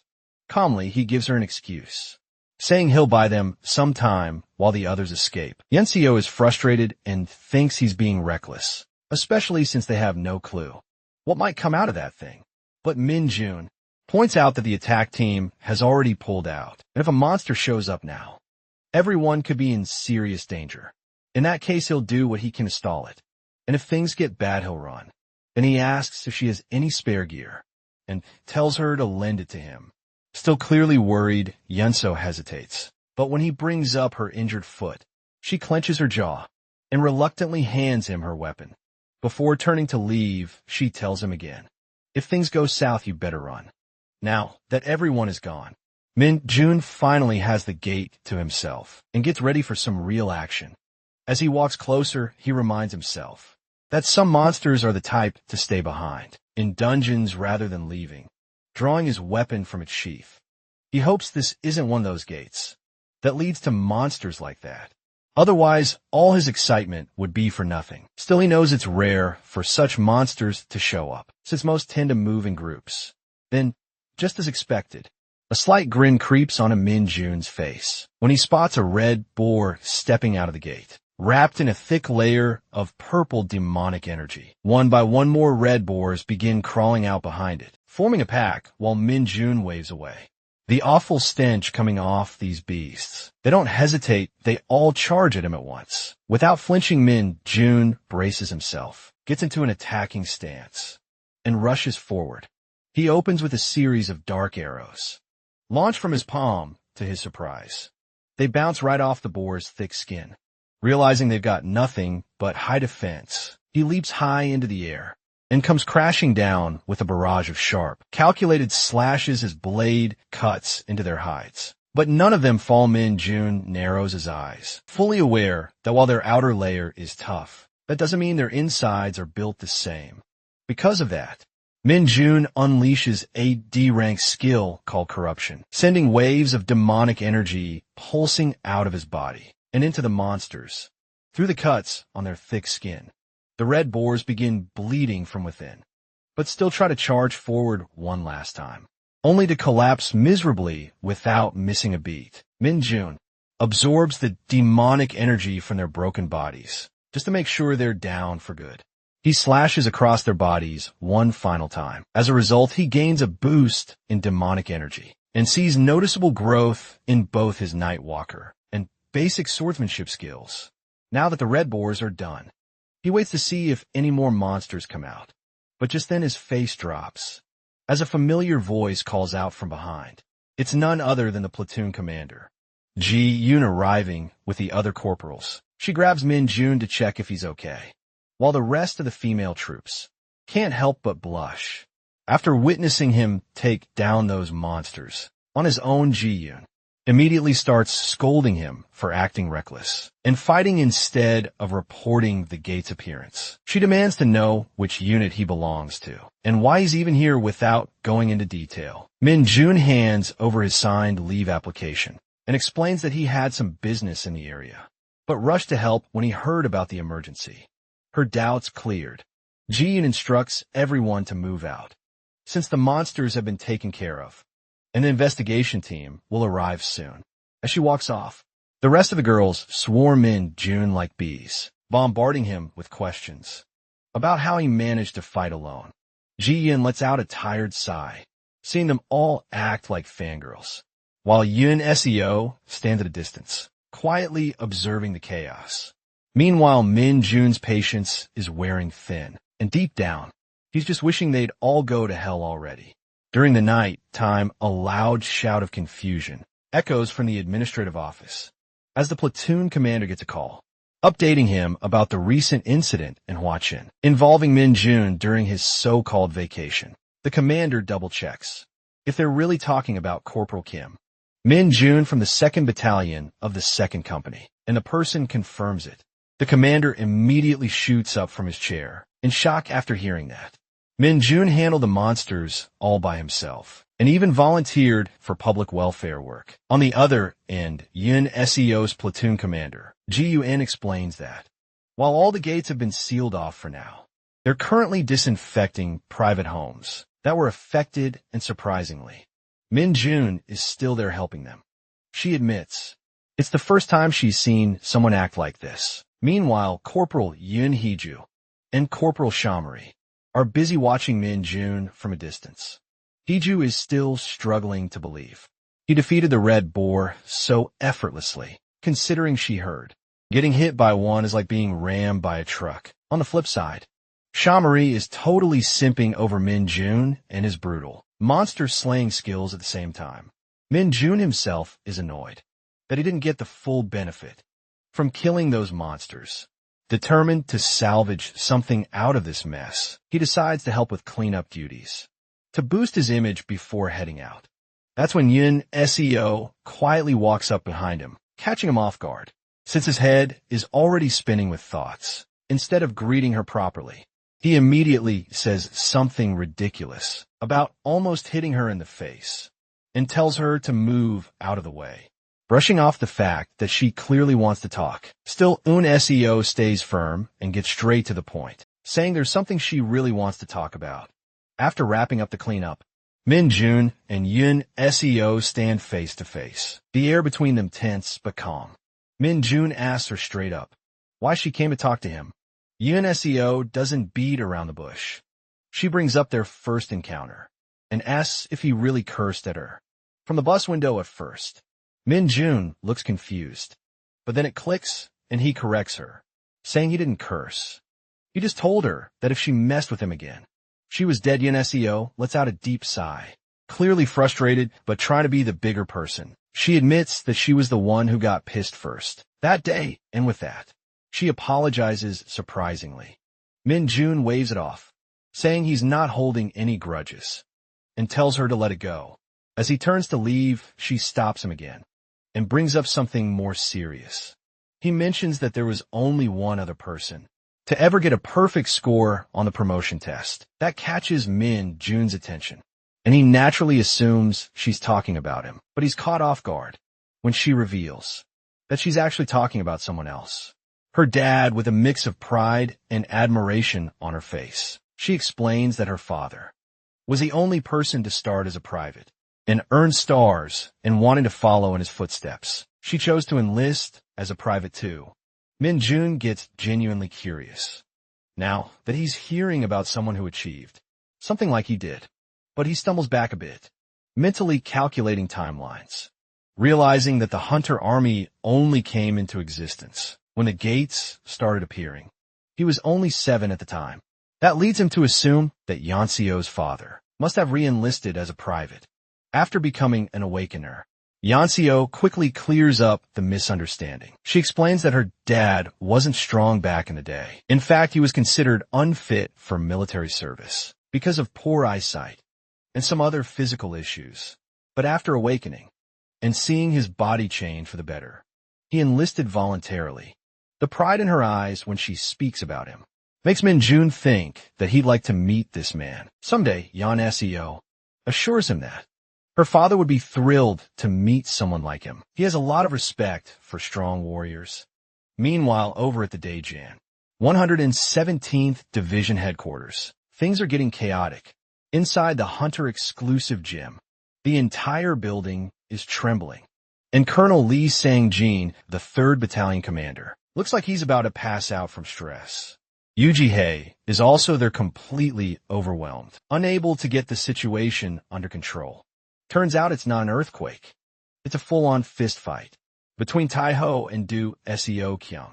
The two seasoned warriors are brawling like wild beasts, both of them bruised and scratched up from head to toe. Amid the clash, Taiho throws a mocking comment, asking if Seo Kyung really came all this way, just to drop Kim Min-jun's name. That catches Seo Kyung completely off guard. He didn't expect Taeho to already know about him. But Taeho just chuckles, asking if Seo Kyung seriously thought he wouldn't find out, just because he decided not to mention it. Without wasting another second, the two start throwing punches again, like they forgot they weren't in their 20s anymore. Lee Sang-jin is losing his mind, convinced no one can stop them at this point. But right then, Yuji high jumps between them. When she realizes things are getting way too intense, punches stop, but the two men are still glaring each other down, throwing insults like kids in a schoolyard. Eventually, the madness cools off, and they find themselves outside the building. Sitting on a park bench, Yuji Hyung walks over to see OQ and delivers a report from the 3rd Battalion commander, saying the Red Boar's gate has been. Seo Kyung praises her and the commander before she heads off. Once she's gone, Taiho finally breaks the silence, asking straight up what Seo Kyung's real reason is for showing up. He's convinced there's something more. Seo Kyung doesn't hold back. He admits he came to promote Min-jun to the rank of sergeant. Taiho's calm expression twists into pure rage, clearly furious that Seo Kyung wants to support the guy who dared to mess with his daughter. But Seo Kyung fires back just as angry, making it clear that no one messed with Yun Seo. He tells Taiho to stop acting like a raging bull and start being grateful that Min-jun was the one who helped her out in the first place. Taiho Ruin Seo Kyung. That Min-jun was only recently promoted to corporal, and before that, he got a special promotion to private first class. Seo Kyung nods and admits he already has plans to raise Min-jun to a commission officer. Hearing that, Taiho lets out a deep sigh, saying that Go-Ak-chul won't sit quietly and will definitely take an interest in anyone's. Seo Kyung values that much. But that's exactly why Seo Kyung spilled everything. He wants Taeho on his side. A small smirk creeps across Taeho's face, but he says he'll decide after meeting the guy himself. Meanwhile, over in Wachian County, a dark figure wrapped in demonic energy appears right in front of Min-jun. Min-jun is frozen, too stunned to react to what's happening. The man slowly rises to his feet, a twisted smile spreading across his face as he finally lays eyes on Min-jun, clearly thrilled to have found him at last. Moments earlier, all the female corporals were seated inside the bus, while Min-jun stood outside seeing them off. The girls waved and shouted, hoping they'd meet him again someday. Corporal Chamari looked like she was just 1 second away from asking him out, or at least slipping him her number. But Corporal Yun Hee-ju quickly shut that down and politely thanked Min-jun for helping them out, while Chamari kept bickering with her friend about ruining the perfect chance. Yun Seo quietly exchanged a glance with Min-jun, and just like that, the bus rolled off, leaving Min-jun behind. Honestly, he felt a bit relieved that he could finally drop the act of playing the nice guy. But as soon as he turned around, the Night Walker suddenly popped up out of nowhere. The little shadow creature coughed and shamelessly begged for more demonic energy to feed its huge belly, but what it didn't realize was that its master was still mad about the bad intel earlier, so there was no chance it was getting any rewards today. The little minion looked heartbroken after being denied his treat, but his expression changed the moment he sensed something strange. Suddenly he started jumping and pulsing with, sending urgent waves of thought directly to Min-jun. Through the signals, Min-jun learned that a foreign, demonic energy was entering this dimension, not through a dungeon gate, but by breaking through the boundary on its own. Impressed that the Night Walker could detect such faint traces, Min-jun finally understood that maybe his minion wasn't suited for stealth, but had incredible potential as a danger radar. Without wasting a second, Min Jun asked the little guy to lead the way. A few minutes later, the two of them reached deep into the forest. As a reward, Min Jun summoned a small burst of demonic energy and offered it to the minion. But before he could relax, the air around them started to twist, and a demonic portal cracked open, right in front of them slowly. A figure began to emerge the moment the man stepped out and laid eyes on Min Jun. His entire face lit up with joy, and he shouted Master Miho, with tears streaming down his face. Min Jun, however, was not thrilled. He immediately backed away and told the man to keep his distance. But when the guy clumsily tripped over his own feet, Min Jun instinctively rushed to check on him. Frustration flickered across his face as he knelt beside him, asking why on earth he followed him here, when he was explicitly told not to. The man, still overwhelmed, could only sob with joy, overjoyed to see his master again. Min Jun lets out a deep sigh as memories of their first meeting flood back. Back in the other world, this same guy had been on the brink of death, lying helpless in the middle of a deserted dungeon. A monster had appeared ready to deliver the final blow to someone who had already given up hope. But something unexpected happened out of nowhere. A wave of demonic energy tore through the creature, saving him at the last second. When he looked up, he saw Min Jun standing tall above him, surrounded by a dark aura. The man immediately assumed he was Master Minhold. Min Jun had no idea how the stranger even knew that name. But one thing was obvious. The guy was weak beyond reason. Before turning to leave, Min Jun had told him to avoid dungeons like that, unless he had a death wish. Just out of curiosity, he'd asked for his name, and was stunned when the man said he didn't have one. So Min Jun casually named him Li Bong on the spot. Now back in the present, Min Jun grabs Bongu by the collar and shakes him, calling him insane for trying to cross dimensions on his own. Bongu desperately tries to explain that. After Min Jun disappeared, everything back home started falling apart. The cult was crumbling without their master. But Min Jun never asked for any of that devotion. In the first place, he never wanted followers or to be worshipped. So why would he tell anyone about his departure? In frustration, Min Jun shoves Bongo to the ground. Bongo starts bawling, saying, the least Min Jun could have done was take him along. As his right-hand man, Min Jun can't even stay angry at the guy's pathetic state. Shaking his head, he sighs again and reaches out, pushing a small amount of demonic energy into Bongo to help him recover some strength. Just like that, Bongo feels alive again and swears to repay his master's kindness with his life.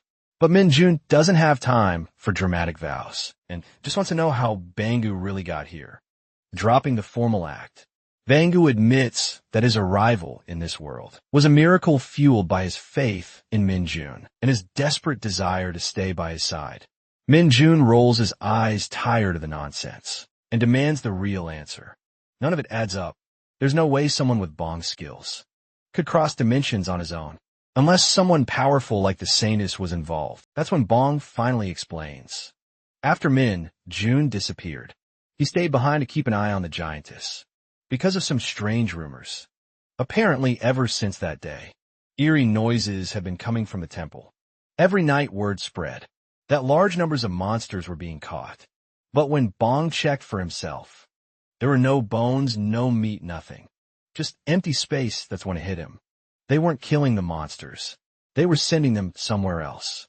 To Min Jun hearing this, Min Jun is stunned, realizing just how dirty the Saintus is willing to play. Now, convinced that she's behind the recent demonic attacks, he wonders if Bonga knows anything about the strange item he found a few days ago. He pulls out a piece of steel he had retrieved from inside a troll monster. Bonga takes one look at the shape and confirms that it looks like a broken fragment of a temple guard's blade, most likely belonging to the guard captain himself. On the flip side, Min Jun can't stop thinking about how reckless Bongu really is. What if that gate had dropped him into a completely different world? If he'd been even a second late, he could have ended up stuck in the dimensional gap, dead and gone without a trace. The clueless Bongu clearly had no idea how close he was to disaster. Shaking his head, Min Jun eyes the blade fragment again. Thoughts spiraling, he still can't wrap his head around what the Saintess is really up to. And that unknown is starting to crawl under his skin, like a splinter he can't dig out. 1,224 days before Min Jun returned to Earth, during a beautiful sunset in Isgard, the Saintess stood quietly, staring at something in the distance. She was interrupted when she heard a familiar voice behind her, asking what was going on and why they'd been called there. As she turned around, she was greeted by none other than Min Jun.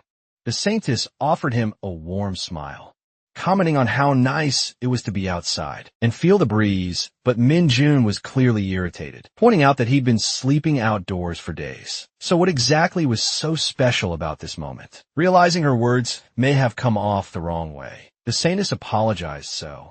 She reminded him that she couldn't leave the temple's territory.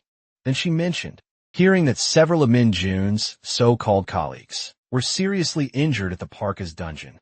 She was just about to mention their ridiculous cult name when Min Jun cut her off, making it clear that none of those idiots were his colleagues, and that there was no cult to begin with.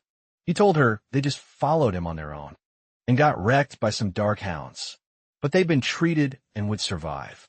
The Saintess smiled at the mention of dark hounds, amused at learning yet another term from him. As Min Jun stepped a little closer, he explained that in his world, something like a Cass is referred to as a hound. So he chose to call the Parkas dark hounds, although he kept dragging the topic. It was only because he genuinely wanted to know if there was really no connection between Isgard and the monsters that kept showing up on Earth. The Saintess assured him that there wasn't. She explained that gates and monsters have been appearing in Isgard for hundreds of years, and if there was any link to his homeworld, it was simply that both were suffering from the same phenomenon. She understood why he was suspicious, considering he'd seen the same monsters back home, and even ended up in Isgard through a gate himself. Still, she reminded him that dimensional travel wasn't something easily done. Even summoning him had required an incredible amount of effort. So the idea of transporting entire dungeons and armies of monsters was ridiculous. After hearing all that, he didn't argue. He just turned and walked off. But before leaving, he told her not to back out. When the time finally came for him to return home, now back in the present, Min Jun recalls how he never really trusted the Saintess. To begin with, he'd done his own digging and confirmed that Isgard had been dealing with gate-related issues long before he ever arrived. He even learned that transporting something as large as a dungeon to another dimension wasn't impossible, but it definitely wasn't easy, not even for someone like the Saintess. What still bugged him was why she would waste so much holy power just to keep sending monsters. Was she trying to lure him back? Or was she burning through holy relics for some other twisted plan? It was all speculation, because the only person who knew the truth was the Saintess herself. While his thoughts spiraled, his attention shifted to the idiot kneeling in front of him, still ready to die for his so-called master. Min Jun was beyond done with this religious nutcase, but figured he couldn't send him back now. So just to shut him up, he told him to stop calling him Minold and start using his real name. Min Jun, with a face full of excitement, the fanatic tries to call his master by his proper name, but completely butchers the pronunciation. Min Jun tries correcting him a few times, but ends up giving up, realizing there's definitely something off in this guy's head. The man eagerly confirms that he can, though Min Jun's a little skeptical, since he barely gave him any demonic energy. Still, the fanatic thanks him over and over again for the small amount, and assures him that he can still transform into a small animal. Hearing that, Min Jun points at a nearby crow and tells him to mimic the bird. Without wasting a second, the dark mage wraps himself in demonic energy and transforms into a crow. Proud of his new form, Bongo flaps around excitedly, but Min Jun tells him to calm down and move alongside the Night Walker. For now, the Night Walker looks clearly annoyed by Bong's presence, and the two are just about ready to throw hands until Min Jun steps in and tells them both to shut up and get along. Left with no choice, they quietly do as told. Min Jun then tells Bong to get his instructions from the Night Walker, while the Night Walker keeps an eye on him. and makes sure he doesn't try anything reckless. With that, both of them take off, and as Min-jun watches them fly away, he lets out a sigh of relief, though his rumbling stomach quickly reminds him that he's way overdue for food. A few days later at the camp, Kim Gwang-shik bursts into the locker room, practically bouncing with excitement.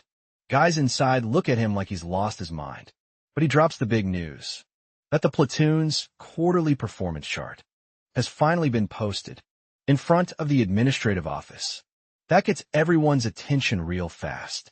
While Sergeant Lee is buttoning up his uniform, someone jokes that he probably snagged first place again, but then Gwang-shik lowers his voice and reveals that Lee Sung-ho actually came in second. This time the room goes silent as jaws hit the floor. Curiosity takes over. Everyone's dying to know who managed to score over 75 points in their platoon. Before they can keep guessing, Min-jun walks into the room, casually announcing that he's back from vacation. As he greets everyone, some of the corporals begin whispering about whether he could be the one who topped the list. Gwang-shik confirms it right away and adds that Min-jun's performance practically shook the entire division.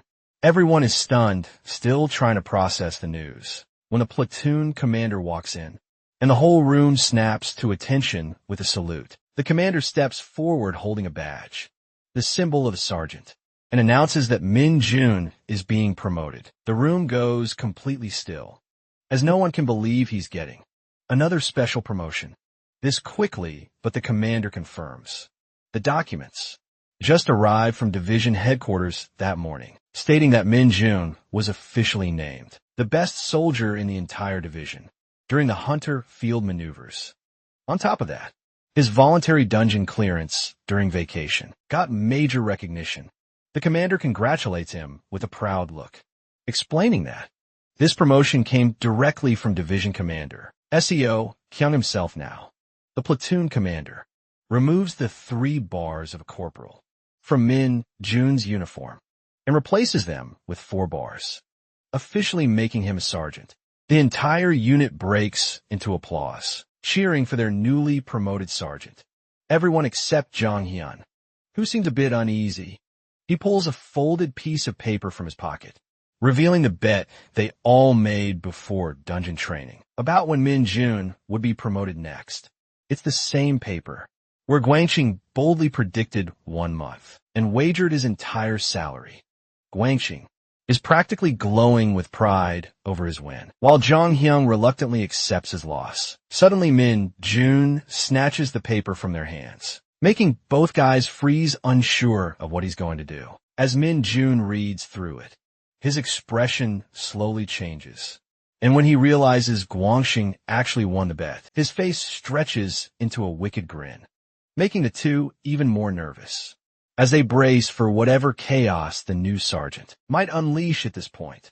Min-jun is smiling like an idiot, who's clearly having the time of his life.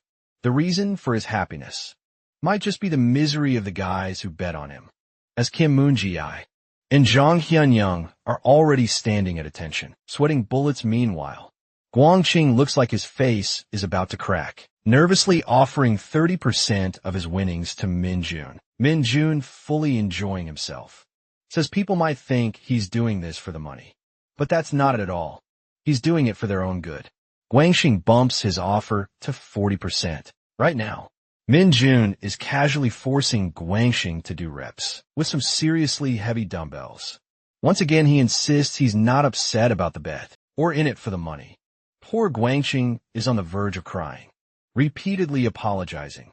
But Min-jun decides to make things more interesting by adding even more weight, which sends Gwang-shik into A, just when it looks like it's too much. Min-jun effortlessly lifts the heavy bar with one hand. The 2 corporals nearby are stunned not just by Min-jun's strength, but also deeply worried their buddy might actually drop dead right there. According to Min-jun, he's not calling this a punishment, but training, since they were the ones who said they wanted to grow stronger. He then turns to the other 2 and calls one of them to join in, but they nervously decline, insisting they're already well trained and make up an excuse that they're needed elsewhere. Just as they try to slip away, they freeze when they hear the sergeant's tone. shift into something terrifying. When they turn around, Min Jun is wearing a wicked smile and calmly tells them it's a real shame. They thought they had the right to say no. Fear instantly floods their faces, and soon after only screams echo from the training room. A while later, Guangxing is completely passed out, and the other two are left panting, clearly wrecked from a workout. That's when Min Jun casually brings up a favor he wants to ask the corporals, desperate for a break. The guys immediately agree to anything, as long as it doesn't involve more physical training. That's when Min Jun starts listing a few facts, like how soldiers ranked lower than private first class aren't allowed to use the training room or the PC room for games. At first, the guys are a bit confused, but Min Jun just keeps going, saying they're also not allowed to use the gym, and the list keeps growing. Being informed about this, both guys take their stand and declare how unreasonable and unjustified these rules are. They look at each other and decide to work together to eliminate them. That's exactly what Min Jun wanted from the start, though he still warns them not to go overboard. He assures them that he'll handle convincing the sergeants and leaves the rest to the two of them. As soon as he dismisses them, they run as fast as they can out of the training room. Meanwhile, Guangxing finally regains consciousness and tries to follow them with his trembling body, only to be stopped by Min Jun once again. Guangxin turns around expecting more torture, and Min Jun does not disappoint. He casually drops the bomb about a personnel reshuffle and informs him that Guangxing has been officially placed under his squad. For now on, that means poor Guangxing has to train with Min Jun every day from this point forward elsewhere, in a completely different environment. A dungeon holds the dangerous snake mine, a snake-like monster that lives mostly underground. Unlike snakes on Earth, these creatures aren't venomous, but explode when they die. That's why their tails must be removed before killing them, since the tail acts like a detonator. Otherwise, they'll blow up. It turns out, Min Jun's platoon is the one handling this mess to prevent an explosion. The platoon commander and his squad are carefully cutting off tails so they can clear the dungeon safely. Normally, a small team of experienced hunters is assigned to creatures like these, but this time it's different. While Sergeant Lee is about to be attacked by one of these monsters, the tail is suddenly severed, and the creature taken out by none other than Min Jun, who has already dealt with tons of these in Isgard. All on his own, while Min Jun is as refreshed as ever. The others are completely exhausted, so they decide to take a 10-minute break. The soldiers rest beneath the shade of trees. Sergeant Lee inspects his weapon, and Min Jun is all smiles, because he just unlocked a new skill called Agility Boost, which increases his agility stat by 5. He wishes a class-specific skill would pop up, but even this one feels pretty great. As he's checking out his stats, a familiar voice suddenly speaks to him. Through telepathy, it's obviously the clueless Bongo, letting Min Jun know that he has detected a strong wave of demonic energy. That immediately puts Min Jun on alert, and he's eager to know where this fool is. But he gets hit with a shock when Bongo says he's in Incheon right now. A few days later, on the weekend in Incheon Metropolitan City, Min Jun finally arrives at the location. Bongo lands on his shoulder and explains that he didn't do anything reckless and only kept watch the entire time. Since there are no monsters around, he suspects this could be the byproduct of a dungeon. He also reveals that there was no human presence in the house until yesterday, but someone is definitely inside now, and the demonic energy is still coming from that place. Bongo wishes his master had arrived yesterday, but Min Jun barely made it out for an overnight stay, so he puts on his mask, ready to move in. He knows this might technically look like trespassing, but in his eyes, they're just getting rid of something dangerous hidden inside that house. Upon entering the house through the window, Min Jun scans the room and spots a purple crystal resting on top of the TV cabinet. As he carefully approaches, he senses the demonic energy radiating from it, though it doesn't feel harmful. Just as he reaches out to grab the crystal, he freezes when a voice warns him not to move. Min Jun knows he's been caught red-handed, but doesn't dare turn around. To his surprise, The voice belongs to none other than Yun Seo. A little while ago, Yun Seo was in her bedroom, completely unaware that a familiar guy had just intruded into her house. She was casually chatting with her mom on the phone, who sounded pretty excited to tell her about going on a movie date with her dad.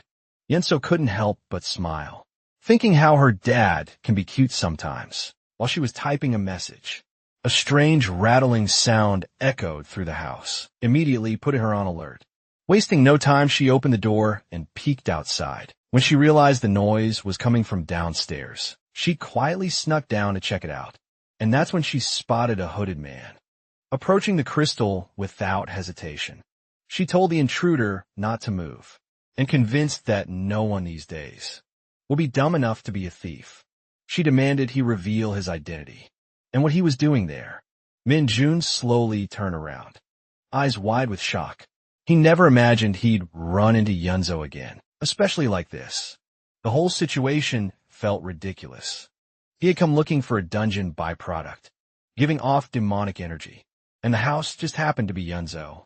To top it off, Bongo quickly pointed out that it was the dumb night walker who detected it first, not him. Well, it's no surprise to find this item at the division commander's house, considering his role in the Hunter Corps. But the real coincidence is that this girl just happens to be home today. It's like fate keeps throwing them together, no matter what, just like it did back in Huachin. And that thought alone makes Min Jun frustrated. But his attention quickly shifts to the alert girl behind him, who is now commanding him to put his hands behind his back and freeze, of course. Min Jun, being greedy as always, decides he's not leaving after coming all this way. When he ignores her warning, Yunso launches a high kick, but Min Jun dodges it with ease, while digging through his pocket for a pen and a folded piece of paper he had been randomly carrying around. Still focused on getting this so-called robber to leave, Yunsu throws a flurry of punches, using her boxing skills, but Min Jun, staying true to himself, keeps dodging every single one, while casually scribbling on the paper. When she jumps into the air for a kick, Min Jun's gaze shifts to her movements, and he admits to himself that she's really good, and will probably get promoted to sergeant soon. Eventually, after dodging enough and clearly getting bored, he blocks one of her attacks, grabs her wrist, and shoves the paper into her hand. Yunso starts sensing that this guy isn't just some thief, but someone who's clearly trained. She tries to hit him one more time with a kick, but as expected, he dodges it again and uses the chance to create some distance while keeping his eyes on the crystal. Then with a clever dash, Min Jun rushes forward, but instead of attacking, he grabs the crystal and leaps out the balcony window. Like it's nothing, Yunso stands there on the balcony, frustrated that she didn't land a single hit, and then notices the paper he forced into her hand. Out of curiosity, she opens it, and her face turns crimson red as she becomes absolutely livid, because all he wrote on it was the word verb, just to piss her off like always. Min Jun manages to escape the house and finds a safe spot near the woods. Without wasting time, he pulls out the crystal and starts inspecting it, immediately noticing that it holds more demonic energy than most monsters he's encountered. The fact that a 2-star from the Hunter Corps had this, just lying around at home, tells him it's clearly harmless to humans. But that doesn't explain the weird energy coming from it. He's certain now that it's a monster crystal, but it's unlike any he's ever seen, even back in Isgard. Monster crystals are rare minerals found in monsters, and they vary based on the age and danger level of the creature. Each one contains a certain amount of mana, proportional to its size, which is why they're considered valuable loot for any hunter, but a crystal packed with demonic energy. That's something completely new to Min Jun. He's never seen or even heard of such a thing. Dropping on the ground, the crystal splits open, and without missing the chance, Min Jun immediately absorbs all the demonic energy into his body. Right away, a system notification pops up, telling him that his demonic energy stat has shot up by a ridiculous amount. Getting such a major power boost without even lifting a finger makes the whole trip more than worth it, whatever the same test might be planning.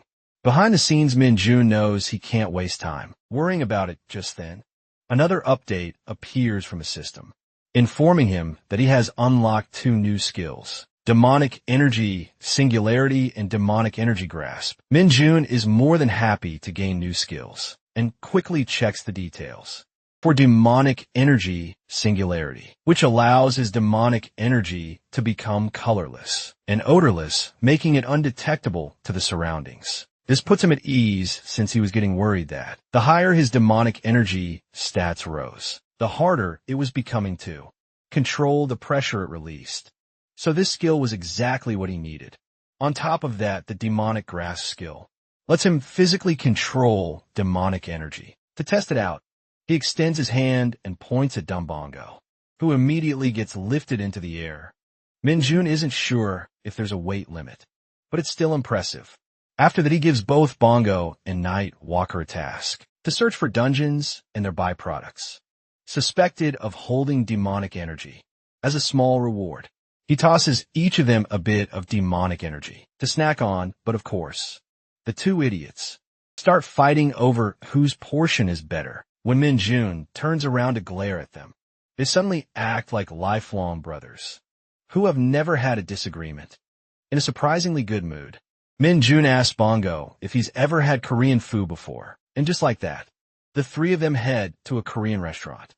The table is filled with all kinds of dishes, and the moment Bongo takes his first bite, he bursts into tears, overwhelmed by how delicious the food is. His dramatic reaction makes Min-jun question just how dumb this guy is, while the waiter stands there, completely stunned by the performance. Still, as Min-jun watches him eat, a small smile creeps onto his face. He remembers what they used to eat in Isgardry, flavorless biscuits, and realizes this might be Bongo's very first real meal. Instantly, Min-jun's phone starts vibrating in his pocket. When he checks it, he sees a flood of messages from Guangxik, practically begging him to respond. Guangxik sounds like he's on the verge of a breakdown, urgently reminding the sergeant that their guerrilla training starts next week, and that the schedule looks absolutely insane. Fast forward a bit, and the guerrilla warfare training has officially kicked off for the awakened soldiers, who have surpassed the limits of normal humans. At first, the training looks pretty standard: squats, burpees, the usual. But while most of the soldiers are struggling to keep up, looking half dead already, Min-jun is the only one actually enjoying himself. By the time they get to the 3rd course, with 3 rope bridges, he's swinging across them like a kid on a playground, while the rest are clenching every muscle just to avoid falling off. Then come the drop-down drills, which he nails effortlessly to finally. A man in a hazmat suit shows up and gives a random lecture, forcing everyone to memorize the national anthem until the 4th verse and the full hunter military pledge. After that, they're dismissed. Most of the soldiers drag themselves straight to their beds, which are just as uncomfortable as the food they're about to face. Others sit in misery, staring down at the disgusting meal in front of them, clearly regretting everything. They expected rest and something edible after training, but instead they're stuck with food that's barely fit for consumption at this point. Some of them genuinely wonder if the division master holds a personal grudge against them. On the contrary, Min-jun is actually acting like a lunatic, devouring the food, like he's dining on a 7-course meal at a 5-star restaurant. One of the guys nearby is too scared to eat much, terrified of what the washroom might be like afterward. Later that night, the platoon commander, Captain Seo Jong-won, arrives at the camp. Sergeant Lee immediately stands up and salutes the seniors. The commander tells everyone to be at ease and informs them that, since everyone is clearly exhausted, the instructors will be standing watch at the camp. Instead, he also congratulates them for doing well in the training so far, but his tone shifts as he brings up something more serious. With full determination, he suddenly shouts, commanding everyone to give their absolute best in tomorrow's trench combat. The next morning, each platoon is hyped up cheering on their own squads. The trench combat itself is pretty straightforward. In a square arena meant to simulate a trench, the objective is to either push your opponent out or defeat them within bounds. 2 heavy soldiers are currently dominating, throwing people around like rag dolls and slamming them into the ground. The losing soldiers pile up one after another as the referee calls an end to the match. It's the 16th round, third fight, and the 1st Battalion, 2nd Company. 1st Platoon, 1st Squad takes the win. No weapons are allowed, and no one is allowed to bring in outsiders. It's all about raw physical strength. Despite how it looks, trench combat holds special meaning for the 4 battalions of the 104th Division.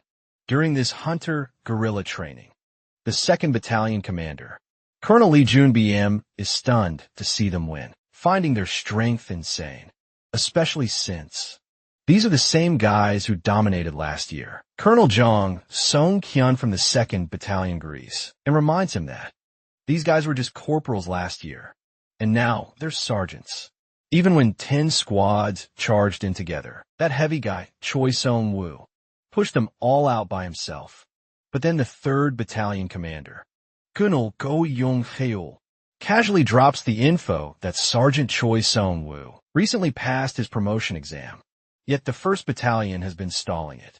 This instantly sets off Jun BM, and he starts yelling at Shun-kyun, accusing him of delaying the man's promotion, just so he could keep using him in trench combat, since a higher rank would have made him ineligible. Shun-kyun loses it too, denying everything, and insisting he never agreed to any of that. This kind of clash was expected. Trench combat always turns into a proxy war between battalion commanders, while Colonel Ko Jong Kyol watches with a smug grin, enjoying the chaos. The 4th Battalion commander, Yoo Ji-hai, keeps quiet when the referee announces that. Next up is the 4th Battalion, 4th Company, 4th Squad. Yoo Ji looks a bit nervous, since only one squad from her entire battalion made it this far. Everyone knows that.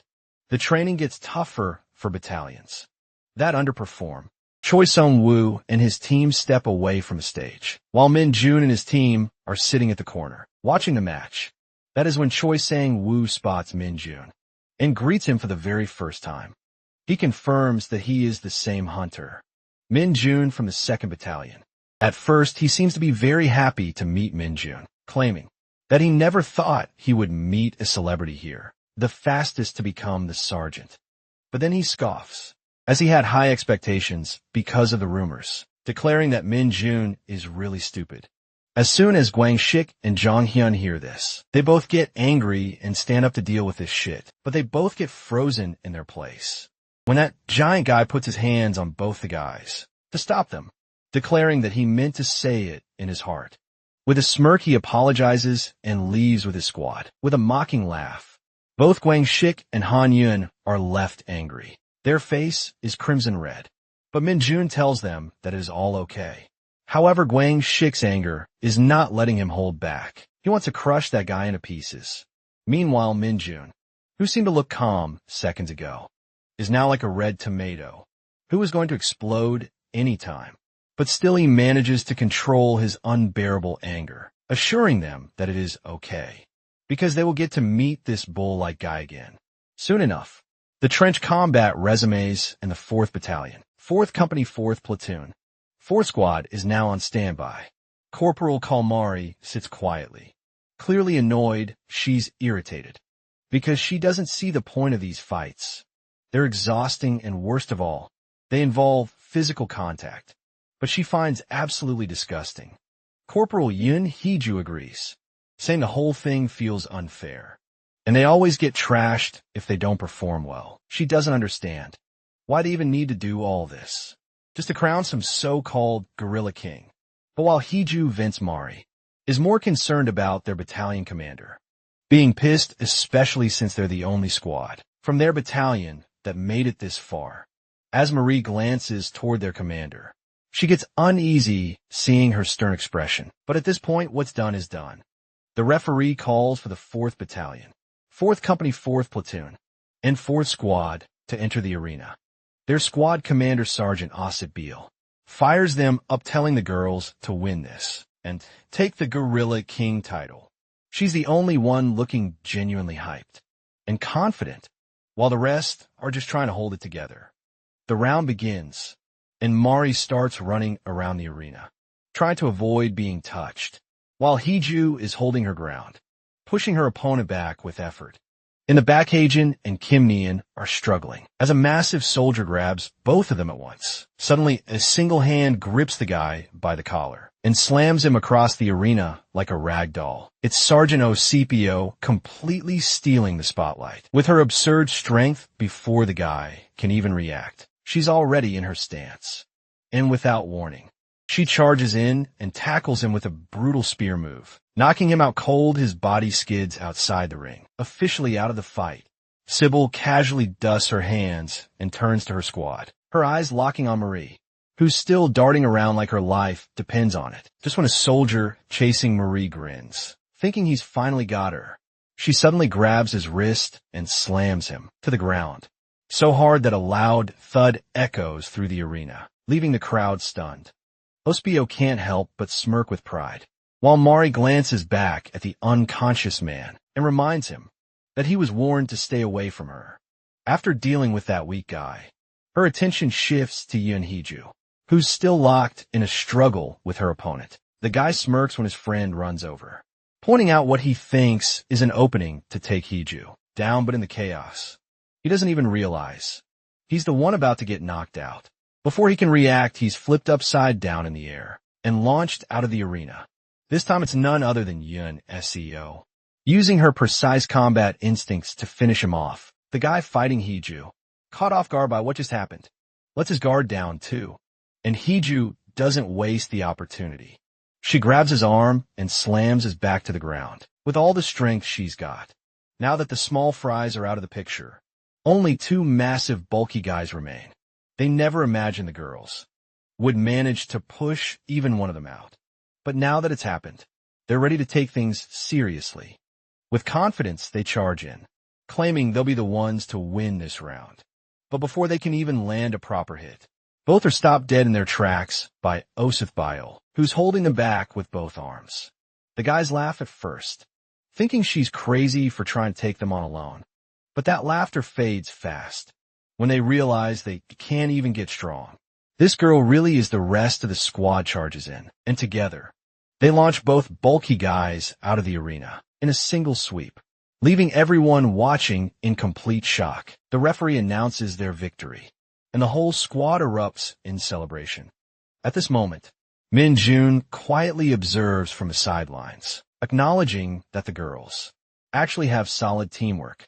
And on top of that, they're clearly well-trained and skilled. Even Guang Shek and Han Young nod in agreement, convinced that this squad will be the one to go up against that giant bull, Choi Sung-woo, in the quarterfinals. They're both excited at the idea of watching that beast finally lose still. Han Young hopes Sung-woo makes it to the finals because he wants to face him himself and teach him a lesson. But looking at how strong the girls' squad is, they start wondering if they'll even get that chance. Then again, they remind themselves they've got Min Jun and Lee Sung-ho on their side, so there's no way they're losing. Just then Mari spots her crush, Min Jun, and instantly waves at him, who stays serious as usual. Meanwhile, Guang Shek and Han Young both blush like fools, assuming she's waving at them instead. Yoon Hee-do, completely fed up, tells Mari to stop being such a simp, while the guys are even worse simps now, deciding to cheer for the 4th Battalion.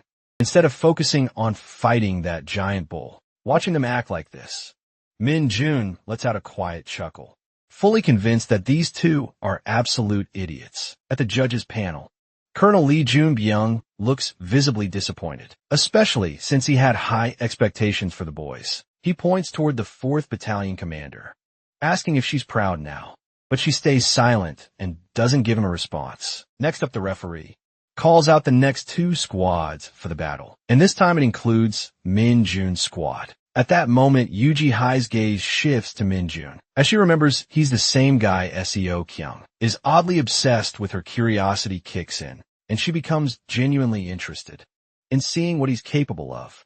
As all the boys walk toward the arena, Hyunyin casually informs Min Jun that if they take first place in this competition, their squad will earn a vacation. The second he hears that Min Jun's mood drops, he has zero interest in going on a trip with a bunch of idiots. Guang Shik and Han Young burst into laughter at his reaction, joking that maybe they should just give up on first place, ignoring their nonsense. Min Jun keeps his eyes locked on the arena, a smirk tugging at his lips, as he confidently declares that they'll still enjoy that vacation. But separately, the test begins, as both teams stand face to face, waiting for the signal.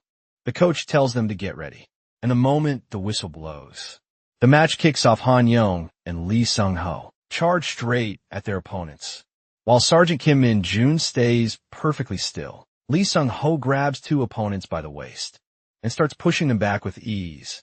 Gwang Shik locks onto another guy, grabbing him by the waist and remarking how light they feel. He and Brown Head lift their opponents effortlessly, but among the other team stands a guy built like a tank. Muscle Man, he sizes up Han Yong and then Lee Sung-ho, clearly trying to decide who to go after. Just then Min Jun finally steps forward. As he approaches Muscle Man, he sizes him up thinking the guy might be pretty useful for testing something. Muscle Man doesn't hesitate and charges at Min Jun with a small grin. Min Jun admits his control still needs work, but at the very least he can mess with balance. He activates his E-rank skill, Demonic Energy's Grasp, and instantly throws Muscle Man off balance, making him crash to the ground. Confused and pissed, Muscle Man gets back up and charges again. Min Jun calmly uses his ability once more, yanking the guy's arm and slamming him to the ground again. Now Muscle Man is both shaken and terrified, unable to make sense of what's happening. But Min Jun knows better than to keep using the skill in plain sight. He figures if he keeps messing with a guy like this, someone might start getting suspicious. He signals for his opponent to get up and come at him again this time. Sergeant Kim Min Jun doesn't rely on his ability and instead puts his faith entirely in his agility and physical strength. As soon as Muscle Man stands, Min Jun charges in at full speed, grabs him by the waist, and throws him back, ending the match with ease. Their team wins and advances smoothly to the final round. However, Min Jun points out that even though they won, they won't be facing the 4th squad from a 4th battalion in the final. Contrary to what Gwang Shik and Han Young had hoped, the coach announces that the final battle will begin shortly and instructs both teams to head to the arena. The opposing team features a powerhouse named Choi Sung-woo, known for his strength. As both squads make their way into the arena, Han Young turns to Gwang Shik and asks if Choi Sung-woo used to be a wrestler. Gwang Shik confirms that Sung-woo wrestled until high school, only quitting because of his awakening. Han Yang remarks that judging by his moves, the guy was definitely skilled back then. Gwang Shik adds that he's heard Sung-woo won pretty much every competition he entered. That only pisses Han Yang off more, especially since Sung-woo now uses cheap tactics. To win matches, both Han Yang and Gwang Shik are fuming, practically steaming from the head. But Lee Sung-ho tries to hold them back. And Jun explains the real reason behind their anger. It's not just that Choi Sung-woo's team won the quarterfinals. It's how they won. Their opponents in that round were all girls, and the final score was 6 o'clock. Not a single one was pushed out of bounds. Min Jun says it's not exactly Sung-woo's fault for winning within the rules and not throwing any punches. It's more about how weak the opposing team was. But Gwang Shik isn't having it and he shouts at Sung-woo, promising to teach him some manners. Meanwhile, Min Jun watches them and thinks they still have a long way to go. If they're this mad at Sung-woo, then the only real answer is to crush him in the match. There's really no need to get so fired up before the round, but tension is already in the air. Both teams finally step into the arena and stand face to face. Han Young glares at Choi Sung-woo and asks if he plans to take them all on by himself too. Choi Sung-woo smirks and replies that he wouldn't dare, in the presence of the infamous Sergeant Lee Sung-ho, but then mocks them by asking if they could even win. Even if he did go solo, that smug grin instantly sets off both Han Yang and Gwang Shik, but Sung-ho keeps them in check. Then, Choi Sung-woo shifts his gaze to Sergeant Kim Min Jun and says he thought beating up Min Jun's little girlfriend might get a reaction, but the guy looks completely unfazed. That statement throws the whole team off. Gwang Shik, utterly confused, asks what he's talking about. Shun wu kezue dimension. The pink-haired girl from the 4th Battalion, saying she seemed real hyped to see Min-jun, and was cheering like crazy. Guang Shik, half blushing and half furious, yells that she wasn't waving at Sergeant Kim Min-jun. Hanyang jumps in and says it's true. Min-jun doesn't care about girls, except Lumi from Dungeon Power Fighter.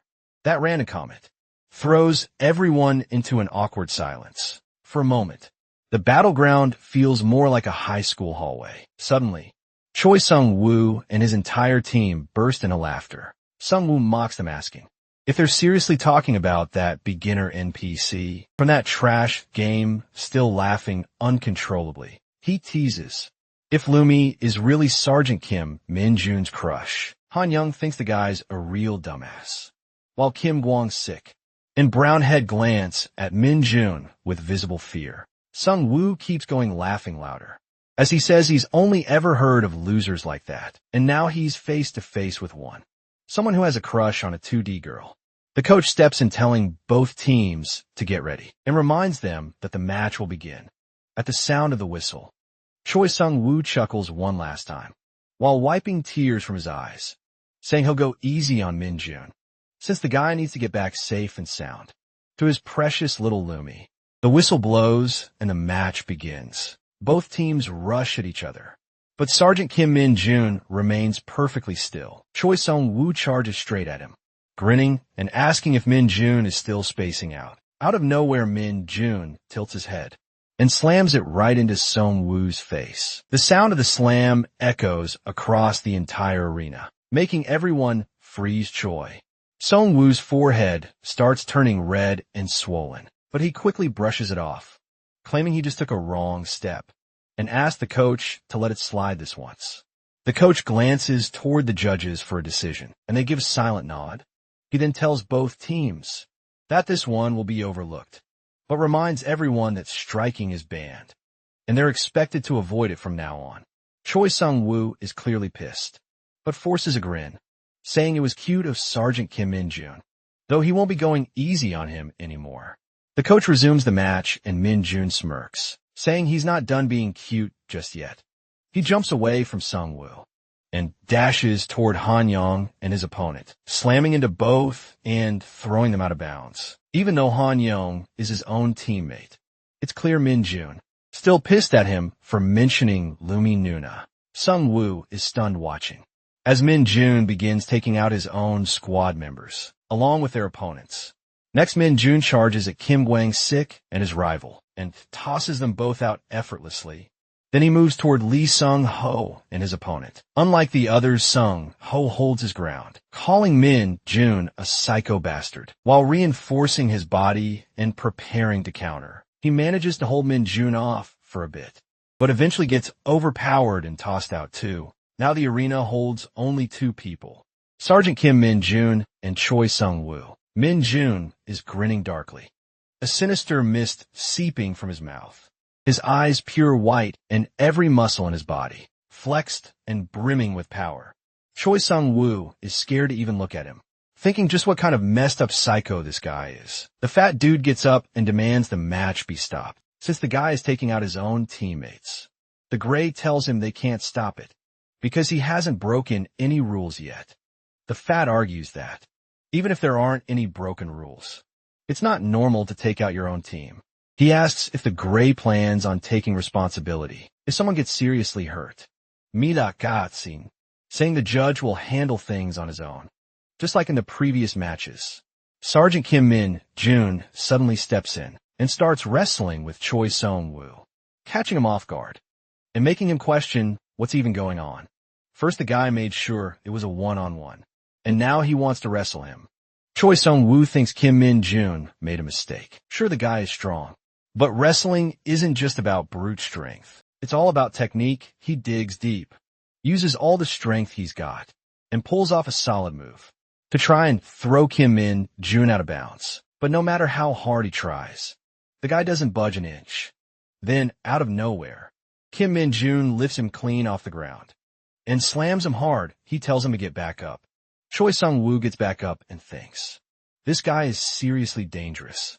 He chuckles nervously and says he's going to surrender. But before he can even finish the sentence, Sergeant Kim Min-jun grabs him again and hits him with a suplex. He locks him by the waist and lifts him up, saying he can't let him surrender just yet. He pulls him up and throws him again. Before he can do it a third time, Choi Sung-woo quickly says he gives up, and he's stepping down. Sergeant Kim Min-jun looks him straight in the eye and tells him to listen closely. He says, Lumi Nuna isn't just some two-dimensional character. She's his absolute favorite. Then, he slams Choi Sung-woo to the ground one last time, as foam starts dripping from his mouth. The coach announces that the match is over, and declares the 2nd Battalion, 2nd Company 2nd Squad, 2nd Platoon the winners. Sergeant Kim Min-jun steps off the stage and looks toward his team, the same guys he threw out during the match. He tells them nervously that he might have gotten a little too excited, but his teammates cheer for him and congratulate him on the win. Kim Kwang-sik says it was the most impactful match he's ever seen, and that he took down the infamous Choi Sung-woo in a straight-up one-on-one. Han Young adds that it was refreshing to see Choi get absolutely destroyed, and asks if Kim Min-jun took them out on purpose, just to make things more dramatic. Kim Min-yoon thinks it's nice to see how positive everyone is, but Lee Sung-ho cuts in and tells him that, no matter what reason he had, team kills can't be justified. He tells him he's really disappointed, and walks away from the team. After a short walk, Lee Sung-ho smiles to himself, thinking he can't afford to let his guard down. He might be the next target. He tells himself that next time, he'll be the one to beat Kim Min-jun. Meanwhile, the winners are awarded medals for their performance by Molai at the same time. Sir Hunter steps out of the tent to use the bathroom, wondering why they have to go through guerrilla training during times like this, when they are part of the Hunter Corps. Just then a voice calls out to Eyebrows from behind. He turns around and blushes as he sees Un Seo standing there. The next day, right after the short, but intense, guerrilla training of the 104th Division, the gang starts plotting something. Kim Kwang-sik says they need to approach this carefully. Han Young adds that, even if they get punished for it later, they still have to push forward. Brownhead looks nervous because of the sergeant, but Kim Kwang-sik tells him not to be scared now. He says they just need to lure them to the rendezvous point, and once they're there, they won't be able to do anything. Han Young turns to Mohawk and says his role is the most important, asking if he can handle it. Mohawk stays silent. They were already scheming before the exhaustion from training had even worn off. Kim Kwang-sik reminds them they don't have much time and need to stay as efficient as possible. Han Young agrees that picking the right rendezvous point is key and asks Kim Kwang-sik what location would be best. Lee Dong-jin suggests the eastern part of Gyeonggi, since it's the borderline, and going any farther would take too long. Kim Kwang-sik agrees and tells him to keep throwing out more options. Suddenly they get a message from Hunter's son, Yun Seo. They chat briefly about locking in dates to use the vacation they earned from the game, and son Yun Seo tells them to pick the place. Then she casually asks if they can give her Kim Min-jun's number. Han Young tells Kim Kwang-sik that they might get caught. Kim Kwang-sik turns to the gang and asks if he should just say he doesn't have Kim Min-jun's number. Han Young shakes his head and says, no one's going to buy that. Lee Dong-jin points out that Kim Min-jun is on their team, and they all live together, so it would be way too weird to say they don't have his number. Han Young bails, saying the plan's already screwed, and tells Kim Kwang-sik that he was the one who started this, so the rest of them don't know anything about it. He walks off and tells Mohawk and Lee Dong-jin to leave, too, before they all get dragged into trouble, leaving Kim Kwang-sik standing there alone. Meanwhile, Kim Min-jun walks into the gym and opens his status window. He checks his stats and sees that his power has gone up by 5 and his agility by 1. He thanks Choi Sung-woo for the help, saying that once he hit 60 points, it became almost impossible to level up. He lays back and starts lifting dumbbells, clearly hyped that his strength jumped by 5 points. He's in the middle of his reps when a voice suddenly interrupts him. Someone calls out to him, and Kim Min-jun sits up and asks Mage What's going on? Lee Bang-gu says he wants more soup. Kim Min-jun snaps and tells him he already gave him money to buy food on his own. Lee Bang-gu casually thanks him and says he forgot to mention something about a mysterious aura. Kim Min-jun pulls a face and says you should have LED with that. He asks what kind of aura it is, wondering if it's some kind of demonic energy or something. Lee Bang-gu says it's not demonic, but it's definitely foreign. He says he's never felt anything like it in Isgard. Kim Min-jun asks him why he suddenly stopped talking. Lee Bang-gu says the soup just arrived, and he'll share the rest of the details. After eating, Kim Min-jun curses at him in frustration, calling him a piece of shit. Right then he gets a text from Sun Yun SEO, asking if this is Hunter Kim Min-jun's number. He groans, wondering what's going on today, and why everyone suddenly wants to talk to him. He questions how she even got his number, and decides he's just going to block her. But before he can do it, Kim Kwang-shik comes running toward him and begs him not to. Kim Min-jun has no idea what he's talking about. Kwang-shik asks if he got a text from Sun Yun SEO and tells him this is a rare chance, pleading with him to think about his squad members. He grabs onto Min-jun's arm and says he's sure Min-jun is going to climb high in rank, and it's only natural. He'll need to start managing his subordinates. Mental health. Kim Min-jun looks at him completely confused and asks if he was the one who gave his number to Sun Yun SEO. Kwang-shik keeps holding his arm and finally admits that yeah, it was him. He tells Min-jun to be a little more understanding, reminding him they're all giving their best to the military, and something like this is the only thing that keeps them going. Kim Min-jun gets furious and asks if he's planned something. Kwang-shik blinks in confusion and asks if Min-jun didn't already hear it from Hunter Sun Yun SEO. Kim Min-jun looks at him with a grim expression and tells him they're in the training room, so he better answer straight. Kim Kwang-shik stares back at him with a terrified look, like his soul just left his body. A week later, the gang arrives at Thunderland, all dressed in their military uniforms. Han Yong thanks Sergeant Kim Min-jun, saying he never imagined they'd actually make it there. Kim Kwang-shik shoots Han Yong a glare and snaps that a traitor like him has no right to thank anyone. After ditching him during the plan, Kim Min-jun cuts in and tells Kwang-shik that they're not here because of him. It was all thanks to Cheol-ho. Han Yong says he didn't expect Sergeant Lee Sung-ho to approve the plan so easily, and jokes that maybe Kim Min-jun really is just a regular guy. After all, Kim Min-jun tells his platoon that the only reason he agreed to this was because he'd rather do this than spend the whole day hanging out with them. Han Yong starts looking around, wondering where the girls are. His face lights up with joy and blushes as he spots them in the distance, standing near the ticketing area, just as the group gets distracted by the girls. Their attention quickly shifts to a huge figure. Standing behind them, Kim Kwang-shik and Han Yong freeze, thinking the guy must be some kind of. But Kim Min-jun stops them and orders them to salute, telling them that the man is the commander of the 107th Division, and that he saw him on TV giving a briefing soon. Taiho starts walking toward their group, but his daughter, Yun SEO, grabs his arm and reminds him that he said he was only dropping her off and asks him to head back now. Sun Tae-ho smiles warmly and says he just wants to meet the hunters she works with, and then he'll leave. He gently taps her hand away and keeps walking toward Kim Min-jun. He stops right in front of him, towering over him, and his expression shifts from cheerful to serious. He looks down at Min-jun and asks if he is Kim Min-jun. Both gangs enter the park. Shamari tells everyone to hurry up and get in, since they don't have much time.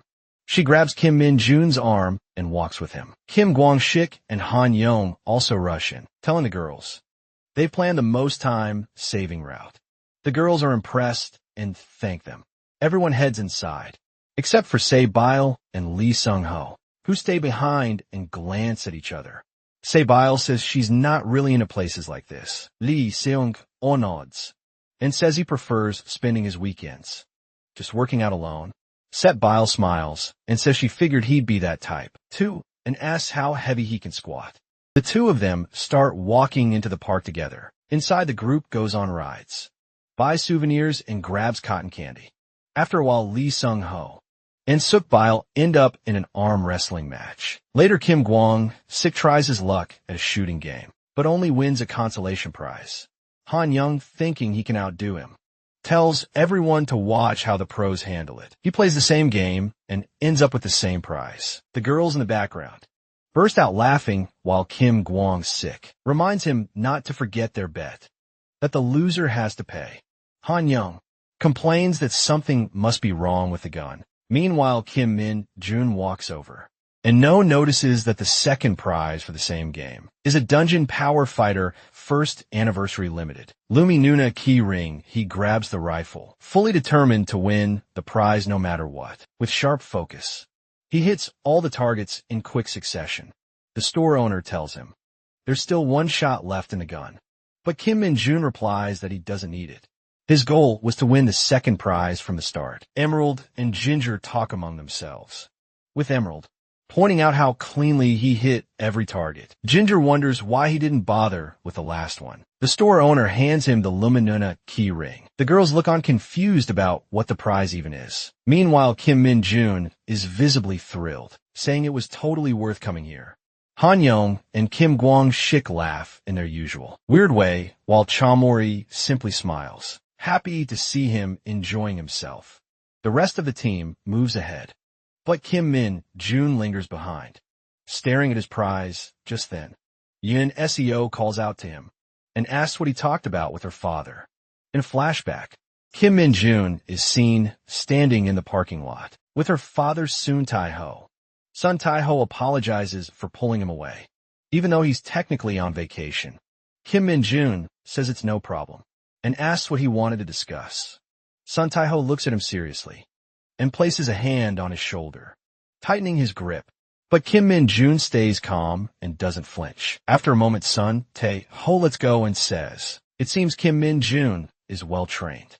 He then reaches into his car, and mentioning that his daughter, Min-jun, pulls out an item from a dungeon. He explains that the item is typically meant for general rank hunters, but he's going to hand it over to Min-jun anyway. He adds that the military's evaluation system isn't always 100% accurate, and the item should boost his stats. In random proportions, he gives him a bracelet. Kim Min-jun grins on the inside, thinking he just hit the jackpot, but keeps a straight face on the outside, and thanks Sun Tae-ho. Sun Tae-ho tells him he's only giving it to him under the condition that he keeps up with his training. Sun Tae-ho tells him not to mention this to anyone, then adds that if Kim Min-jun ever visits Taejun, he should give him a call so he can treat him to a meal. Finally, with a serious look, he warns him that if he tries anything funny with his daughter, he'll kill him. Kim Min-jun calmly replies that it won't happen, slipping the bracelet into his pocket. Back in the present, Kim Min-jun tells Yoon Seo that he didn't talk much with her father. He just said to give him a call if he ever visits Taejun, so they can grab a meal. Yoon Seo asks why her father would invite him for a meal, and Min-jun says it might be because he saved her once, so maybe he wants to repay him. Yoon Seo remembers clinging to him back when he rescued her and blushes slightly. She apologizes that he had to deal with her father, but Kim Min-jun flashes the card Sun Tae-ho gave him and says he's going to make sure it's a really expensive meal. Just then the rest of the gang shows up. Kim Gwang-sik and asks why she suggested they all hang out. She says it's because she wanted to repay Kim Min-jun for getting revenge on Choi Young-woo after he crushed her team during trench combat. Bill joins in agreeing with her and telling the guys that lunch is on them today, so they can order whatever they want. The boys stare in disappointment, realizing that this whole outing was planned just for Kim Min-jun, and even the so-called revenge he took wasn't for them. It was all for Lumi Nuna. Meanwhile, Baek In-young, a group of soldiers, stands outside a dungeon. Gate is a crow with glowing purple eyes perches nearby. The 107th Division's 3rd Battalion, Commandé Colonel Lee Sang-jin, looks down at his tablet and sees a report showing 100 kilograms of mana stone inside the cave-type dungeon. He smirks, his face full of greed, while the crow watches silently from the pole behind him. Meanwhile, both platoons wrap up for the day. and say their goodbyes outside Thunderland. Afterward, the boys head toward the bus station to return to base. Kim Min-jun gets called out by Lee Bong-gu, who says there's a problem. Kim Min-jun warns him that if he's about to ask for food again, he's going to kill him. But Lee Bong-gu quickly says it's about a dungeon. It turns out, the crow that was spotted near the dungeon in Taejun was actually Lee Bong-gu. He tells Kim Min-jun that the dungeon looks suspicious. Kim Min-jun reminds him that he said the dungeon was still under investigation, and now he's on vacation in Taejun, planning to rest. Lee Bang-gu explains that, while it's true, the dungeon was restricted and guarded before, that's no longer the case. He says the area has suddenly gotten a lot busier. Kim Min-jun tells him to keep sending updates until he arrives the next day at noon. Kim Min-jun shows up in Taejun near the dungeon and notices the soldiers carrying loads of mana stones. He pulls out his hunter card and wonders if showing it would get him a tour of the dungeon. Right then Lee Bang-gu appears, now in the form of a pigeon. He tells Kim Min-jun that he changed into this form to stay on watch until Min-jun arrived. Kim Min-jun asks if he really heard right about there being 100 kilograms of mana stones inside that dungeon. Lee Bang-gu confirms that's exactly what he heard. He says he's not sure exactly how much that is, but it definitely seems like a lot. Kim Min-jun tells him it's about 100 times, more than what he could ever find in Isgard, even if he got lucky. He explains that this is an enormous amount of energy, and Earth is already working on ways to weaponize it. Suddenly a wave of otherworldly energy bursts out from the dungeon, and Kim Min-jun asks Lee Bang-gu if it's the same energy he's sensed before. Lee Bang-gu confirms that it is, but says he still can't quite figure out what this aura is. He doesn't sense any monsters, but the energy feels deeply ominous. Kim Min-jun says it makes sense that Bang-gu can't recognize it. After all, he's only seen this type of energy once in his life. Without wasting time, Kim Min-jun rushes toward the dungeon. Out of nowhere, large tentacles begin pouring out from it. The commander immediately orders his platoon to stand back, abandon the man of stones, and fall back. One of the soldiers shouts that there are still platoon members inside, but the commander tells him to follow orders and stay put. Kim Min-jun watches and says this energy confirms it. This is a fake dungeon. One of the soldiers stops him, asking who he is and warning him to stay back, since the situation is dangerous. Kim Min-jun calmly walks past and tells him he is Sergeant Kim Min-jun of the 104th Division, 2nd Battalion, 2nd Company. He says he's going to open the dungeon from the inside and tells the soldier to report everything to the 104th Division. With that, Kim Min-jun jumps into the dungeon. Just as the tentacles close the entrance behind him, the commander stares at the dungeon gate, now completely sealed off by the tentacles, and thinks to himself that they're in serious trouble. Meanwhile, inside the dungeon, Kim Min-jun finds a group of soldiers from the transportation team. Private Lee Soo-hwan, Private Jong Jong-dae, Private First Class Kim Sung-won, Private First Class Choi Tai-hun, and Private First Class Lim Dae-sung. Kim Min-jun asks if anyone else is with them. Lim Dae-sung replies that there's no one else, and asks who Kim Min-jun is. He introduces himself to the squad, and tells them the situation doesn't look good, so he'll explain more later. He then asks them to check their equipment, and make sure no one's injured. Looking over what they've brought, Kim Min-jun asks if that's all the gear they have with them. Kim Seung-won explains that they're just the transportation team, so that's all they've got, and mentions that the inspection team already left. Kim Min-jun quietly wonders who in their right mind would send the transportation team in alone, and he starts to suspect something shady is going on. He tells the squad to gather their gear and explains what's really happening. He says they're inside a fake dungeon, a rare and dangerous phenomenon. To put it simply, they're inside a massive monster that lures people in and swallows them whole. And this time the bait was mana stones. He tells them not to panic and assures them that he's taking full responsibility for getting them out of this mess. The squad asks Kim Min-jun if he really knows how to get them out of there. He tells them that, as long as they follow his orders properly, he'll make sure they all get out safely. He instructs them to kill any monsters they encounter and keep moving toward the center of the dungeon. Just then, goo-like monsters start to appear behind the squad. Kim Min-jun steps in front and tells them to stay behind him. He takes out each monster with a single punch, clearing the path effortlessly. Watching an Olympus song turns to his squad and says that Kim Min-jun is exactly the guy everyone in the hunter community talks about, the one who became a sergeant in record time, the invincible monster of the hunter corps. Outside the dungeon, Sun Tai-ho arrives and grabs Lee Sang-jin by the collar of his uniform. Furious that he sent the transportation team in alone, he demands to know what Lee Sang-jin has been doing. Lee Sang-jin nervously explains that he was just trying to retrieve Mana Stones. From the dungeon, Sun Tai-ho yells at him, asking if he was ever ordered to do that. Reminds him that. So how dare he deploy soldiers without a raid team, especially into a fake dungeon? Lee Sang-jin, clearly shaken, stammers that after 2 weeks of investigation, it was confirmed the dungeon was empty, which is why he decided to send the team. Sun Tai-ho, trembling with anger, snaps that 2 weeks isn't nearly enough, and that Lee Sang-jin sent soldiers without permission. He accuses him of doing it just to boost his own record. He warns that no matter how this turns out, Lee Sang-jin better be ready to take that uniform off, letting go of his collar. He adds that if there's even a single casualty, he'll personally make sure he ends up in prison, and tells him to start praying that everyone comes out alive. Meanwhile, inside the dungeon, Kim Min-jun is still tearing through the goo monsters. With ease, he turns to the squad, annoyed, and demands to know why they're getting involved, when he clearly told them he'd handled the monsters himself.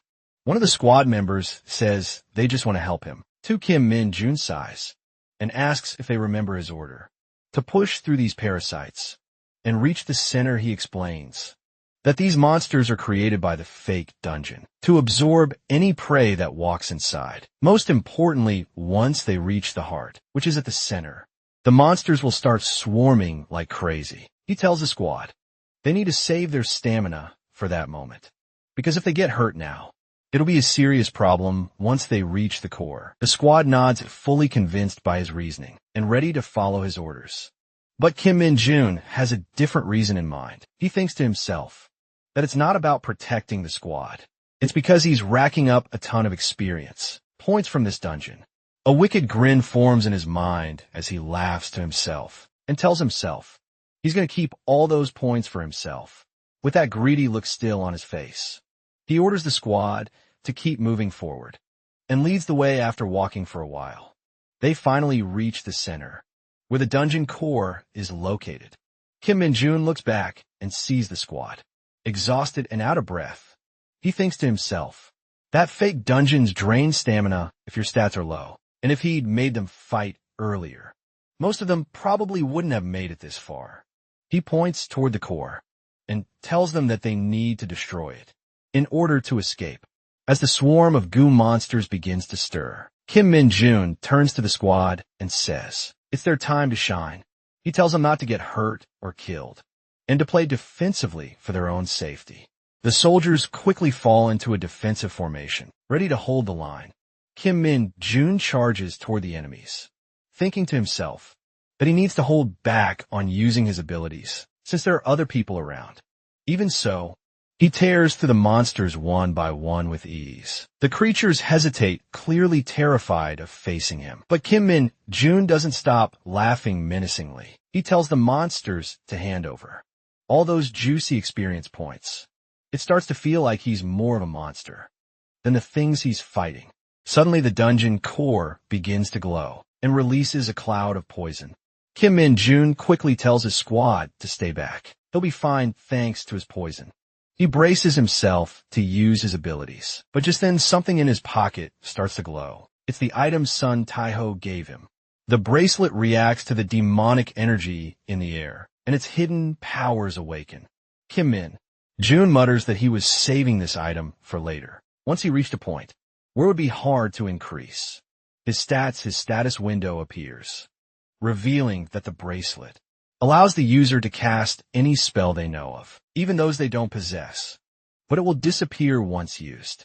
Kim Min-jun grins, realizing just how lucky he is to have this. In a moment like this, without hesitation, he activates the skill of the Dark Knight he once faced. He summons a demonic sword that tears through space, blasting nearby enemies into a dimensional rift. With one powerful swing, the sword opens another rift, sucking in all the surrounding monsters, and landing a heavy blow on the dungeon core. As the battlefield quiets for a moment, Lee Bong-gu rushes over and tells Kim Min-jun they have a problem.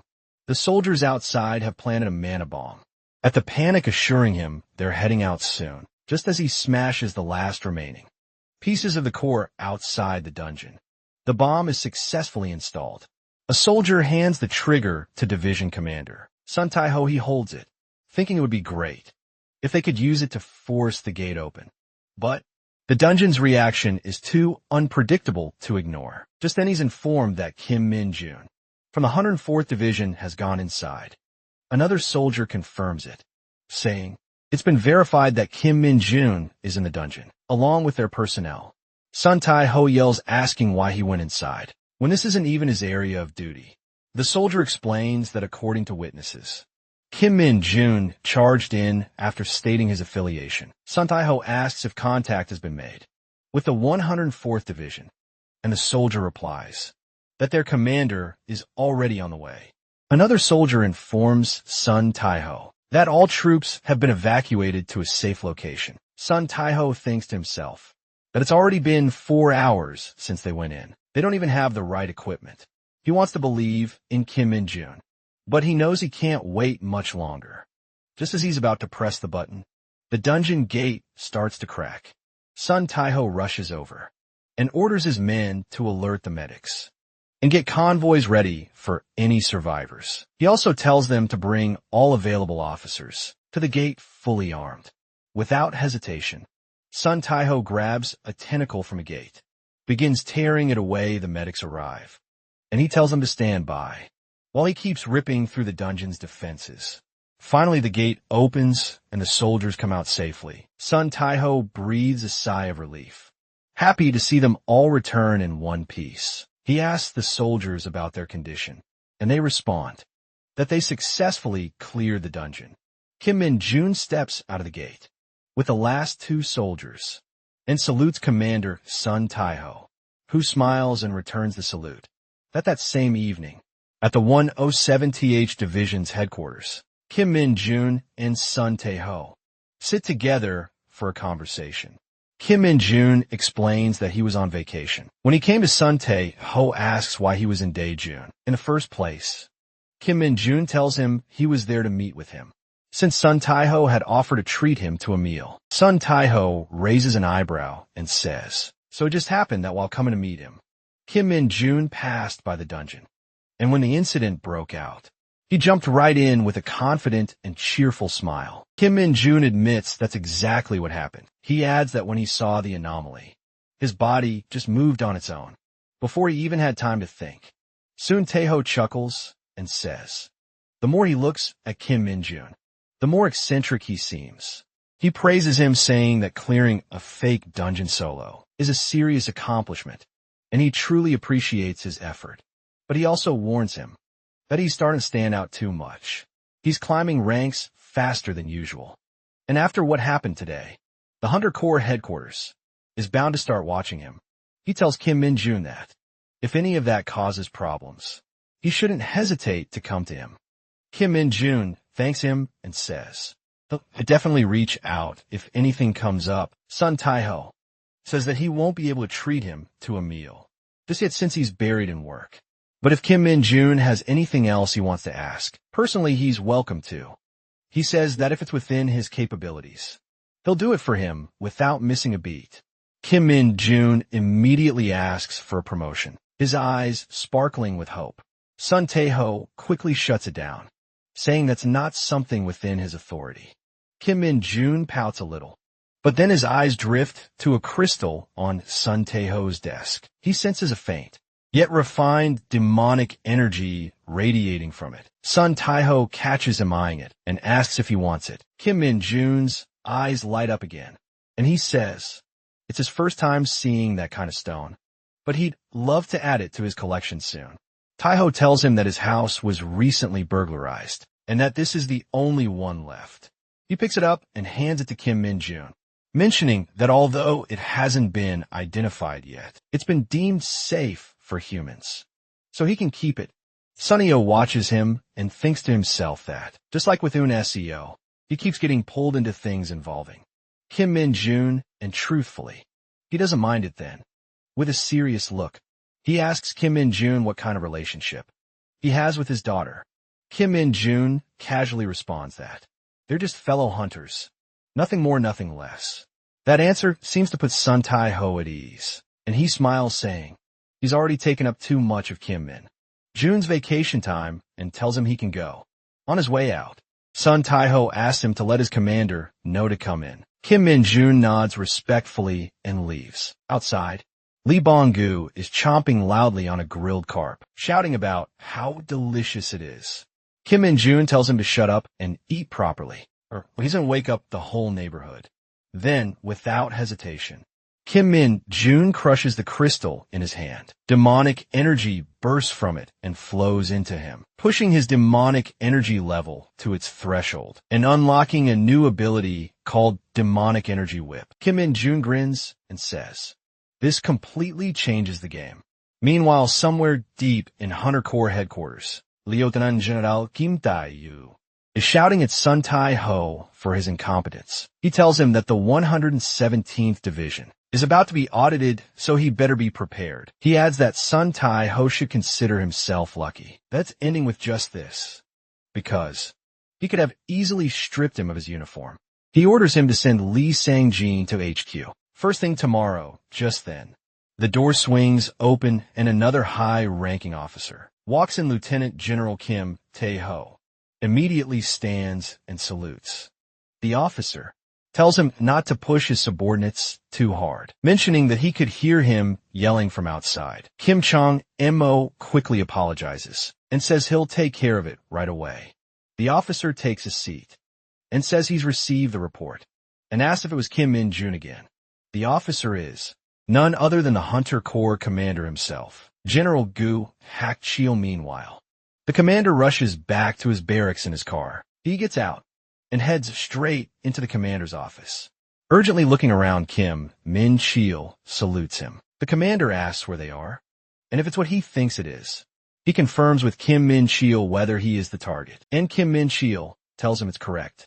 Commander sits down and says, "Those bastards clearly timed it to strike. When he was away just an hour ago, 2 members from his special task force arrived. First Sergeant Yu Tae-won and Sergeant First Class Jang Min-soo." Kim Min-chil explains that he understands what they're saying, but they showed up early in the morning and are demanding to meet one of their soldiers, who just returned from vacation. Yu Tae-won interrupts him and asks if he realizes under whose orders they've come. He politely requests Kim Min-chil to cooperate. This once Kim Min-chil tells them that both the battalion and company commanders are absent, so this doesn't seem like the right way to go about it. Yu Tae-won asks if he needs an official notice and says they can arrange that immediately if required. He assures him that they'll leave quietly after a brief meeting and asks him to bring Kim Min-jun. Suddenly Kim Min-jun arrives and notices the insignias on the officers, realizing they belong to the special unit that works directly under Hunter Corps headquarters. Yu Tae-won introduces himself and shakes his hand, saying it was incredible how Kim Min-jun rescued so many hunters by jumping into that fake dungeon. He adds that the Hunter Special Task Force needs capable people like him. Kim Min-jun asks if this is a scouting offer. Yu Tae-won explains that they are deployed in special situations, like high-risk dungeon raids, VIP protection, overseas missions, and more. He keeps talking about all the perks and benefits of being a special task force hunter. But Kim Min-jun is lost in his own thoughts, thinking that none of it matters, unless they offer a big promotion. Then Yu Tae-won says they also deal with crimes committed by civilian hunters who aren't affiliated with the military, so strong combat skills are crucial. He tells Kim Min-jun that his outstanding performance hasn't gone unnoticed by headquarters, which is why he's here, to offer him something he deserves. including a special promotion. Kim Min-jun gets excited. Hearing the words special promotion, Yoo-won explains that their unit doesn't accept regular soldiers. So if Kim Min-jun joins the Hunter Special Task Force headquarters, will immediately promote him to Staff Sergeant. Jang Min-soo adds that the task force offers more chances for advancement than other corps, since they're deployed to places where achievements stack fast. Kim Min-jun thinks there's no reason to turn this down. Just then, Yoo-won's device starts buzzing. He takes it out and places it on the table. Kim Min-jun asks if that's a phone, and Jang Min-soo tells him it's a special device issued to the task force. It's not a smartphone, but a secure communication tool, since most of what they handle is confidential. Kim Min-jun suddenly tenses up and asks if he'll be allowed to use the internet and computers as much as he wants. Yoo-won tells him that security is top priority in the Special Task Force, so personal electronics and internet access are strictly prohibited in the barracks and even discouraged during vacations. Jang Min-soo says it's a small price to pay for serving the country at that level and receiving such exceptional treatment. Kim Min-jun is heartbroken to hear this. However, Kim Min-seo starts to smile mischievously. Yoo-won offers Kim Min-jun a card and says they don't extend this offer to just anyone, so he should think it over. But Kim Min-jun rejects it and says he'll be staying with them. Both officers are shocked by his response. Yoo-won asks why he's turning it down, and Kim Min-jun tells them that if he joins the Special Task Force, he won't be able to play Dungeon Power Fighter. Jang Min-soo is furious and yells at him, asking if he's really throwing away such an opportunity. Over a game, he tells Kim Min-jun that the generals held a meeting just for this, and now he's rejecting it because of Dungeon Power Fighter. He questions whether Kim Min-jun is trying to be funny, but Kim Min-jun calmly responds that he isn't joking, and the game is an essential source of energy for him. Yoo-won nods and says he understands his reasoning, then says they'll be heading out. Kim Min-soo quickly gets up and opens the door to help them leave faster. Just as they step outside, Jang Min-soo turns back and says he's sure Kim Min-jun's accomplishments are exaggerated and that he's just making excuses because he's scared he wouldn't survive in the special forces. He adds that without lucky breaks like this, someone like him would never pass the entrance test. That's when Kim Min-jun finally snaps and asks how they could be so sure he wouldn't pass. Jang Min-soo walks back, stands face to face with him, and asks if he wants him to prove it. Kim Min-soo tells Kim Min-jun to stop and asks Jang Min-soo what he's trying to pull. Yoo-won puts a hand on Kim Min-soo's shoulder and asks if they can use the training center for a while. Soon after, Kim Min-jun and Jang Min-soo face off. In the training room, Jang Min-soo says the entrance test is a freestyle duel with a senior special forces member and offers Kim Min-jun a chance to back out if he's not ready. However, Kim Min-jun tells him that he has no intention of joining the special forces, but if he wins, then Jang Min-soo will have to apologize to him. Politely, Jang Min-soo is pissed and shouts, how dare he step up with that joke of a weapon and talk like that. He says he's going to fix Kim Min-jun's attitude. Yoo-won steps in to announce that the fight will be 3 rounds, each lasting 3 minutes, and starts the match as soon as it begins. Young Min-soo charges in, moving swiftly toward Kim Min-jun with an attack, but Kim Min-jun dodges it.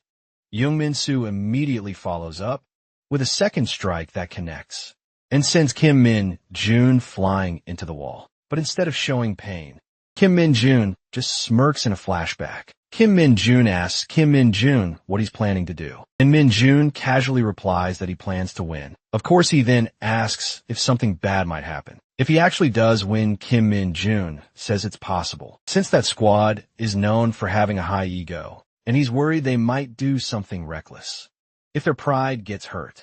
Kim Min-jun smirks and says if that's the case, he'll just let him land 1 hit. Back in the present, Jang Min-soo walks away from Kim Min-jun, who's lying on the ground.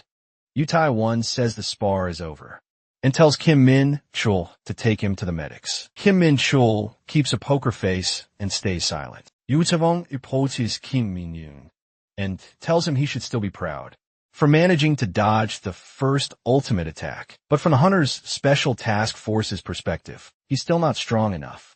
Just before Yuri-won can finish, Kim Min-joon gets up, smiling as he brushes off his uniform.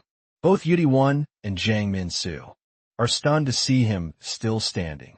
Jang Min-soo wonders how he's even on his feet, since the attack landed exactly where it was supposed to. Yoo Se-wong asks Kim Min-yoon if he really wants to continue, warning that pushing himself too hard could cause injuries. For both of them, Kim Min-joon shrugs it off and says he wants to go again. Jang Min-soo scoffs that he's being arrogant and swears to make him regret getting back up. Kim Min-joon wraps his whip in demonic energy and gets ready to strike. Jang Min-soo lunges in and unleashes a flurry of sword attacks. But Kim Min-joon blocks every single one. Then in a swift move, he catches the sword with his whip and tosses it aside, leaving Jang Min-soo completely unarmed. Afterwards, Kim Min-joon strikes Young Min with a few lashes from his whip. Young Min-soo tries to stay composed and compliments Kim Min-joon, saying he's skilled with that whip, but claims the attacks won't do much damage to him. Just then the pain from the lashes starts to kick in, and he screams like a little girl. Yuri-won is stunned to see a big, muscular guy like Young Min-soo on his knees from those hits. Kim Min-joon pulls the whip back to strike again, and Jang Min-soo, now panicking, pleads for him to stop, but Kim Min-joon doesn't listen and lands a direct hit on his chest. The pain nearly knocks Jang Min-soo out. Kim Min-joon thinks to himself that the attack was high level, and while the Special Task Force is definitely elite, it seems like this is Jang Min-soo's first time getting hit by a whip infused with demonic energy. He notes that even thick-skinned orc warriors would drop after a single strike from that thing.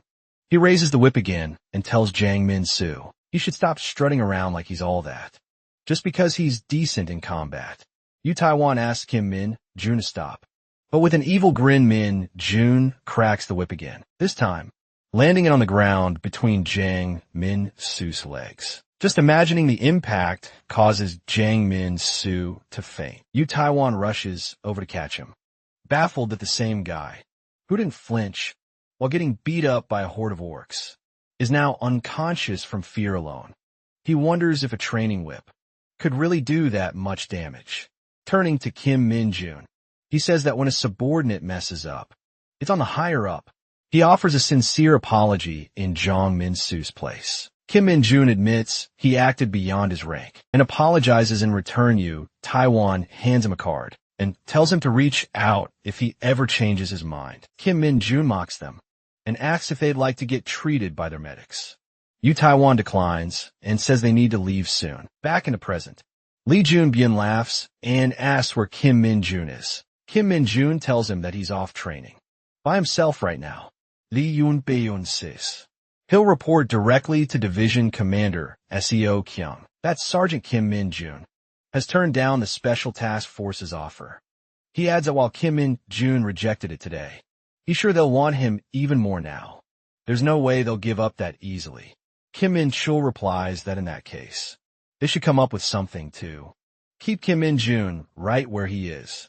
Colonel Lee Jun-byun smiles and says, Division Commander Seo Kyung already predicted this might happen, so there's nothing to worry about. Now all they have to do is wait and see what kind of offer the commander has prepared for Kim Min-joon. The next day, Division Commander Seo Kyung bursts into laughter after hearing from Colonel Lee Jun-byun that Kim Min-joon rejected the Special Task Force's offer. He says, those arrogant bastards must be fuming right now. He adds that, no matter what kind of privileges they offer, if Kim Min-joon decides to join them, no one can stop him. That's why he had been cautious about the situation, but now it has resolved itself. The commander agrees and says, it's time for them to step up. Seo Kyung nods and says it's the perfect moment to show a position to Kim Min-yoon. He makes a call and asks if the thing he mentioned is ready, and smirks confidently and tells them to bring all the related files over. Immediately, meanwhile, back at the barracks, Lee Sung-ho announces to the squad that's starting today. the commander of the 2nd platoon. Second squad will be Sergeant Kim Min-jun. And Young asks if Sergeant Lee Sung-ho is getting promoted. He shakes his head and says he's planning to try out for the staff sergeant rank, since he has enough points for a promotion, which is why he's handing over his position to Kim Min-jun. He asks if anyone has any objections to this decision. The squad responds that they're fine with it, and agree that Kim Min-jun is the only one who could fill Sung-ho's shoes. Lee Dong-jin then says he has a question for Sergeant Kim Min-jun. He asks if the rumors are true. Was it really Kim Min-jun who cleared a fake dungeon all by himself? He adds that he was on vacation that day too. The rest of the squad joins in and says the entire hunter community is buzzing about what happened. Kim Min-jun casually confirms that it was him. He just happened to be into John right when the anomaly occurred and got swept into it. The whole squad is stunned that their sergeant is that powerful.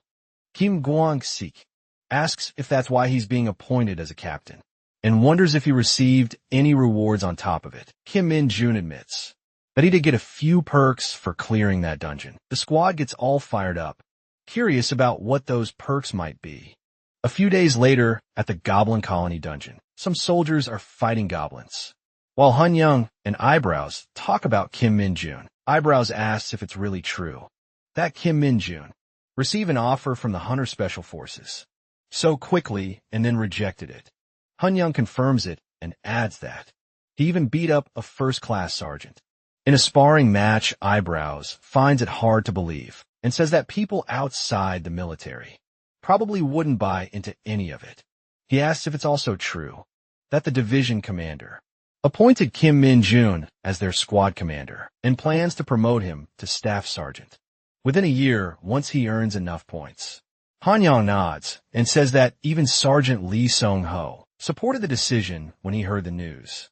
Just then their conversation is cut off when an orc suddenly charges out of the woods roaring. But both soldiers keep straight faces, completely unfazed by the monster's appearance. The orc swings his club to attack them, but out of nowhere a glowing whip lashes across the air and smacks the orc right in the eyes. The monster drops his weapon and screeches in pain, holding his face as the whip retracts. The soldiers stare at the wounded beast, unfazed as it screams in agony.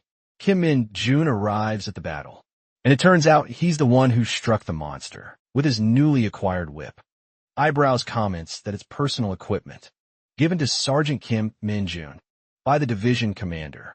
Han Young adds that even the platoon commander doesn't have personal gear yet, so Kim Min-jun is clearly being treated differently. Meanwhile, Kim Min-jun continues to whip goblins down like a ruthless master.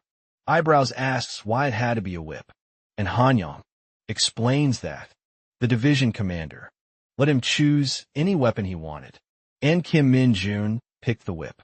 Eyebrows says it makes sense now why he turned down the Hunter's Special Task Force when he's being given this kind of treatment.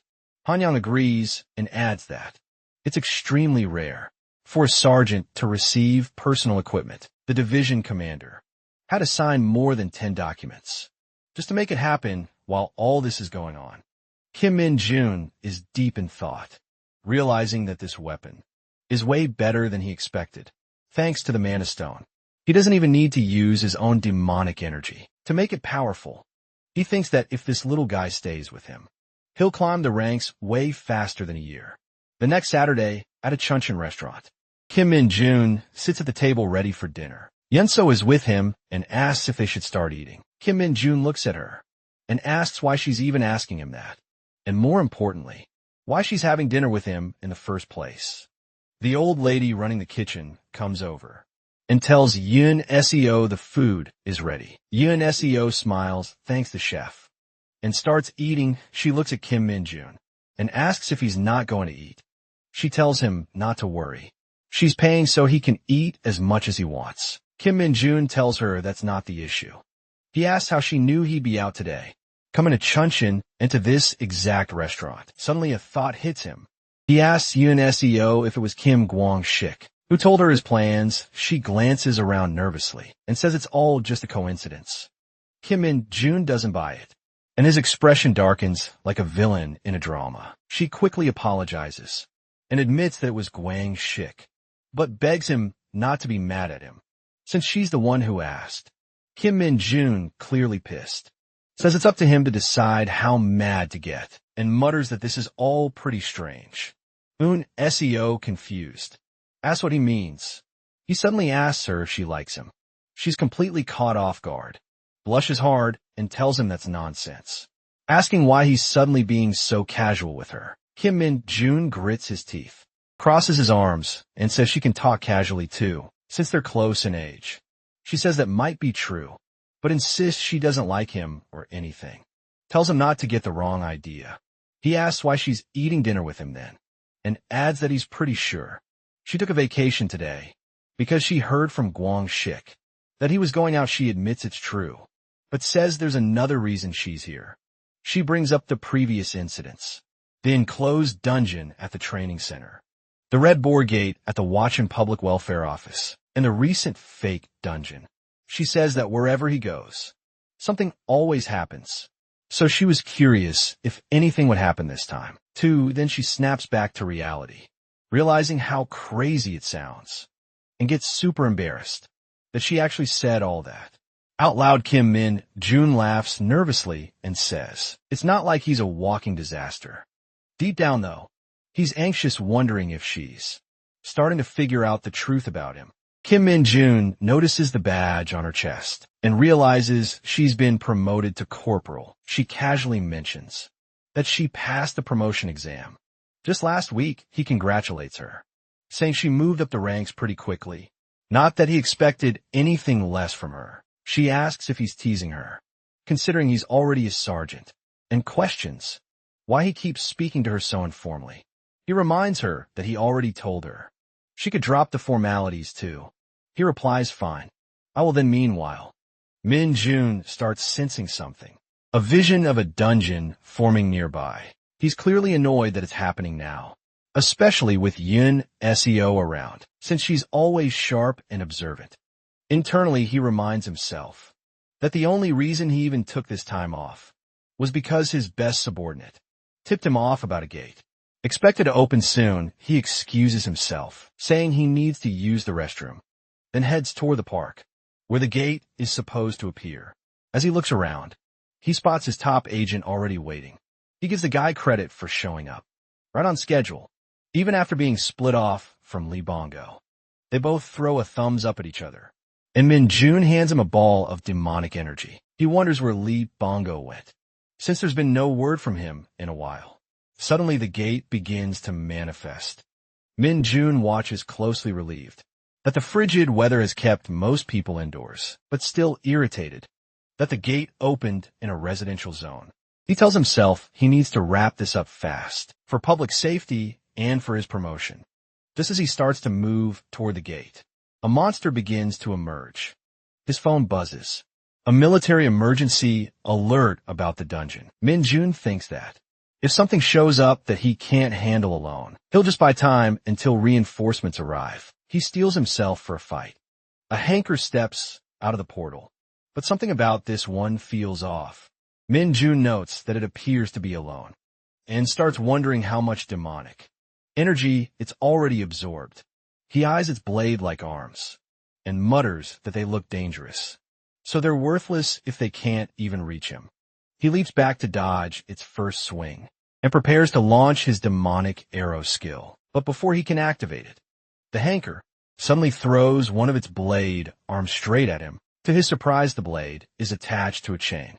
Min-jun grabs the chain midair and mocks the creature, asking what kind of lame trick this is. But the hanker yanks the chain, slinging Min-jun high into the air. While airborne, the monster launches its second blade. Min-jun barely dodges, and counters with a solid punch to the face, smashing the hanker to the ground. He looks back, thinking it's done, but the beast gets up again, jaw shattered but still eager to fight. Then someone shouts his name. It's Yun Seo, sprinting toward him with a road sign in hand. He's stunned to see her here. The hanker flings a blade in her direction, but Min-jun grabs the chain just in time and redirects it, furious. He demands to know what she's doing here. She snaps back, angry that he left her alone during dinner, and even angrier that he's fighting unarmed. She explains that she saw the emergency alert and came immediately. Then she tosses him the road sign. Min Jun catches it, channels his demonic energy into the makeshift weapon, and with a powerful swing, smashes it into the hanker's skull, killing it instantly as dust clouds the area. He takes the opportunity to absorb the monster's demonic energy. When the dust settles, he walks over to Yun Seo, who's stunned. He took down a high-threat monster by himself. Min Jun casually says someone gave him a hand, though in his head he thinks it would have been even easier if she hadn't shown up. Meanwhile, Yun Seo kneels by the corpse and observes that this one was an irregular type, pointing out the chains and detachable blades. She gets up and says they need to have a serious talk. But before they can, 5 more hankers crawl out of the gate. She quickly tells Min Jun they need to regroup and come back with backup. He agrees, telling her to go call in reinforcements and return. But Yun Seo yells at him, furious that he even considered fighting all of them, alone, calling him completely insane. As the monsters unleash a bone-shaking roar, Min Jun grins and says let's get started. Charging into the fight, he thinks to himself, it's time to earn that staff sergeant rank. Meanwhile, deep within a forest, a cloaked figure steps out from behind the trees. She whispers a few incantations, and a hidden underground passage opens beside a massive stone. She descends into a vast stone chamber, pulls back her hood, revealing herself to be a woman, and stands before a carving of Lumi Nuna. She speaks softly, telling Lord Minel to wait because she's coming for him. If you enjoyed the recap, don't forget to drop a like, and let me know in the comments what you think about this manhwa. I'm curious to hear your thoughts.